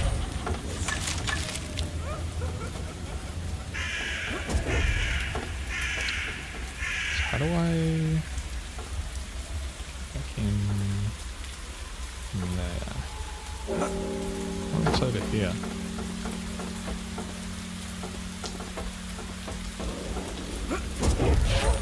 Oh shit, that was close.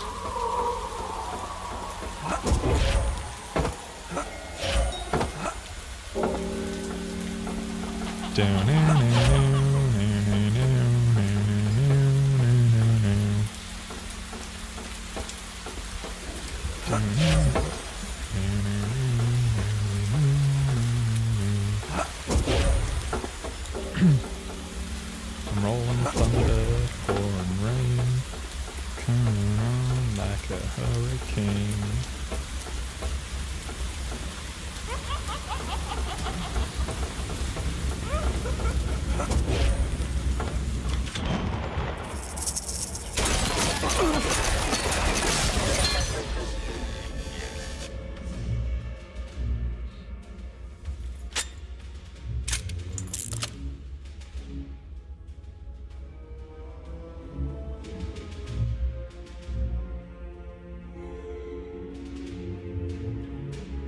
Oh yeah, I'm under no illusions. The actual Elder Scrolls 6 is going to be fucking awful.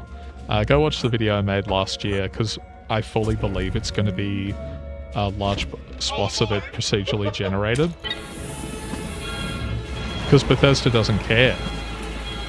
They just,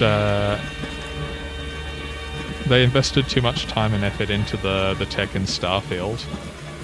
I fully believe that if Todd is going to go all in on what has defined his career, which is just big worlds, the Elder Scrolls 6 is going to be the biggest one, i.e. he's going to procedurally generate either all of Tamriel or pockets of it with faking like sections between that, kind of like how the planets worked in Starfield. So, like, going to a province will generate a chunk, like a landing in a particular area in Starfield. I think we haven't even, like, our minds can't even fully grasp yet just how awful Elder Scrolls 6 is going to be. Because Bethesda doesn't learn. They don't care. They have no interest in taking feedback. When the astronauts went to the moon, they weren't bored. Imagine likening your dogshit video game to one of, if not the greatest achievements in human history. That's Bethesda for you.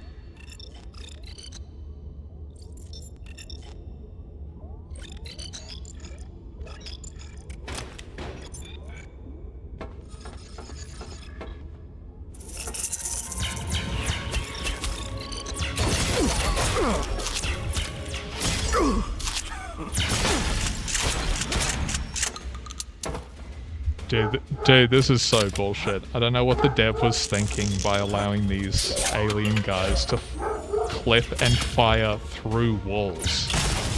That is just objectively bad game design.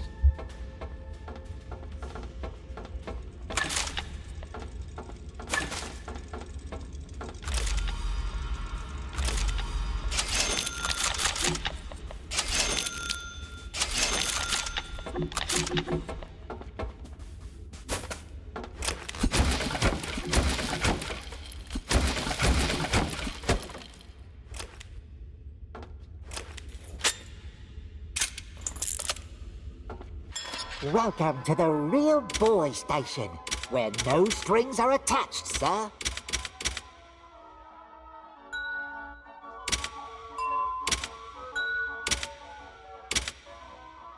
Oh, yeah. Look at you, chap. Pleasure doing business, big guy.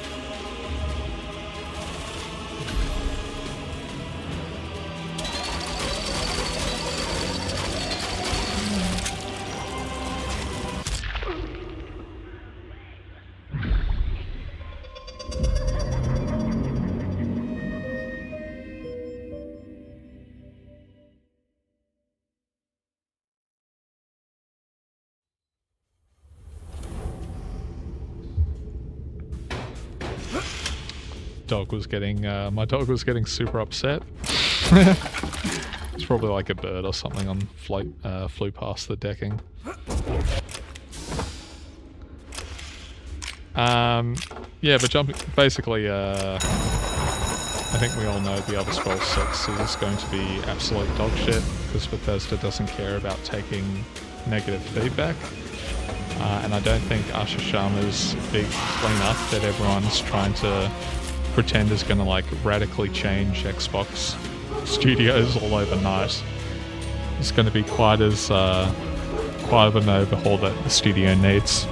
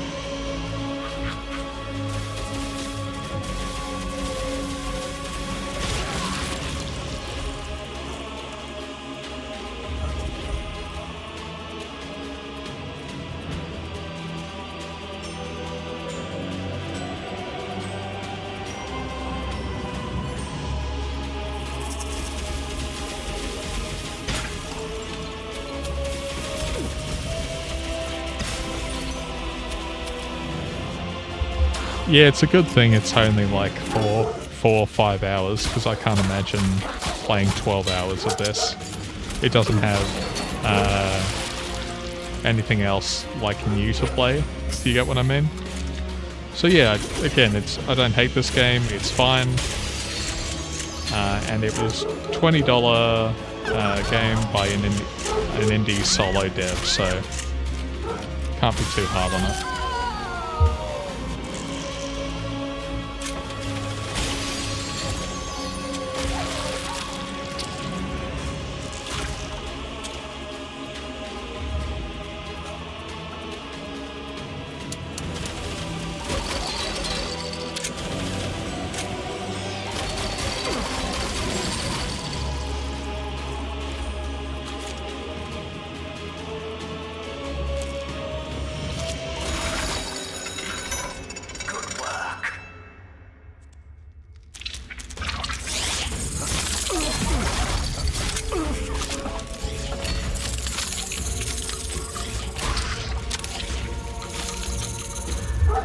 To regulate what though?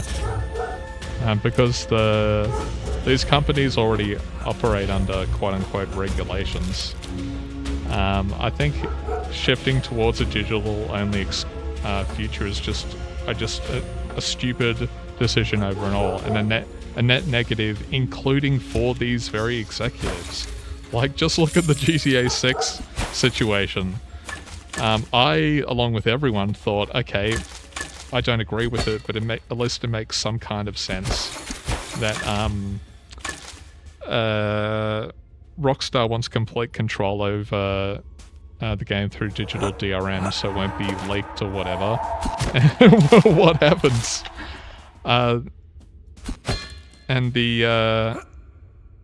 that just goes to show that this obsession with DRM that goes back like 10 or so years now.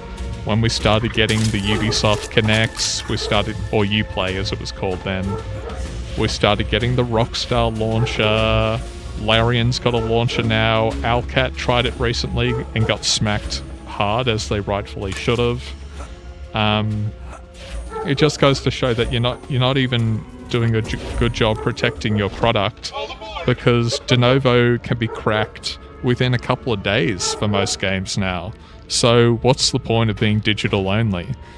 And we all know the rest of it from the physical side of things, of like game preservation and, you know, the novel concept of being able to buy a fucking game and, you know, put it in the console and actually own the physical thing rather than a barcode and all this crap. But anyway, I don't need to harp on about that. You guys have heard all this stuff a million times by now.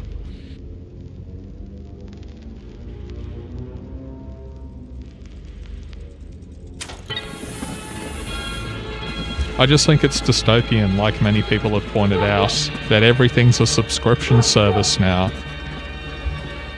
And it also feeds into the general laziness of, you have stuff like Uber Eats. We have an app in Australia, I don't know if there's an equivalent in wherever you guys are, called Milk Run. Like, people can't even be bothered going to the fucking shops anymore to buy stuff from the supermarket. Like, get off your ass and exercise.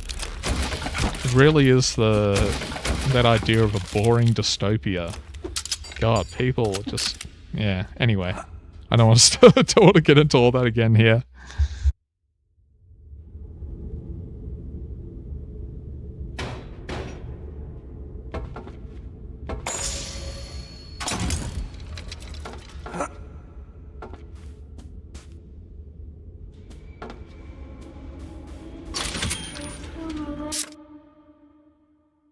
Two secs, my dog wants to go outside. Come on, puppy. Where'd you go? Good boy.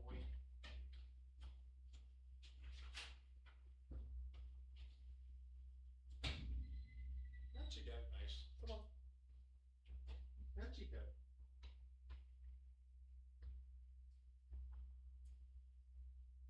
There we go.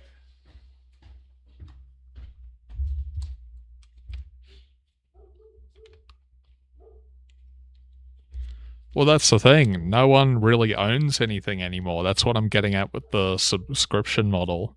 That you're only really buying a temporary license. You have no access to the product. And with everything becoming digital now, we're spending money on like make-believe codes, essentially. It's just think it's depressing. Like I've always, from a young age, I've always been a big fan of like physical books. I've never touched a Kindle or anything like that in my life. I used to buy a lot of CDs. CDs are basically gone now. Who listens to CDs? I only have a couple still because I have an older car, which has a like a CD player rather than Bluetooth connectivity. And I have a huge DVD and Blu-ray collection as well. And because my PS4 broke last year, I can't use it anymore. But yeah, it's sad. I miss the days of video shops, or what you guys would call video stores, something like that. You know, Blockbuster, things like that, where we could go and actually look at DVDs on the shelves. It was not caught up in licensing bullshit. There was none of this exclusivity shit. And a lot of the times you could find really good stuff on the shelf in a video shop. The suburb I grew up in, we had one just round on the main street, and I lived and breathed films from a young age. And a huge part of that knowledge and love of cinema comes from going to the video shop, the rental store, whatever you guys call it in your country. And yeah, we just don't have that anymore because people are too fucking lazy, and they've allowed themselves parts of their life to be bought up by subscription models. I learned how to use the Adobe Creative Suite. I think it was CS3, because like family got a copy through work, and I learnt by trial and error, essentially. But you can't do that now because, of course, Adobe has a subscription model. And wow, it's only $30 a month or whatever. Isn't that so much better than paying, $400 or $500 up front? But this is how they get you. This is how Spotify does it. Oh, it's not that much money. And then suddenly 12 months later, they've taken hundreds and hundreds of dollars from you, more than you would have paid for the whole thing initially. And that's just a 12 months. What if you use it for your job? What if it's, you need to keep using it for years? Suddenly it makes much more financial sense that they've gone with a subscription model, because they're slowly bleeding you out of all the money you have. Anyway, I didn't want to go on a rant there. I think it's depressing and dystopian how everything's a fucking subscription model now. And everything has to have DRM and license agreements and whatever. Like, I just want to watch a fucking film.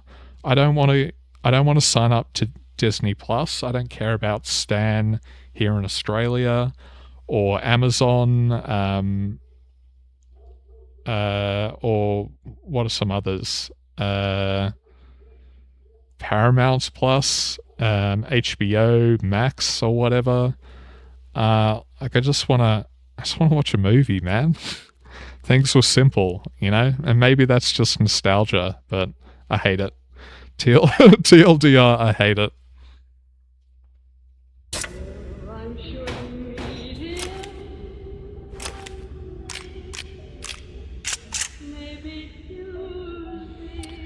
Anyway, what was I doing? Another tape.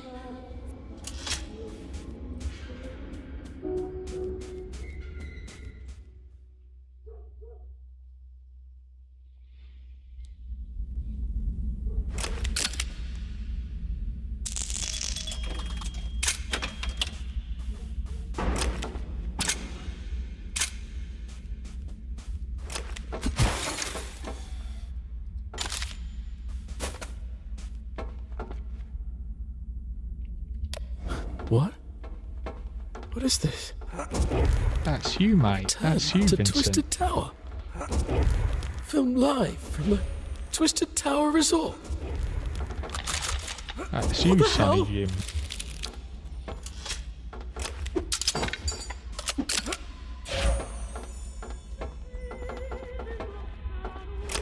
Oh man, this is giving me the theatre at the end of Arkham City vibes.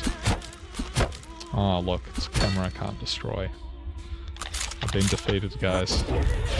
Mr. Twister, nearing the ripe old age of 70, has finally answered the question that everyone's been asking. Will he star in his highly anticipated sequel? The answer? Well, not really. Casting agent Gordon Milkborn has claimed to have found the perfect replacement for the star-studded hero. The unknown actor is said to bear a striking resemblance to Mr. Twister himself from his glory days. Set to carry on his role as the handsome hero to climb the magical Twisted Tower to again save his sweetheart from the Twisted Beast. Well, there you go. That's the quote-unquote narrative reveal. Just happened this guy last night. Looks like the big bad.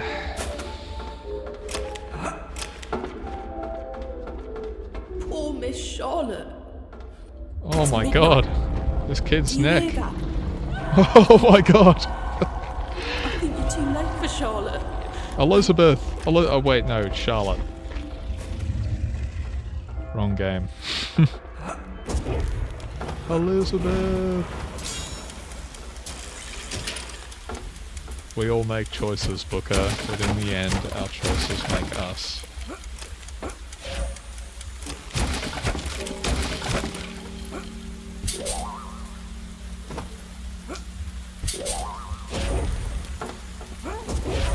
Fuck.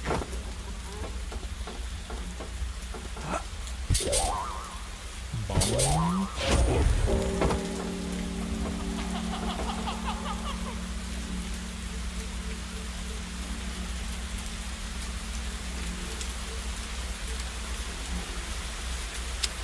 Do I think separating art from the artist is a cop-out?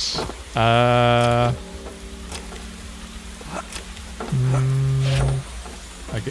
guess.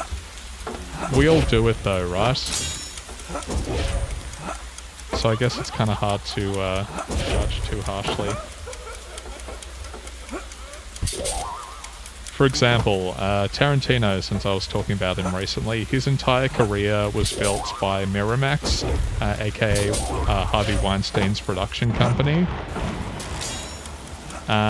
So it's just indisputable that he knew what was happening.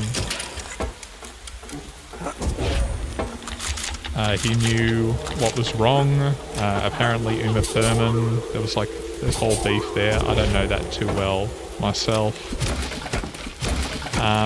But at the same time, I like his films. I like Kill Bill, Reservoir Dogs, Inglourious Bastards. I think he's a piece of shit and a sellout nowadays, and a massive fucking hypocrite. But, you know, I guess to some degree I am separating the art from the artist. So, you know. We have to recognize our own hypocrisy, I guess. I didn't want to do it.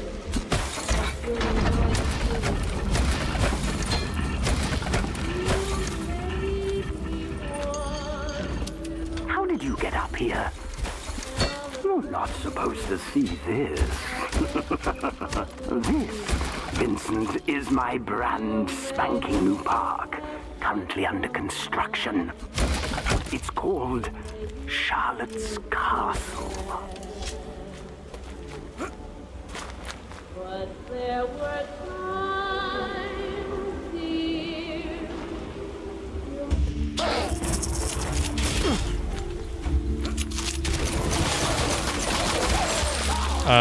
You sure? Miramax wasn't involved with the Lord of the Rings trilogy. That was New Line Cinema. Two different production companies. New Line is a subsidiary of Warner Brothers.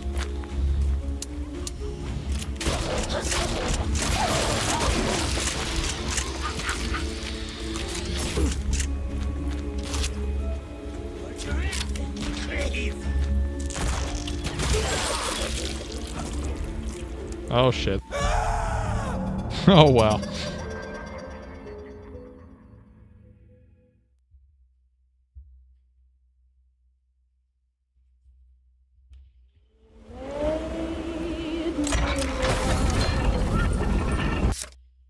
Does that change something about the Alana Pierce? No. So that video, as and I wasn't the first person to point it out.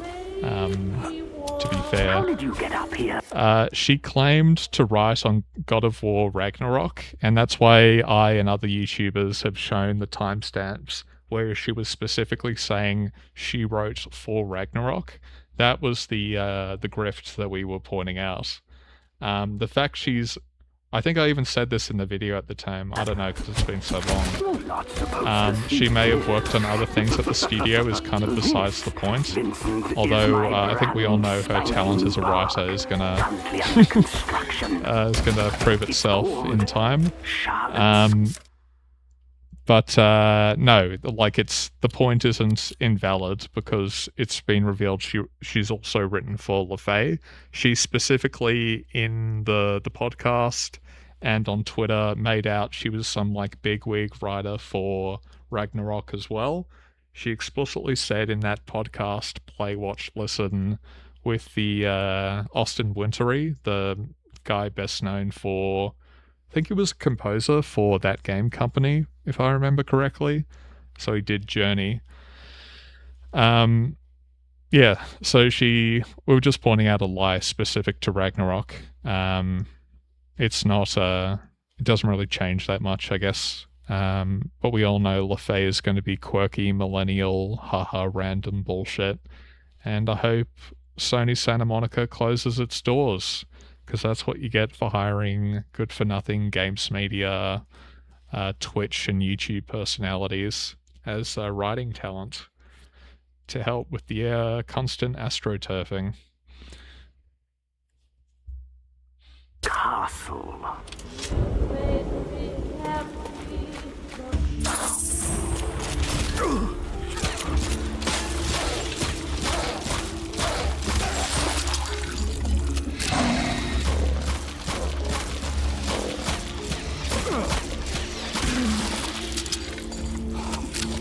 This is with upgraded damage, by the way. So I don't know, it's because their stats have increased with progression. But the fact I just shot that guy in the head like 6 times before he died is pretty crazy. And this is meant to be like the powerful alternative to the pistol, so make of that what you will. What am I supposed to be doing here?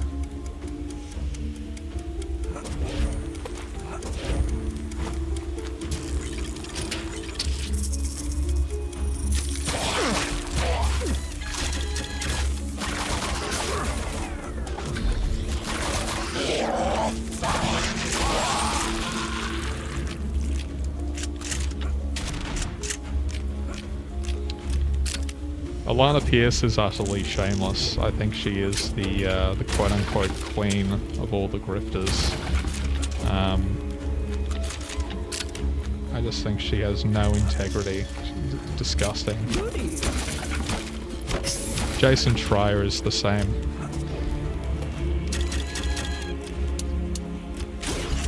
And how fitting that he recently moved across to YouTube.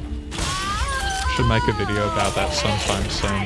It just reminds me of the BuzzFeed personalities who kind of used it to build up their own brand, so to speak. And now they went off to do things on their own. Because that's all it is. It's about free PR and bypassing hard work and actual skill and quality like the rest of us have to do. Because you're a cynical product. Alana Pierce doesn't have an original thought in her head. She just wants to get ahead by any means possible. And more fool Sony for hiring her at Sony Santa Monica, so I'm sure that's going to reflect on the writing quality of LaFay very well.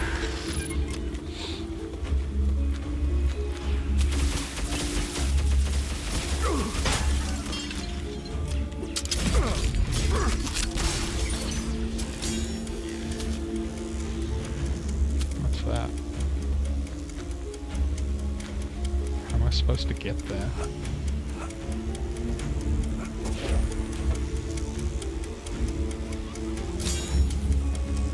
I guess I'm supposed to jump this? Yeah, gotcha.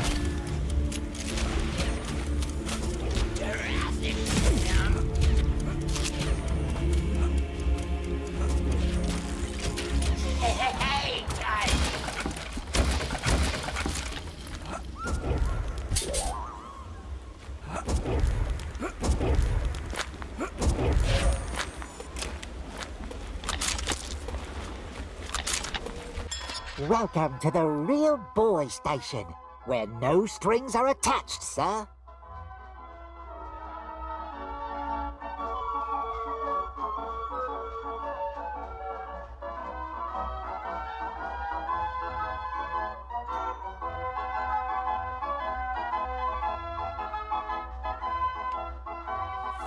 Yeah, I hate Trier.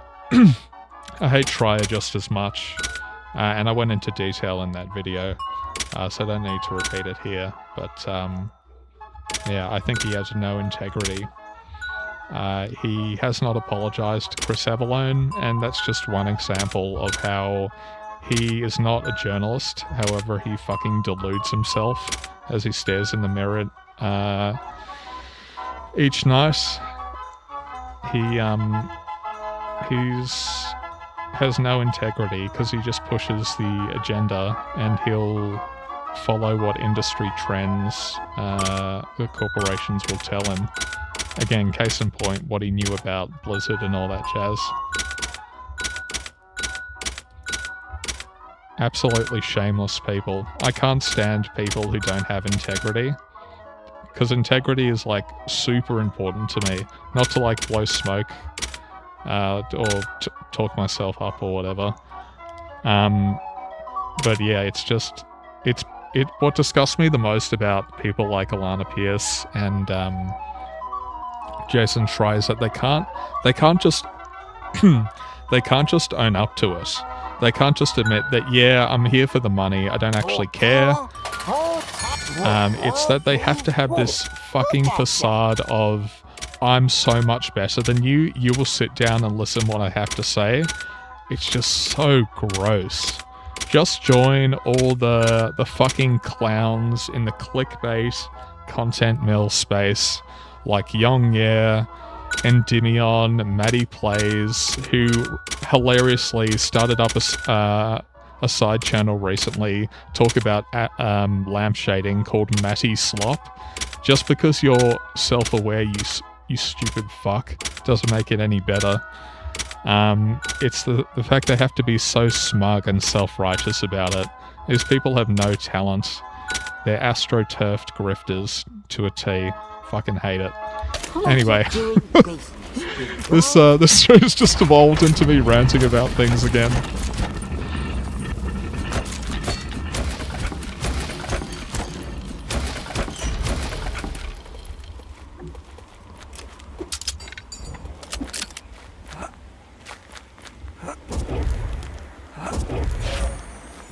Ah, my bad. Vincent.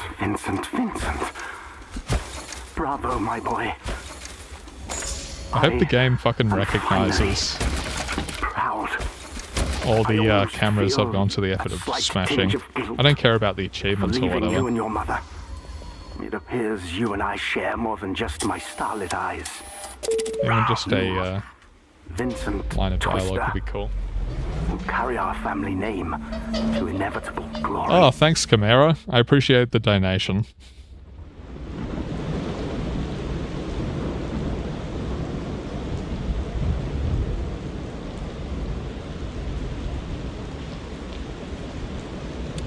Do I have thoughts on Skill Up? Not really. I think he's just safe, middle of the road, not anti-woke, not like pro-woke, if you get what I mean. It's not really a word. He goes, I guess the best way to say it is like safe and corporate. I don't have particularly strong feelings about him either way. I don't watch his reviews. I actually don't watch any reviews. unless I seek out like an RPG game years after the fact. You get what I mean, like current reviews, because 90% of it doesn't interest me. So yeah, I guess I'm indifferent to channels like Skill Up. He doesn't pretend to be this like cultural truth sayer. He's not a obnoxious to the point that I would consider him a grifter, but obviously he's very much interested in being safe and following the party line. It's why he gets exclusives. Like he met Corey Barlog, I remember, from him talking about like Ragnarok or something. He got flown out by Sony to Sydney or something, and he met Corey Barlog, and it's just the optics of that is just really gross. Again, these people don't care about integrity. But yeah, that's my my thoughts about Skill Up in a nutshell.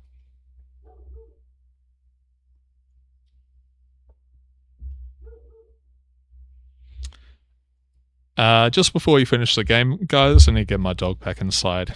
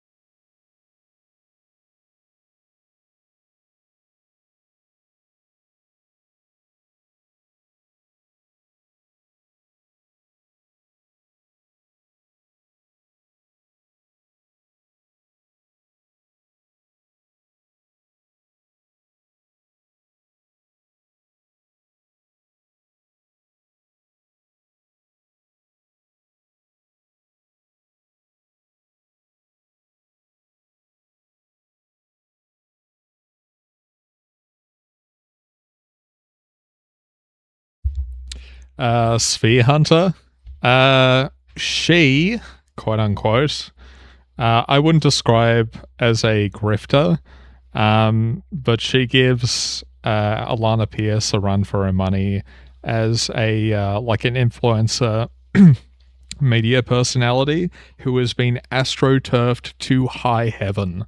Like Sphere Hunter will never say anything bad about Capcom because she has a huge financial interest in, again, sticking with the party line. getting exclusive access. Sphere Hunter, wasn't she at the Game Awards or something? Or was it Summer Games Fest? Something like that. Like in the front row, like holy shit. YouTubers and influencers in bed with game companies again. There really is just no low these people won't sink to. But do I have strong feelings about Sphere Hunter? Not really. I don't think Susie is a grifter.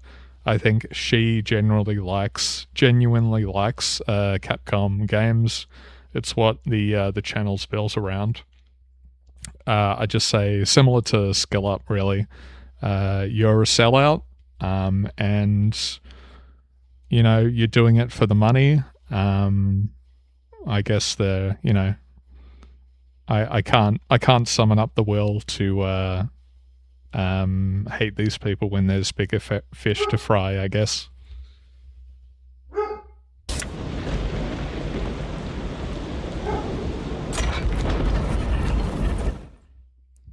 Charlotte! You can't get me out of here!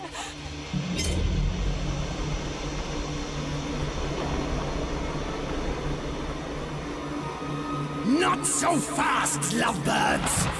I'm not ready for you to climax! I've got one final challenge for you, Vincent!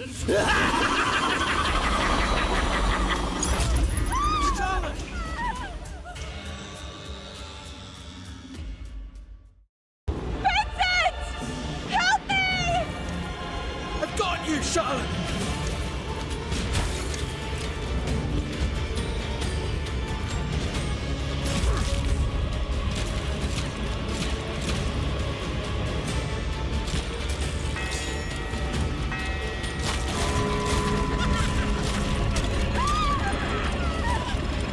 Really? This is the boss?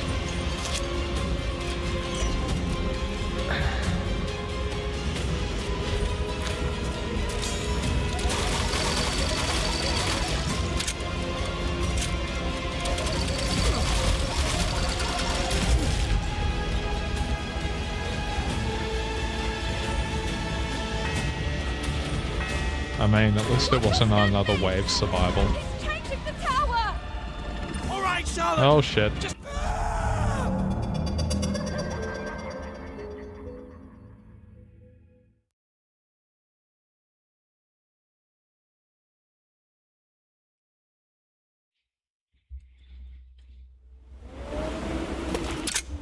Yeah, Mandalore's pretty good. I'm not subscribed to him, and I can't say I regularly watch his videos. But every once in a while I've come across something like he talked about System Proc 2, Arx Fatalis, things like that, which is cool. I've got you, Charlotte!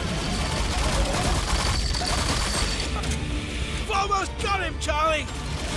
Not even close, son! I'm sorry to say, but this movie won't have a happy ending! Don't listen to him, Vince! I'm cheering for you!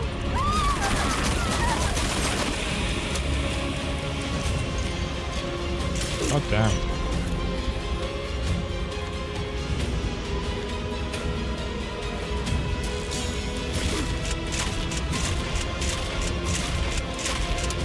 Wow, look how far the the shotgun basically doesn't have fall off, which is funny. Similar to what it was like in San Andreas. All right, Charlotte, just hold on tight. The only thing that's tight right now is your booty hole. Oh god, what is it with this game and assholes? Like, first the worst door in existence, and now there's like actual dialogue.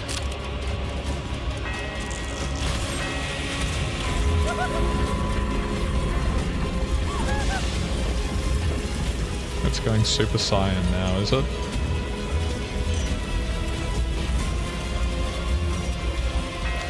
I mean, points for creativity.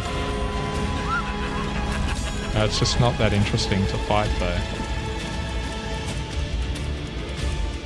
My god. Holy shit. Ah.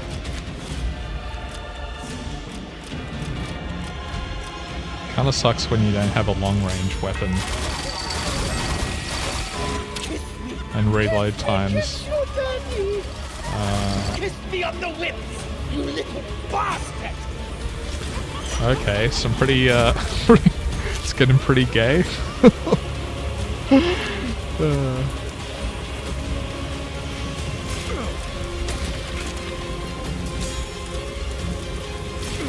my god.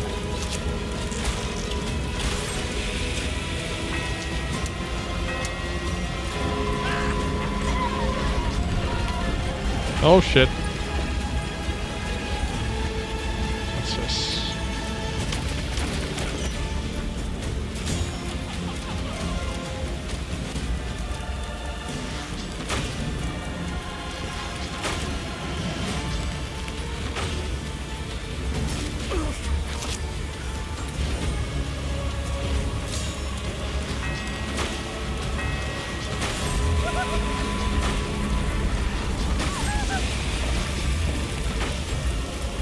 Who wants to bet there's a phase 2?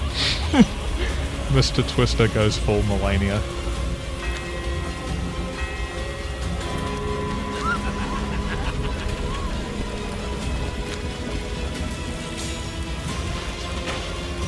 Wow, really? Come on, give me something. No! Stop that! You're going to ruin the final act! Take him out, Vince! Oh, stop it, son! If you do this!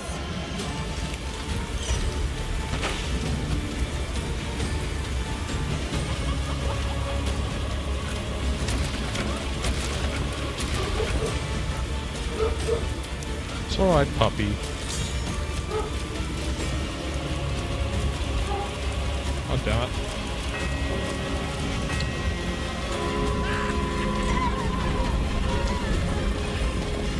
Where are we going?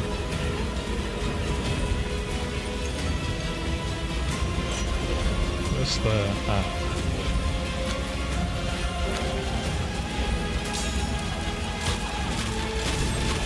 Really? I have to pop all of them? What's the other one?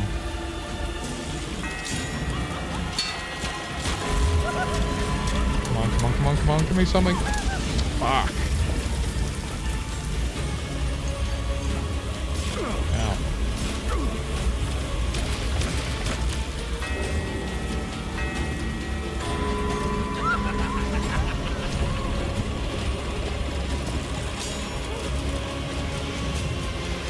Come on, come on, come on. Come on, where is it? Hell yeah, there we go.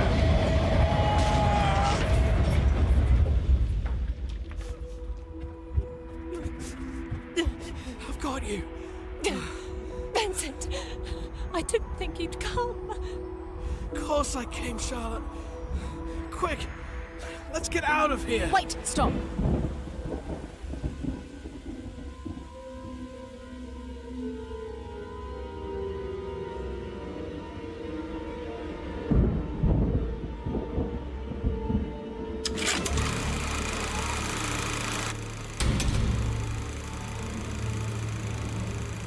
My heart, my lips, my body. What happened to They're her? yours.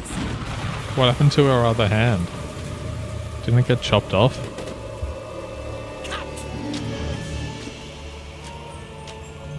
Bravo, my boy. A solid performance. What's going on? Looks like we have another star in the Oh, it was all an act. Just like our Or handsome something. daddy. I don't know. Oh god! What was with the tongue there? Dude, what is with the weirdly It was all a lie. Freudian No, undertones? It doesn't have to be. Goldfish.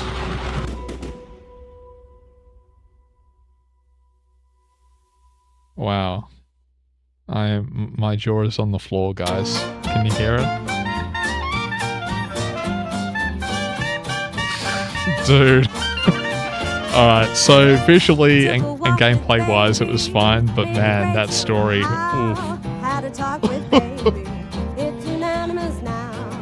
Anyway,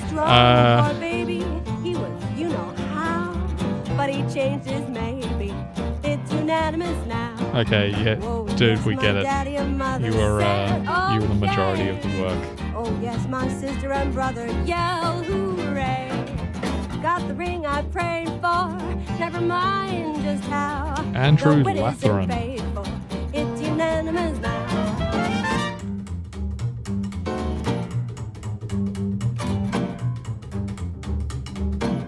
Now I am curious, is he the guy that actually did We Happy Few? Because he sounds like the Arthur character. Andrew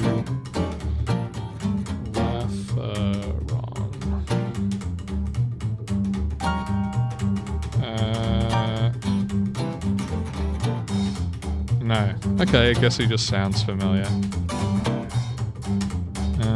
Neo 3, Fallout London, Tainted Grail, The Fall of Avalon. Okay, that's cool. Hats off to him. He sounds like the guy who did We Happy Few, though. We Happy Few voice actors. Full voice Arthur.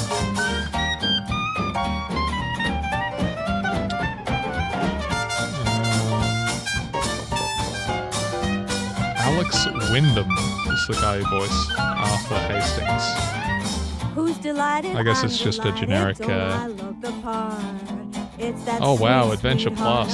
Cool, I can't wait to do the same thing over again. Couldn't guess me, wouldn't guess me, never would agree. But that's all over, yes sirree. He's got a way of petting that I love somehow. Okay, great. Can we end the credits?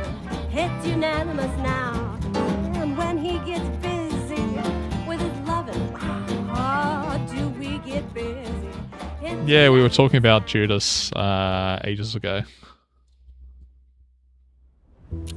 Cool. Alright guys, probably call it there for tonight. Overall, you guys kind of know my thoughts from Twisted Tower pretty much haven't changed from the beginning. For a solo indie project, it's pretty good. Obviously, he wasn't exclusively alone. He had third-party help. I'm sure 3D Realms chucked a bit of manpower his way as well. But yeah, some of those sus dialogue lines and the butthole door was low-key disturbing. But overall, this is fine. If you wanted a game that reminds you of BioShock, and it's like $20 Australian, this is fine. Like, I don't feel like I've wasted my time. But as some of you pointed out, this is a fun but forgettable thing. I will uninstall it as soon as we wrap up here. And I'm never going to think about it again. Like, it's a kind of thing that goes in one ear and out the other. That ending though was oof. It's okay though. The environment kind of makes up for the writing, I guess. Yeah. So as always, guys, thanks for jumping in. Hopefully you've had some fun along the way and listening to me go off on rants about various topics. Shout out to people watching the VOD as always. And the next video, like we were talking about earlier, hopefully out within the next week or so. And yeah, because I'm busy with work, I'll be back next weekend. And we'll see what else we can play, I guess. Feel free to drop some suggestions if you have any ideas. But that's pretty much it, guys. Thanks for watching, and I'll see you around. Adios.